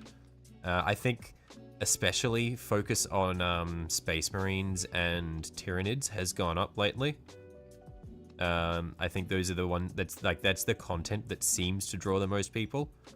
The Space Marines thing is a little unfortunate because like, Space Marines are cool, but that's not really where my attention is lying. So it's like, if I want to optimize for the algorithm, then you paint Space Marines, but I really want to paint like Knights and like Tyranids I enjoy, so I'm happy with that, but I really want to paint shit like Knights and Thousand Suns, which I guess since they featured in Space Marine 2, they might have a bit more attention on them, but probably not that much. But just like Xenos in general is where my focus really is, but GW doesn't give them any attention.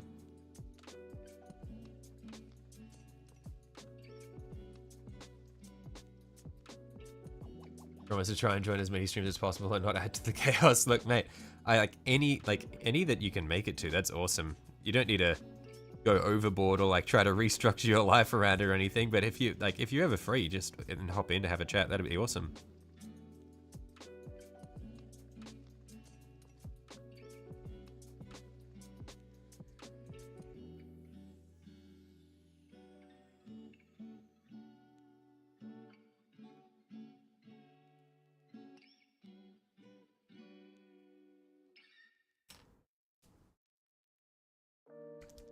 Space Marines are always popular, and Tyranids are the other main focus faction this edition.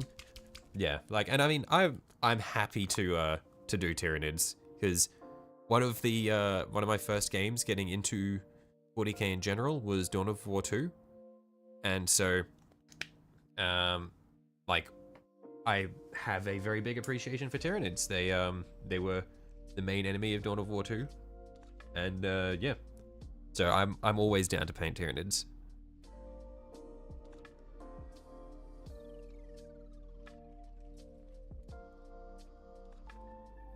haven't painted Tyranid since high school. It would be nice to, for a palette cleanse, mostly paint Chaos and Eldar. Yeah, I was saying this before, but Tyranids are just such a nice, they're just such a nice break from all the other painting, because it's so much more relaxed and laid back, because like the natural forms of them and everything means that you can afford to just be a bit more freeform and not worry too much about getting all of your paints perfectly smooth, because it's not like armor panels or anything like that. You're just sort of like, it's okay to have things be uneven. It is a really nice circuit breaker.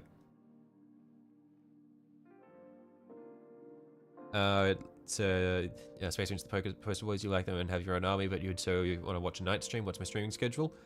I've got, like, every week I upload a community post with my schedule for the next week.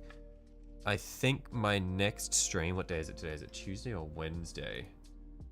It's Wednesday. I think my next stream is on Friday, and then I'm doing Friday and Saturday this week. So 2 days from now and 3 days from now will be the next streams. I'm not sure what I'll be doing next week. But yeah, like on my community page, I every week I put out a schedule for the following week.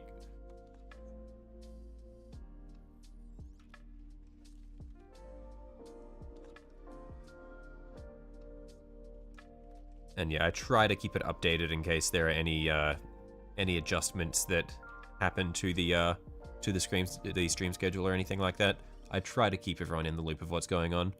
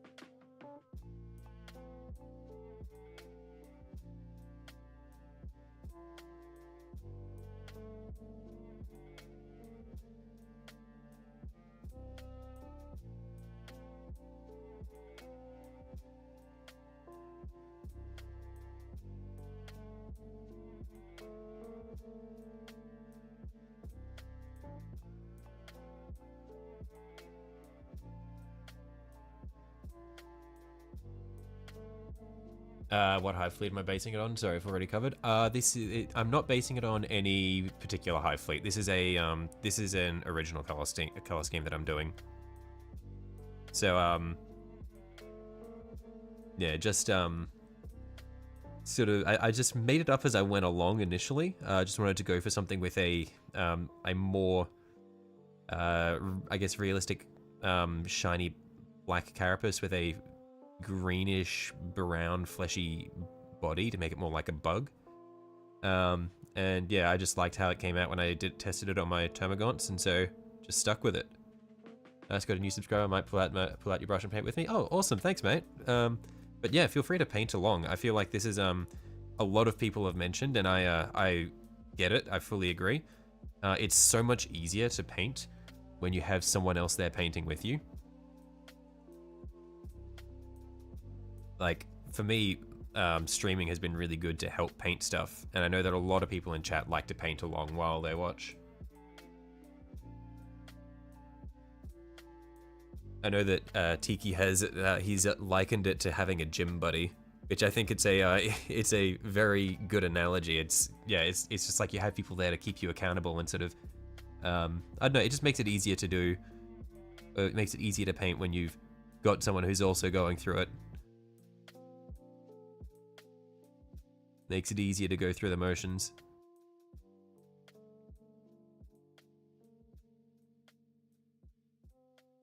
Because when I was getting into painting initially in Japan, I wasn't able to live stream it because my laptop wasn't strong enough. So I was just like recording the painting sessions and then editing them together and uploading them. But it was so much harder for me to paint for long periods of time, just because it was just me and my thoughts just slaving away at the desk in front of the minis for hours on end. But like when I've got people to talk to, it just makes the time go by so much faster, and I get so much more done in a day. you're painting with me, Conflict 47, but still at the same time. Yeah, I mean, yeah, it's just like, just painting anything, it's just so much easier.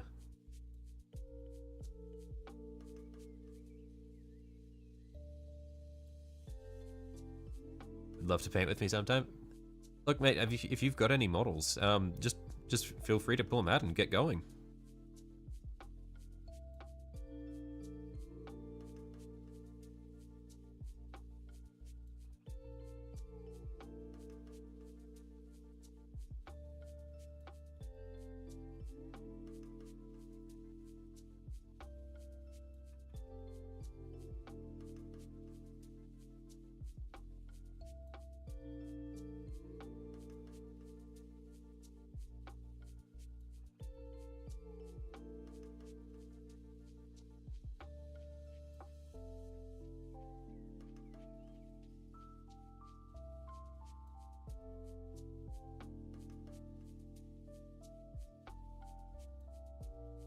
To do the prime together, the winged Tyranid prime.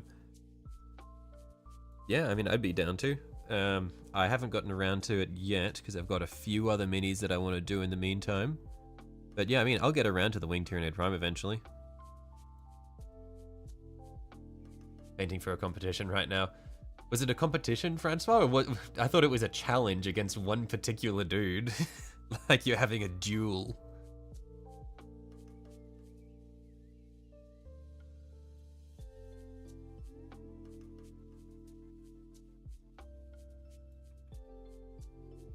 Get back to painting soon since the summer heat is starting to go down. Hard to paint when the paint starts to dry on the brush when slowing down for details.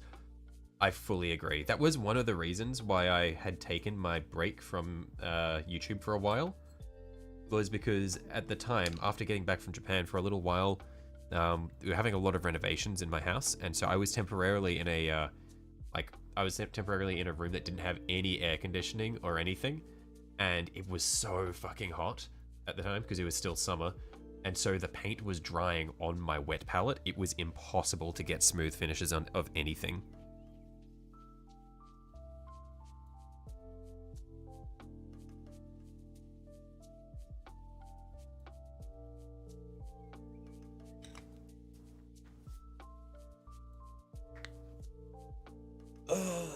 Okay. Next up, actually, yeah, we'll do little bits of the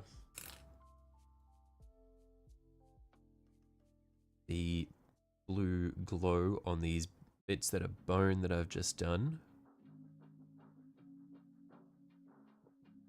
Well, actually, maybe I just leave them as is. I don't put the glow on them because it's sort of just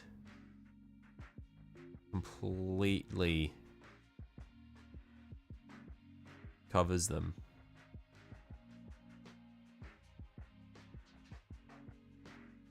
I want to get a chance. Can I show the broadside? Sure. I'll grab the broadside off the shelf in just a sec. Yeah, the broadside was probably the first mini I painted that I was really happy with. I had a lot of fun with that. I painted it pretty early on in my painting career. Really want to see the Screamer Killer in my scheme, thinking it'll look epic. Yeah, I will get around to that because the Screamer Killer is one of the ones that I do have built. I just haven't started painting it yet. Maybe I'll do that after the neurotyrant.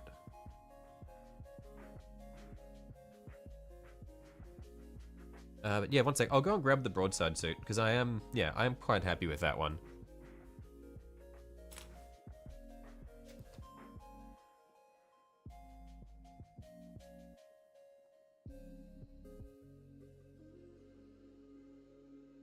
Yeah, because all my Tau I did in Farside Enclaves. So this is, it's got some dust on it. But this is the broadside suit that I'd done. I'd done this one still pretty early on in my painting career. I think because before this I'd painted a stealth suit squad and a couple of Necron Immortals. And so then I painted this one here. And yeah, I'm pretty happy with how it turned out. I was quite happy with the base. I like the way the skulls gave perspective to the size of it. But yeah. Yeah, I love me some Tau. They're very cool.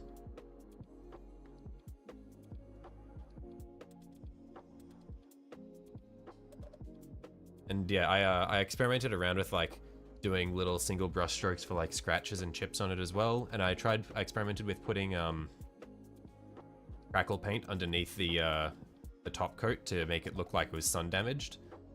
And I think it worked out all right. I think I could have done it a little bit better. But yeah, I like the way it turned out overall. Yeah, it's amazing. Awesome, thank you. Yeah, yeah, thank you. I had a lot of fun with this one. This was probably one of the more, this was the first proper complex model that I'd done. But yeah, I had a great time painting it.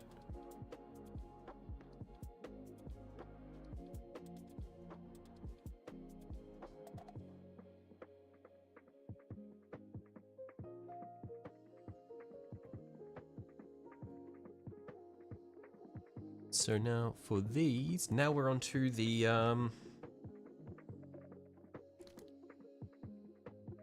we'll do the edge highlights to make it really pop out now. And then I think that should be good. I can't remember if I used, I think this was the purple that I'd used to do the edge highlights. I think it was.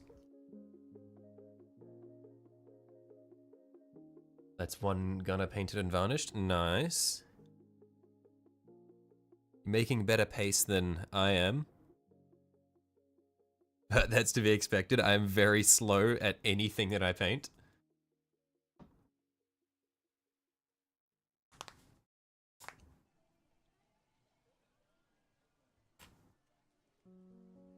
But yeah, now this is the stressful bit where I have to do the tiny edge highlights and hope that I don't mess up all of my all of my previous work.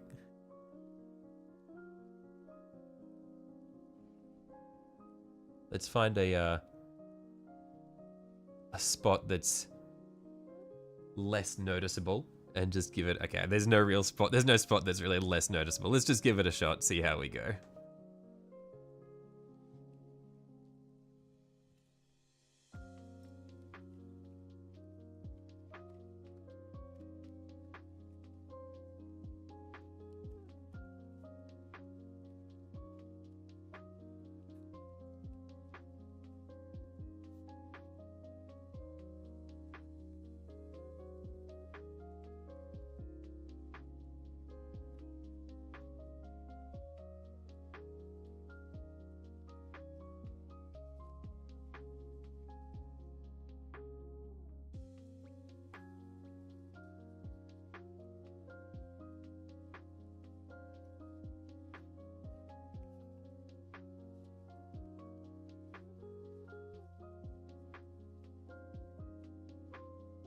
Accidentally went a bit thick there, whoops.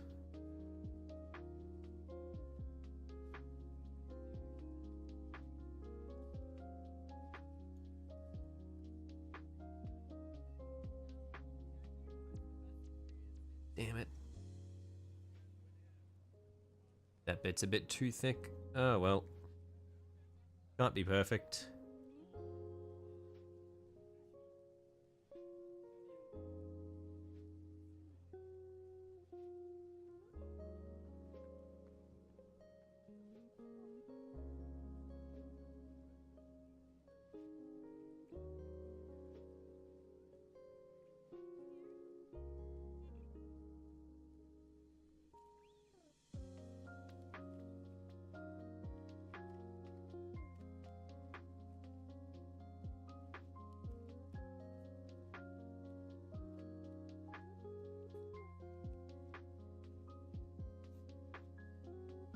Batch painting German jump troops for Conflict 47, so many ammo pouches. Honestly, man, today was a real crappy day for you. It's 1 AM for you, but something across the stream and chatting's really put a smile on your face and ended today on a good note. Man, I'm glad that it's that I've been able to help at all. That's one thing that I've really enjoyed is just being able to talk to people just casually and just have a good time. Because I remember one of the things that really made me like want to keep streaming was relatively early on. like in this set of like this sort of spree of streaming I've been doing lately, is I got a really nice comment on one of the videos with a similar sort of thing, and I realized that like sometimes it's just nice for like just to be able to sit down and talk to someone and yeah, just like not necessarily forget about problems, but just I don't know, it's just nice being able to talk to people about stuff. I'm glad that you've been able to enjoy the stream. I've enjoyed talking to you about the stuff that I like doing.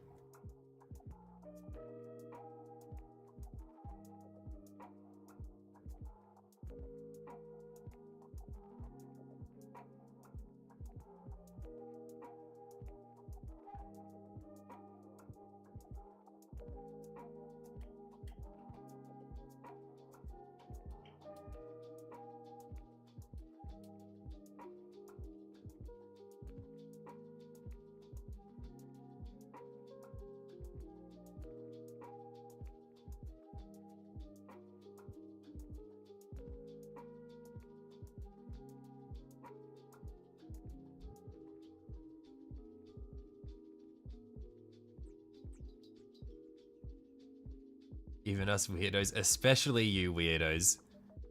You guys keep it exciting.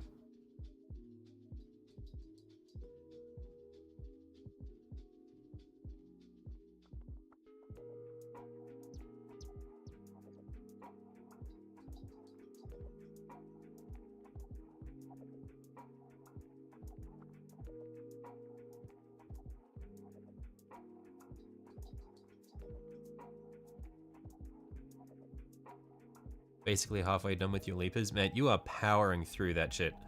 I've been working on one mini for the past 4.5 hours, and you're halfway through your leapers. Like that highlight color too, gives it a really nice fleshy grossness. Yeah, thank you. Again, this is I can't claim credit for all of this. I was helped by a lot of the very talented people in chat to come up with the ways to do the brain glow. But yeah, I really like the way it looks.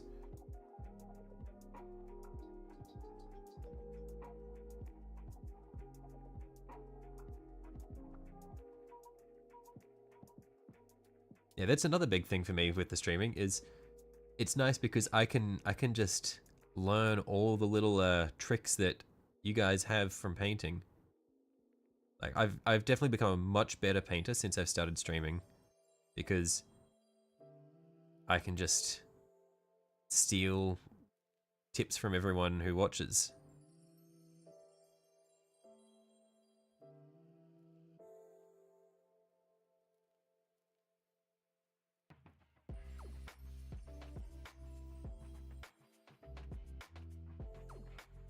You're 7 hours into your model, not even fully base coated yet? Oh, okay. You're going all in on that, Francois. Slap chopping the wall you spent far too much time on your Space Marines and need a break. The dread's haunting you. You've had the same single arm done to do for a week now.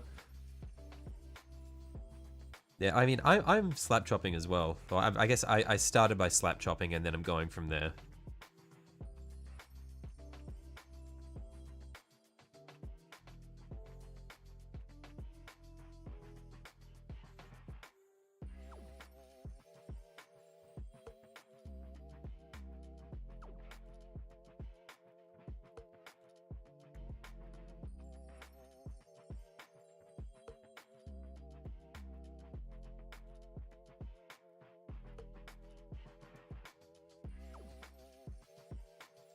General 2 days for a high detail unit troopers, depending on how you paint this up to 5 layers.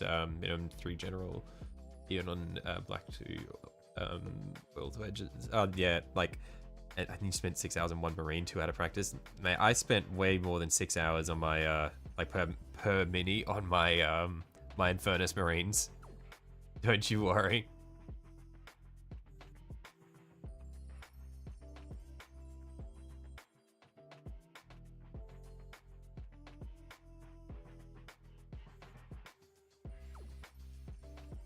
Oh, I forgot to do the blue glow on the back part here. I knew I missed something.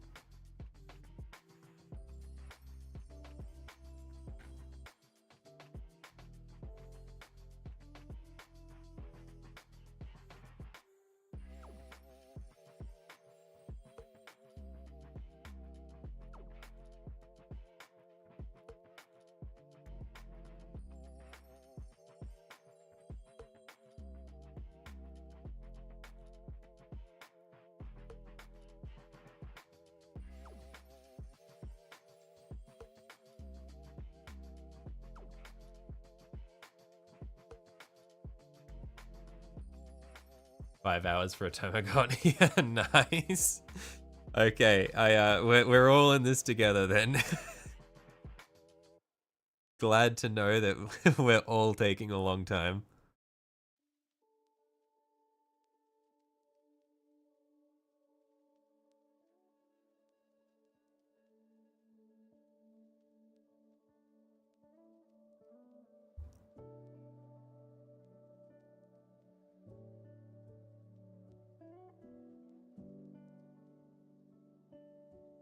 I think the longest you spent was 3.5 hours on an Eldar avatar. You felt slow? No way. That is crazy. How do you paint minis that fast? What?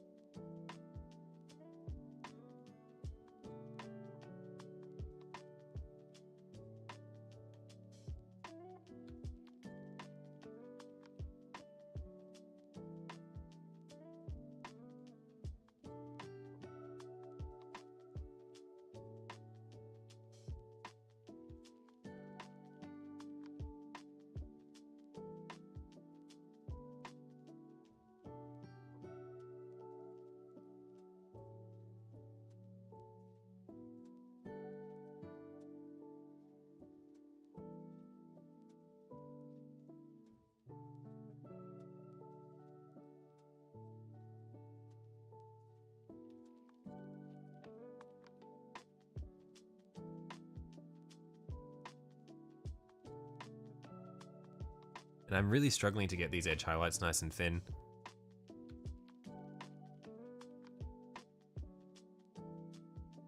I think I'll probably need to come back after I get these edges done and use the blue glow and just extend it a bit further up the carapace.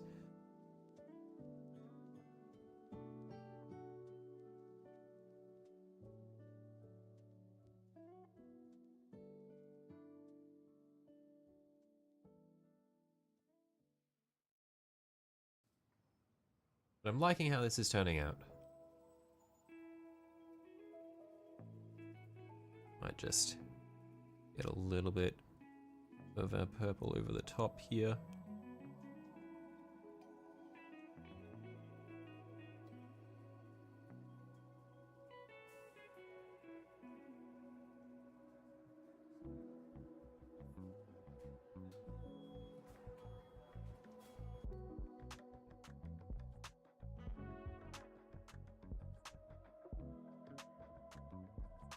Competition guys will spend 30 to 40 hours on one medium size because you two will spend that time on a mini only for it to not be anywhere near competition standard.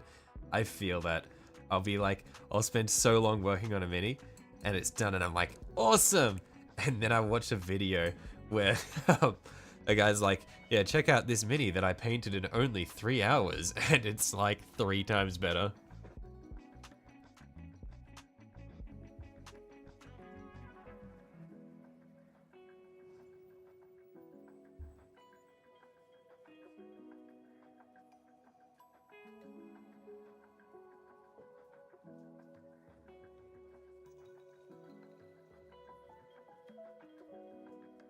Like, I'll spend 20 hours on a mini for it to end up at the quality of other people's speed paints.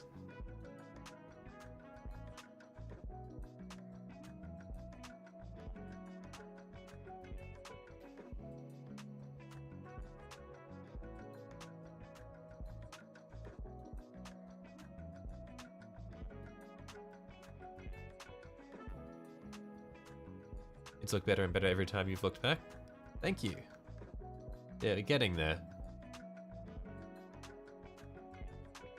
Those painting an army in 24 hours videos are insane. It's yeah, it couldn't be me.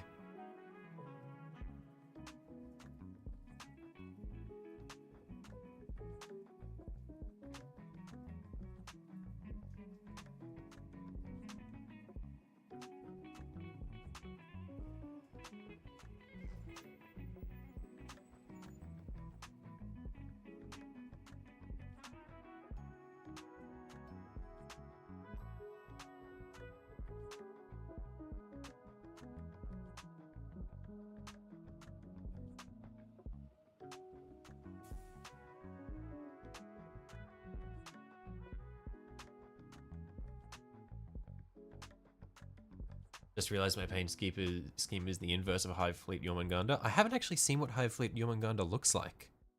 I might check them out after we're done here, because I'm interested now.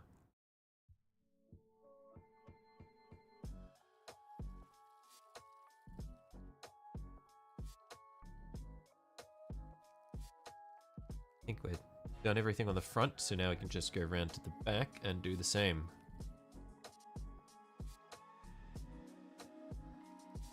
Your back hurts just thinking about painting a whole army in 24 hours. Yeah, that is insanity.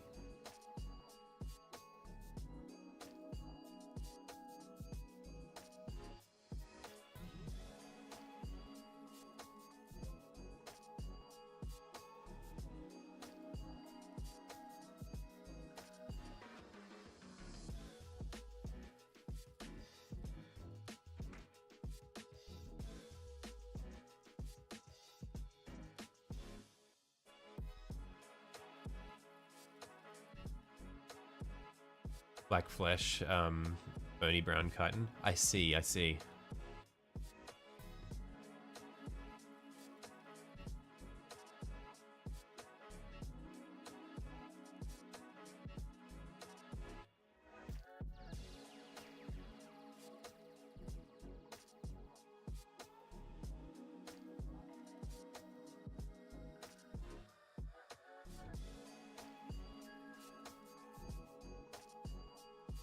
I painted this army overnight and I'll show you how I did it. But first, a message from our sponsor, Methadrine. Look, if I ever get offered a sponsorship from Methadrine, I'm taking it.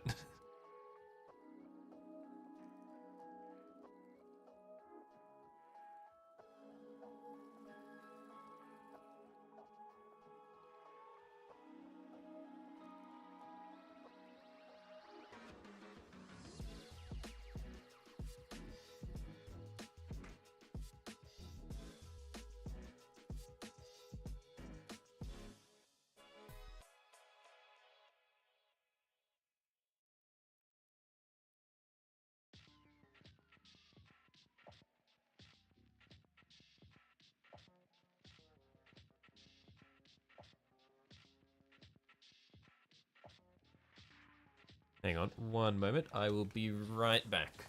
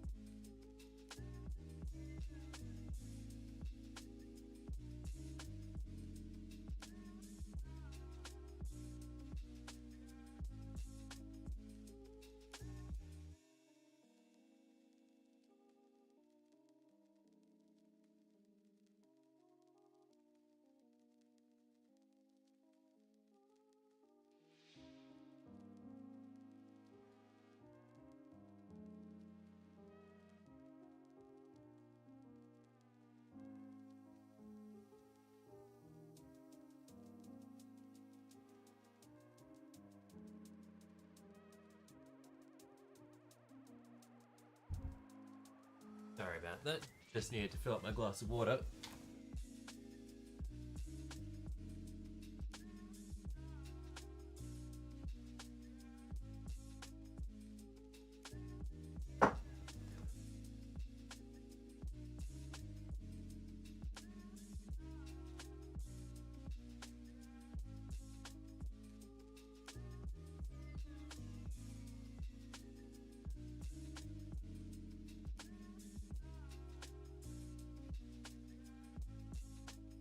Your first knit army pre-2E, primed black, did a Zenithal from like 4 feet away and painted the eyes and teeth, done back before anyone knew of such a thing as Zenithal highlighting. Yeah, that's like the thing. There's like this, as time goes on, there's this arms race of painting quality standards, and it's like, I see all the crazy shit that people are doing, and it's like, I need to reach that level, otherwise I'm just not happy with what I've done.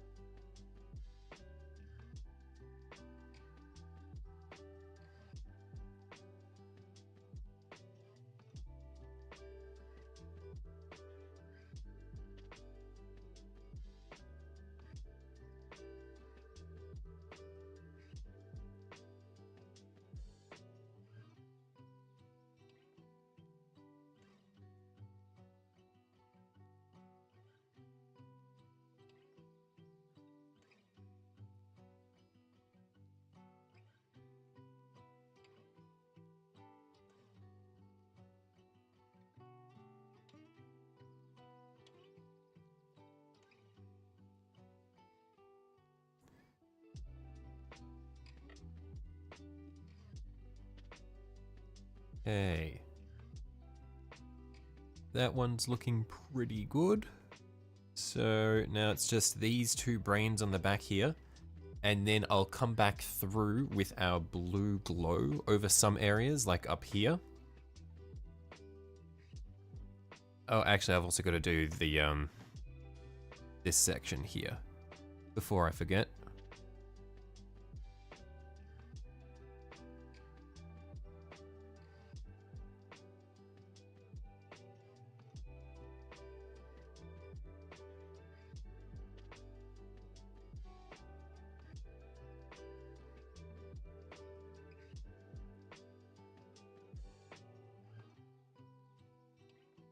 Oh shit, that is definitely not what we want. Yikes.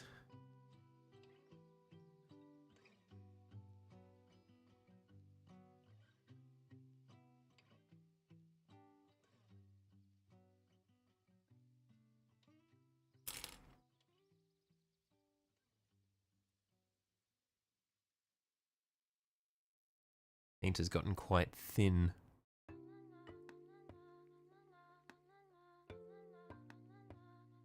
Be very careful just to use the tip of the brush, because the paint is thin enough that if I touch the flat of it, it will just soak the whole surface. It pains you how few rippers there are on a ripper swarm base. Yeah, there's only what is it? It's only 4 rippers in the swarm. Yeah.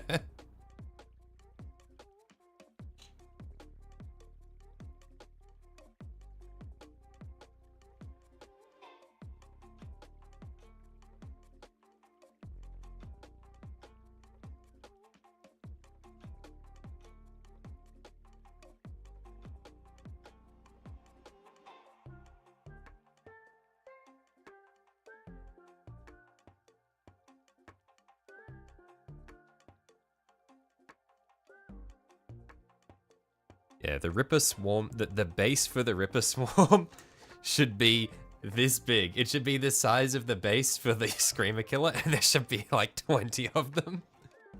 Make the Ripper Swarm worth more points, and just make a massive base just fucking full of them.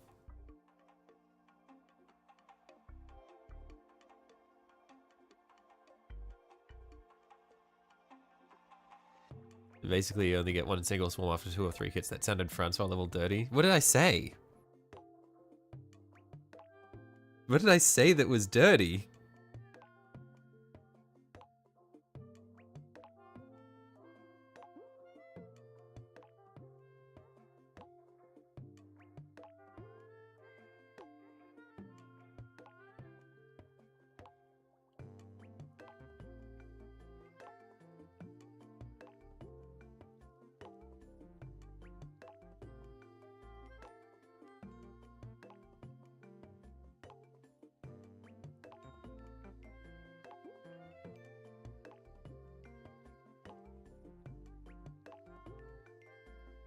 You refuse to have only 4. Maybe if you hid the base in rubble, it looks like they've burrowed out. Yeah.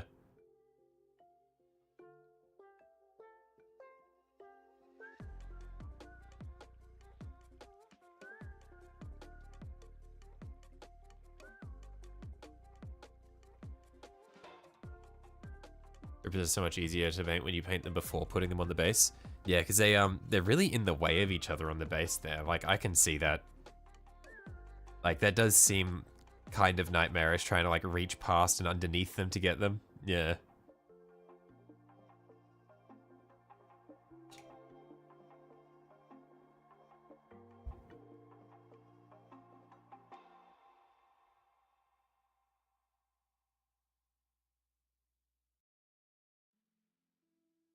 Be careful, very careful just to use the tip, otherwise it'll soak the whole surface.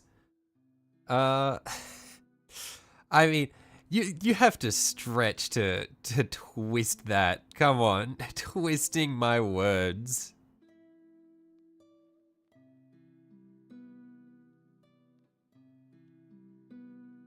Get your mind out of the gutter, Aaron. I'm here trying to host a PG program.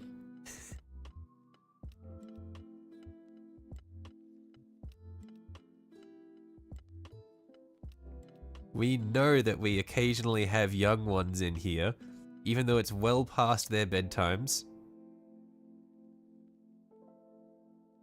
Actually, I guess, yeah, it's not exactly a PG program given the the time of day it is for a lot of you guys. This is well into into nighttime broadcasting hours.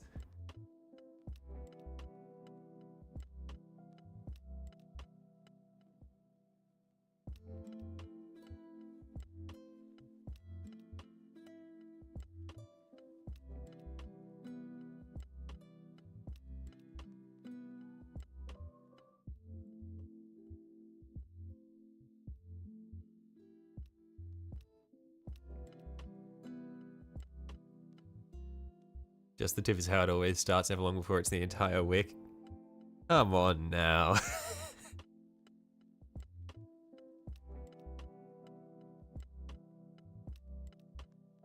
Trying to be mature here. You're born in the gutter, molded by it.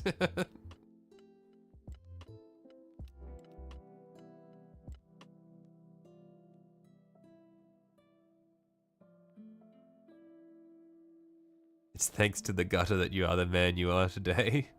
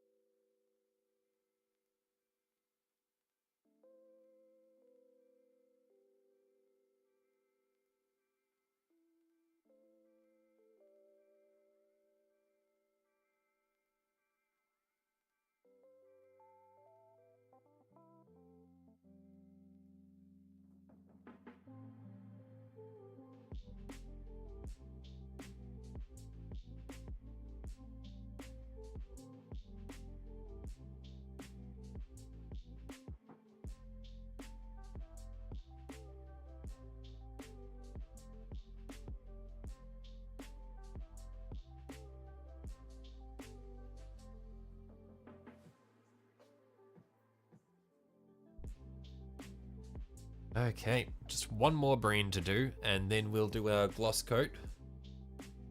And, yeah, then we'll see how we go from there. Or maybe we'll start with a satin coat, see how we like it, and if we want to go shinier, we can.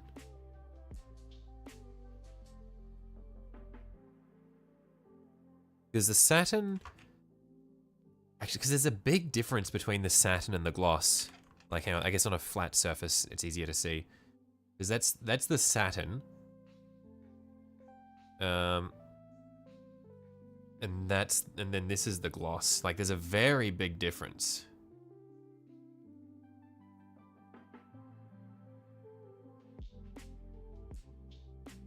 Like, I feel like I do want the gloss for the carapace.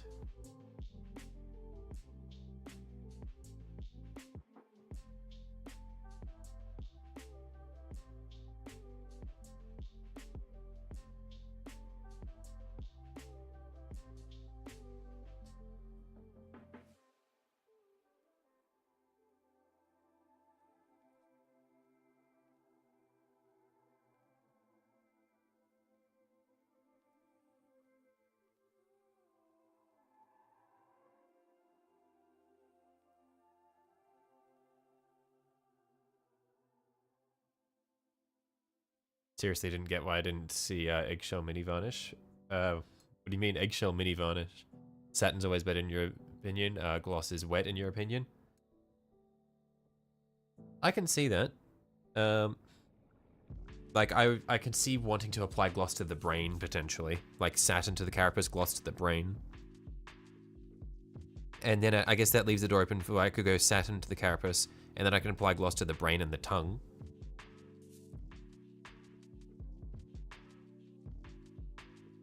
You've got a patch of gloss that you're fixing at the moment with contrast medium to get rid of the glossy finish. I see. Yeah, maybe we'll start with satin and we'll do gloss for the tongue and the brain parts. And then if it's not shiny enough, then we can always go glossier. It's easier to go glossier than it is to go duller.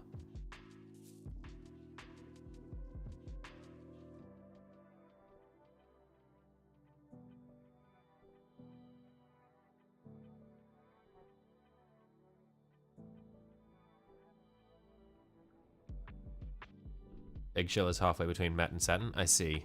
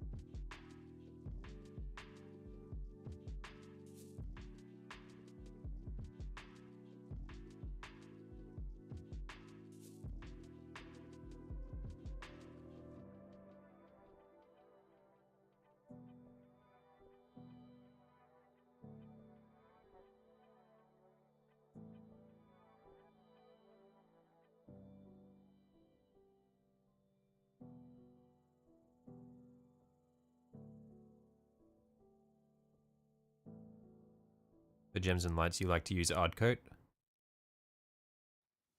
Yeah, I don't have Ard Coat, but I do have matte satin gloss varnishes, so like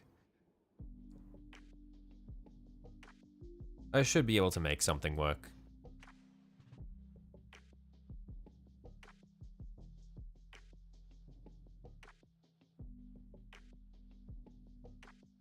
Before I coat it, I might go through and just apply little bits of grey sear to these bits where the where there are nicks in the carapace.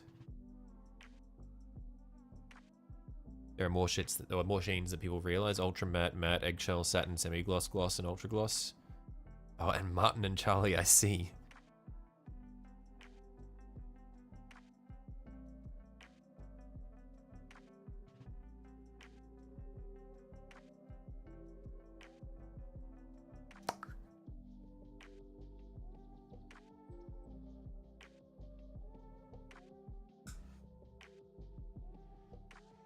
Hey.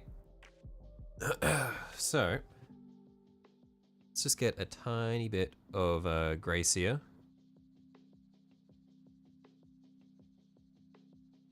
Just come right on in here. Let's just see what it looks like.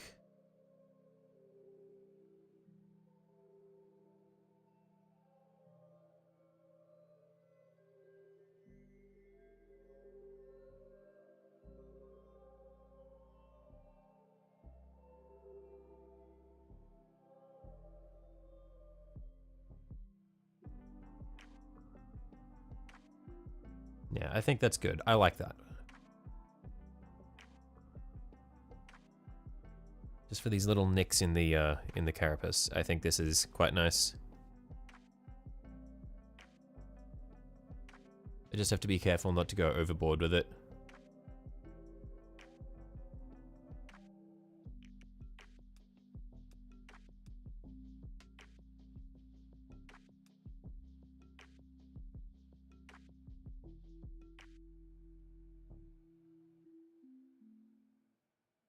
That one I got a little bit wonky. Shit.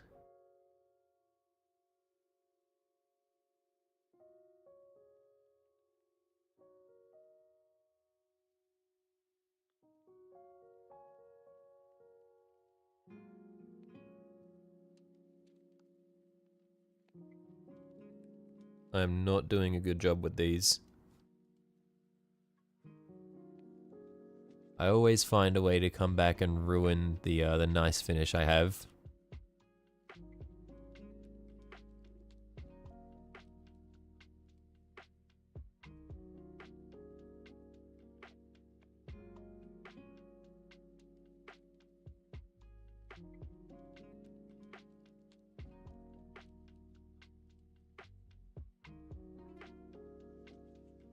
I can stop now, though. I can stop before I make it any worse. I think I should just stop. Yeah, I'm gonna stop doing that before I make it any worse.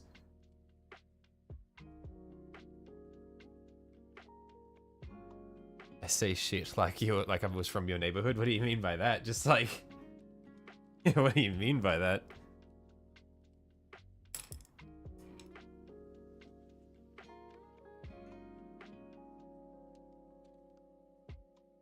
Yeah, I'm just gonna see if I can mask those mistakes with my black contrast.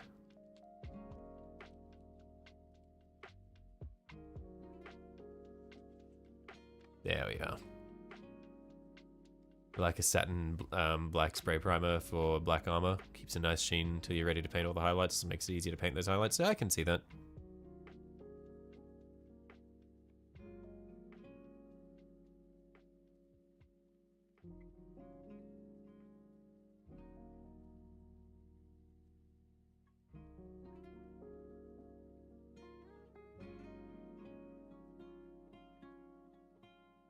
And the thing is, though, I really want to see if I can pick out these, maybe just not on all of them, but maybe just on the edges of some of these. See if I can get a little bit of a highlight.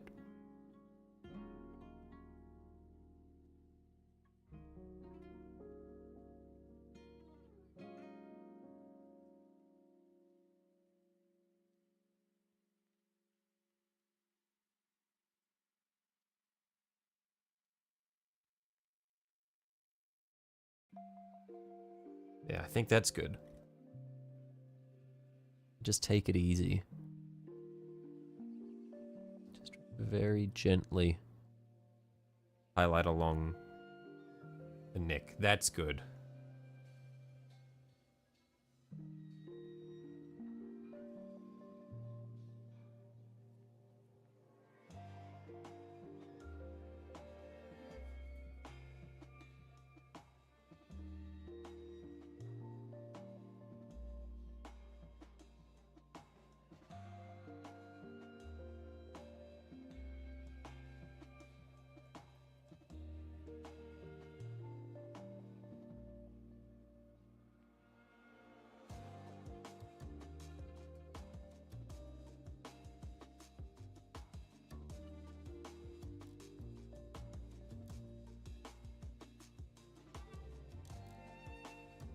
Fuck. Oh, that might be better actually. I just wiped away the worst of it.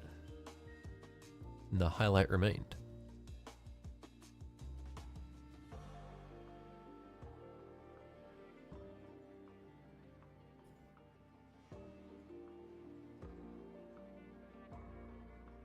Okay, I'm gonna stop trying to highlight the little scratches in the armor. It's not worth the trouble.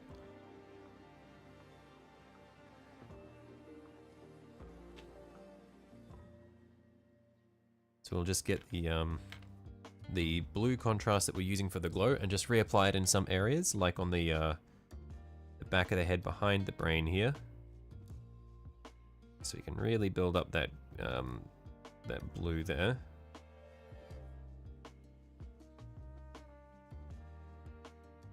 And while that dries, let's get our satin out.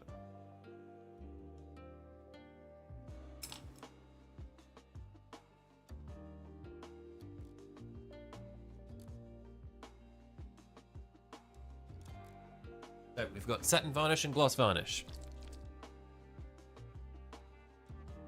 First things first, actually, let's do the gloss on the brain and the tongue.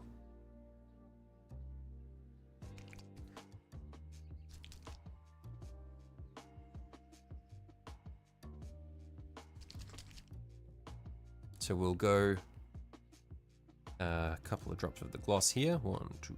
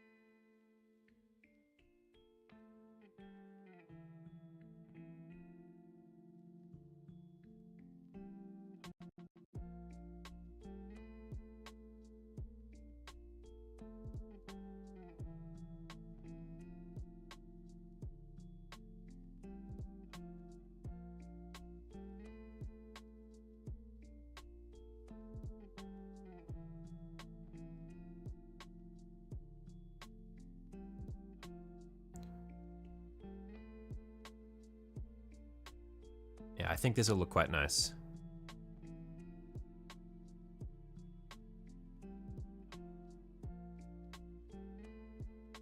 I think the gloss is actually helping pick out the bright points on the brain as well, which is a nice unexpected side effect.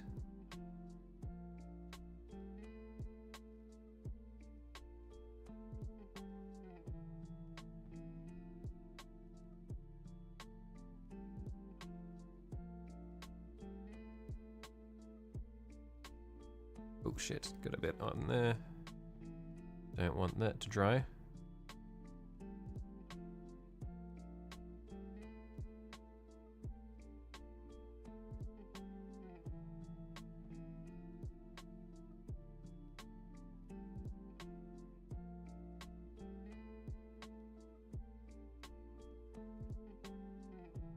And then we do the tongues.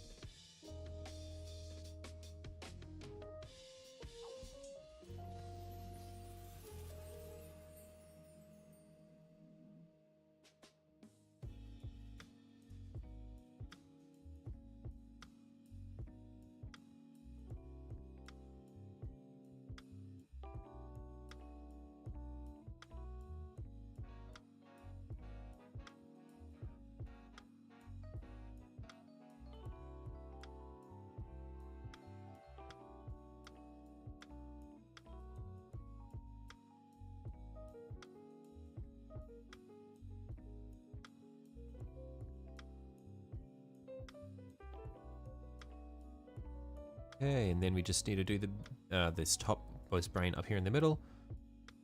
It's looking amazing of it now that your cake is ready tomorrow. You must head to bed. It's been fun. Thank you again. If you can post finish back on the community page. Yeah, I think I will do. Yeah, thanks for dropping by, mate. Glad that you were able to enjoy the stream, and yeah, I hope you have a better day tomorrow. Thanks for hopping by. I'll see you later.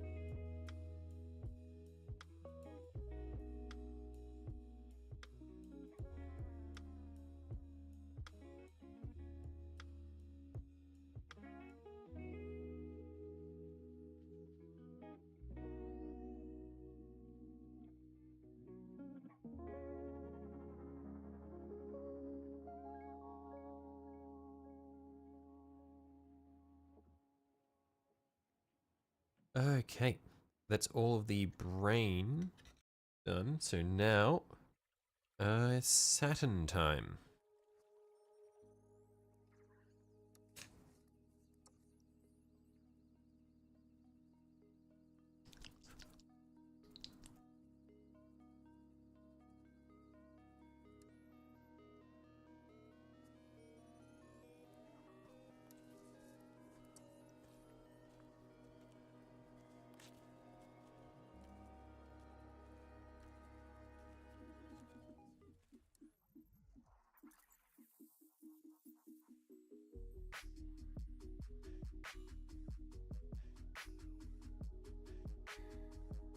So this is just for all of the carapace we're going to be doing in the Saturn.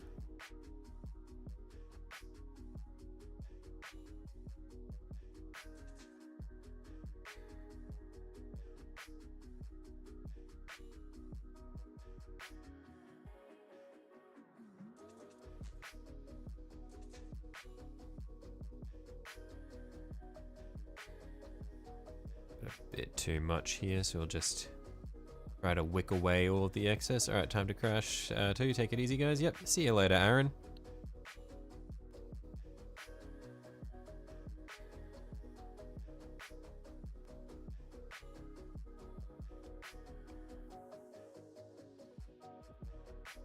Just want to make sure I get rid of any bubbles on this. Don't want bubbles forming in the varnish.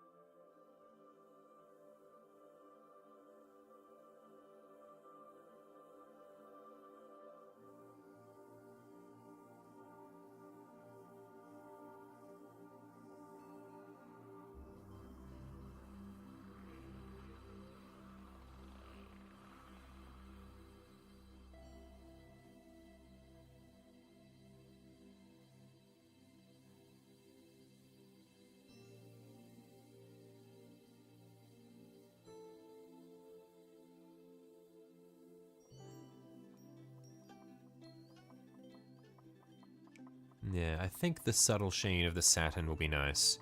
Just looking at how it's starting to dry on the lower lying areas, I think it'll be good. On the large surface area like this, with how smooth it is, I think it'll, it still is reflective enough that you can see it catching the light without it looking just like super bright and super wet.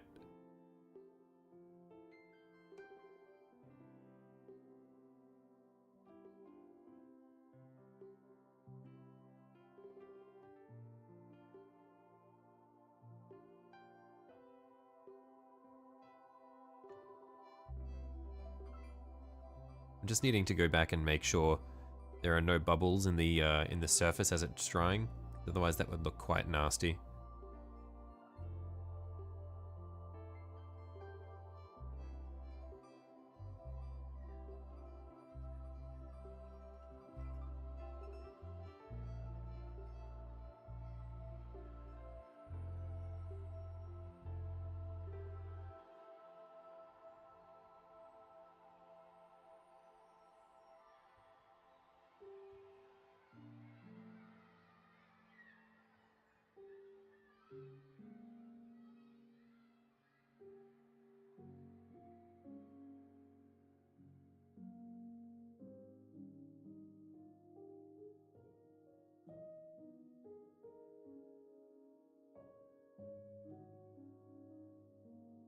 The shapes of this carapace, I think, are really, like, they are very prone to causing bubbles to form. Just because it's not like one big flat smooth surface, so I often will like squish the squish a blob of varnish like into a corner, and then it like bubbles up through the bristles, and then it forms bubbles like that.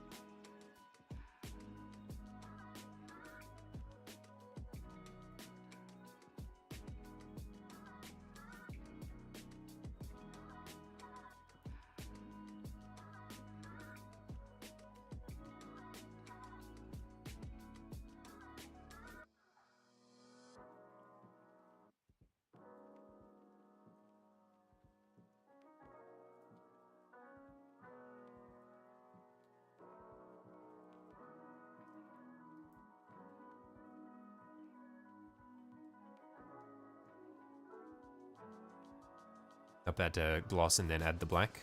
But if I glossed and then added the black over the top, would it not just lose the sheen of the gloss because it's been covered over? Because the whole reason it's glossy is because the surface is really, really smooth, but then when you add something over the top, you're covering the surface with something else, so it's no longer super smooth.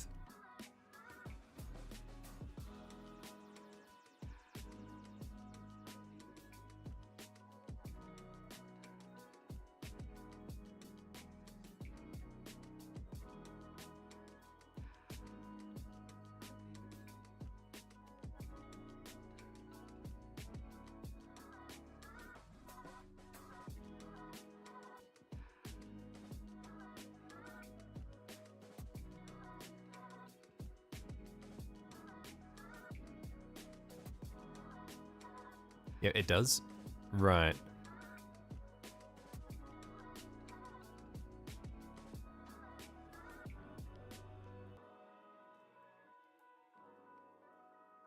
But then what's the point of using the gloss if you're just going to go over it anyway?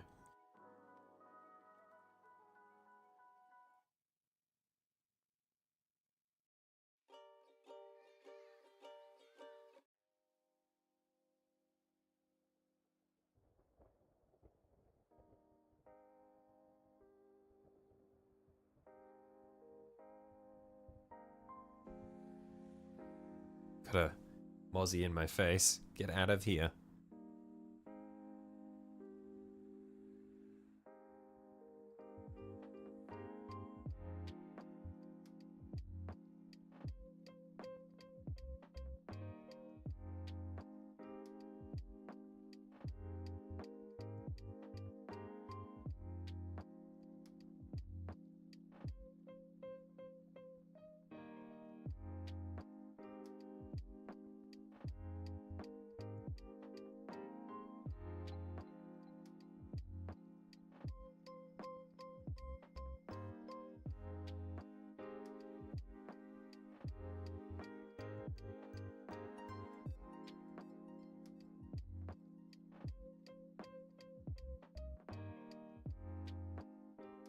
the base is gloss, but then the what you see is matte. Then a brighter matte for the gloss. Okay. Oh, it looks very plastic-like. Right.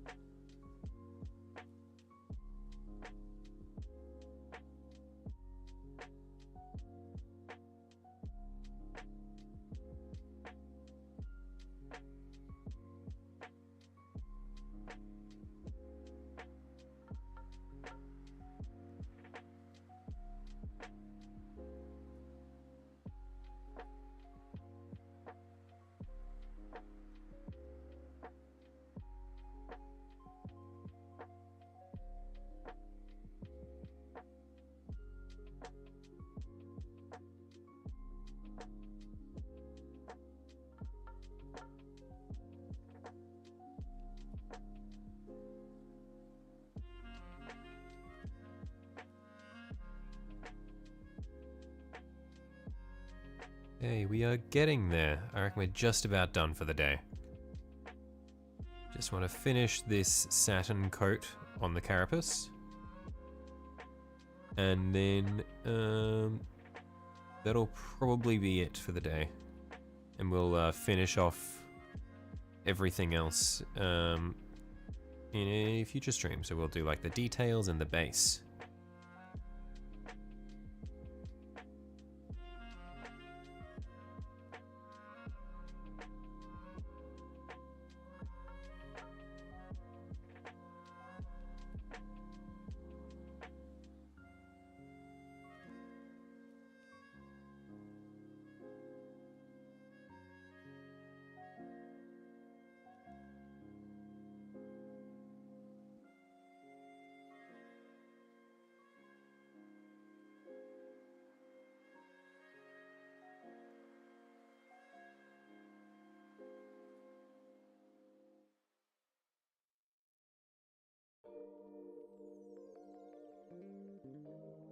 Use a silver metallic, then a contrast to show the color you use, and then dot off a lighter brighter at the base to make it look almost anodizing. Okay, so you get the brightness of a metallic, but then you add other layers over the top to make it look less metallic while still keeping the sheen. I can see that. That seems cool.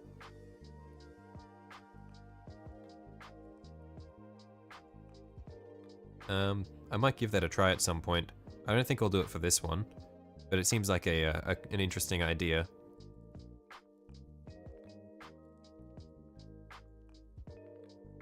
Because I do like tinting my metallics, like putting on a metallic silver and then tinting it to a different color. I do that a fair bit with my Necrons and that sort of thing.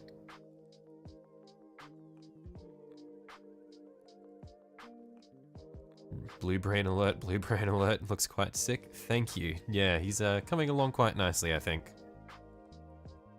We're just putting the varnish on the carapace at the moment.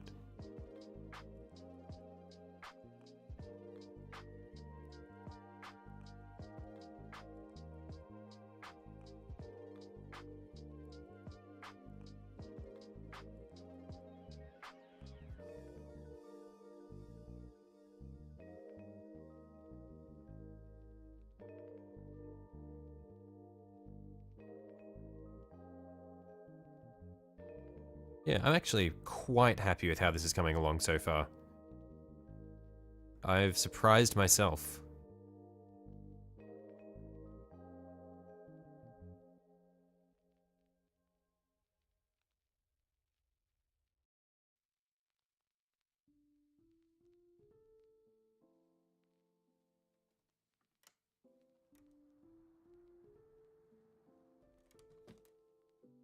Does my room smell like a nail salon? No, it's a water-based varnish, so it doesn't smell.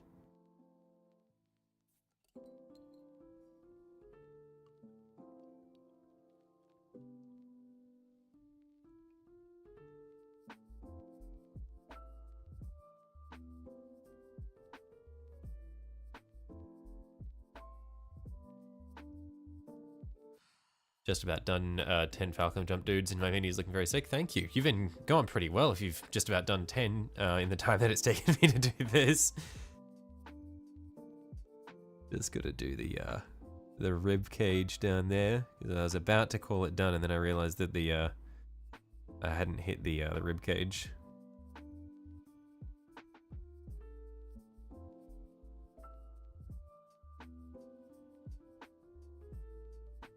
I don't know if you can really call it a rib cage though when it doesn't have any ribs, it's just chitin.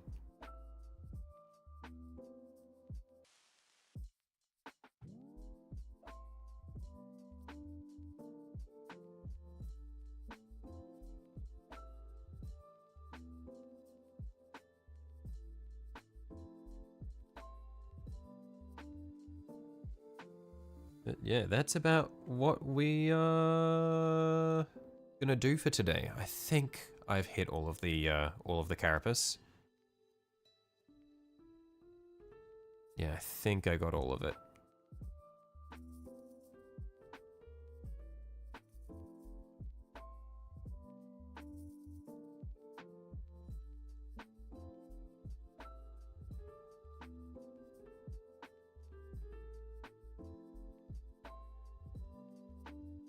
Okay, so this is what we've ended up with so far. I think it's a marked improvement from. So this was the little demo that we did for the color scheme. I think the color of the tentacles on the big dude is so much better.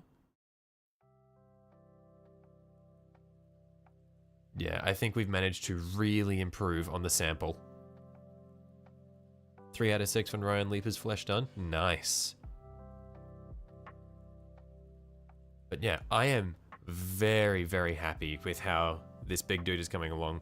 I think that the color of the tentacles, honestly, is what makes it so good. It's just the brightness of it is awesome. Because I think that's the really important thing with this color scheme, is since the carapace is all black, the other colors need to pop to make it look good. And I think we've managed to do that quite well. I also like the way the brain is looking. The gloss coat on it is really, really neat. And I like having like the little bone details around the, like scattered around there just to sort of break it all up. That's what we'll do. We'll focus on more when we go and finish it. We'll like add some more little bone colors like on the fingers. And yeah, I think it'll be really good. Brain is so cool. Love the glow. Yeah, I'm very satisfied with it. Yeah, but I think we'll probably call the stream here for the day. The contrast between the carapace and the skin makes tyranids look really good. Yeah, I think that's the most important thing for me really is like finding a nice split between the carapace and the skin. And if you like, I think we've managed to do it really well with this one. We didn't really do it that well with the little dude. The contrast just isn't there with this guy, but we've managed to do that here. The main difference we had was for this one, the tentacles I had just slap chopped with gray sear. So I just dry brushed gray sear onto it and then did snakebite leather over the top. But it's just too dark and too neutral because there's too much of the black primer showing through, and the gray sear is just really neutral. Whereas here, I just manually just painted a relatively solid coat of Ushabti bone onto the tentacles, and then did the snakebite leather over the top of that. And I think just because it was a more solid layer of bone, and because bone is it's a much warmer color, we were able to get a really nice vibrancy out of the flesh. But yeah, I'm probably gonna call it here for the day. Been going for 5.5 hours now. Holy shit, that time got away from me. Thanks for hanging around, everyone. Been great to talk to you all. I know there are some new people in chat. It was nice having, nice talking to everyone.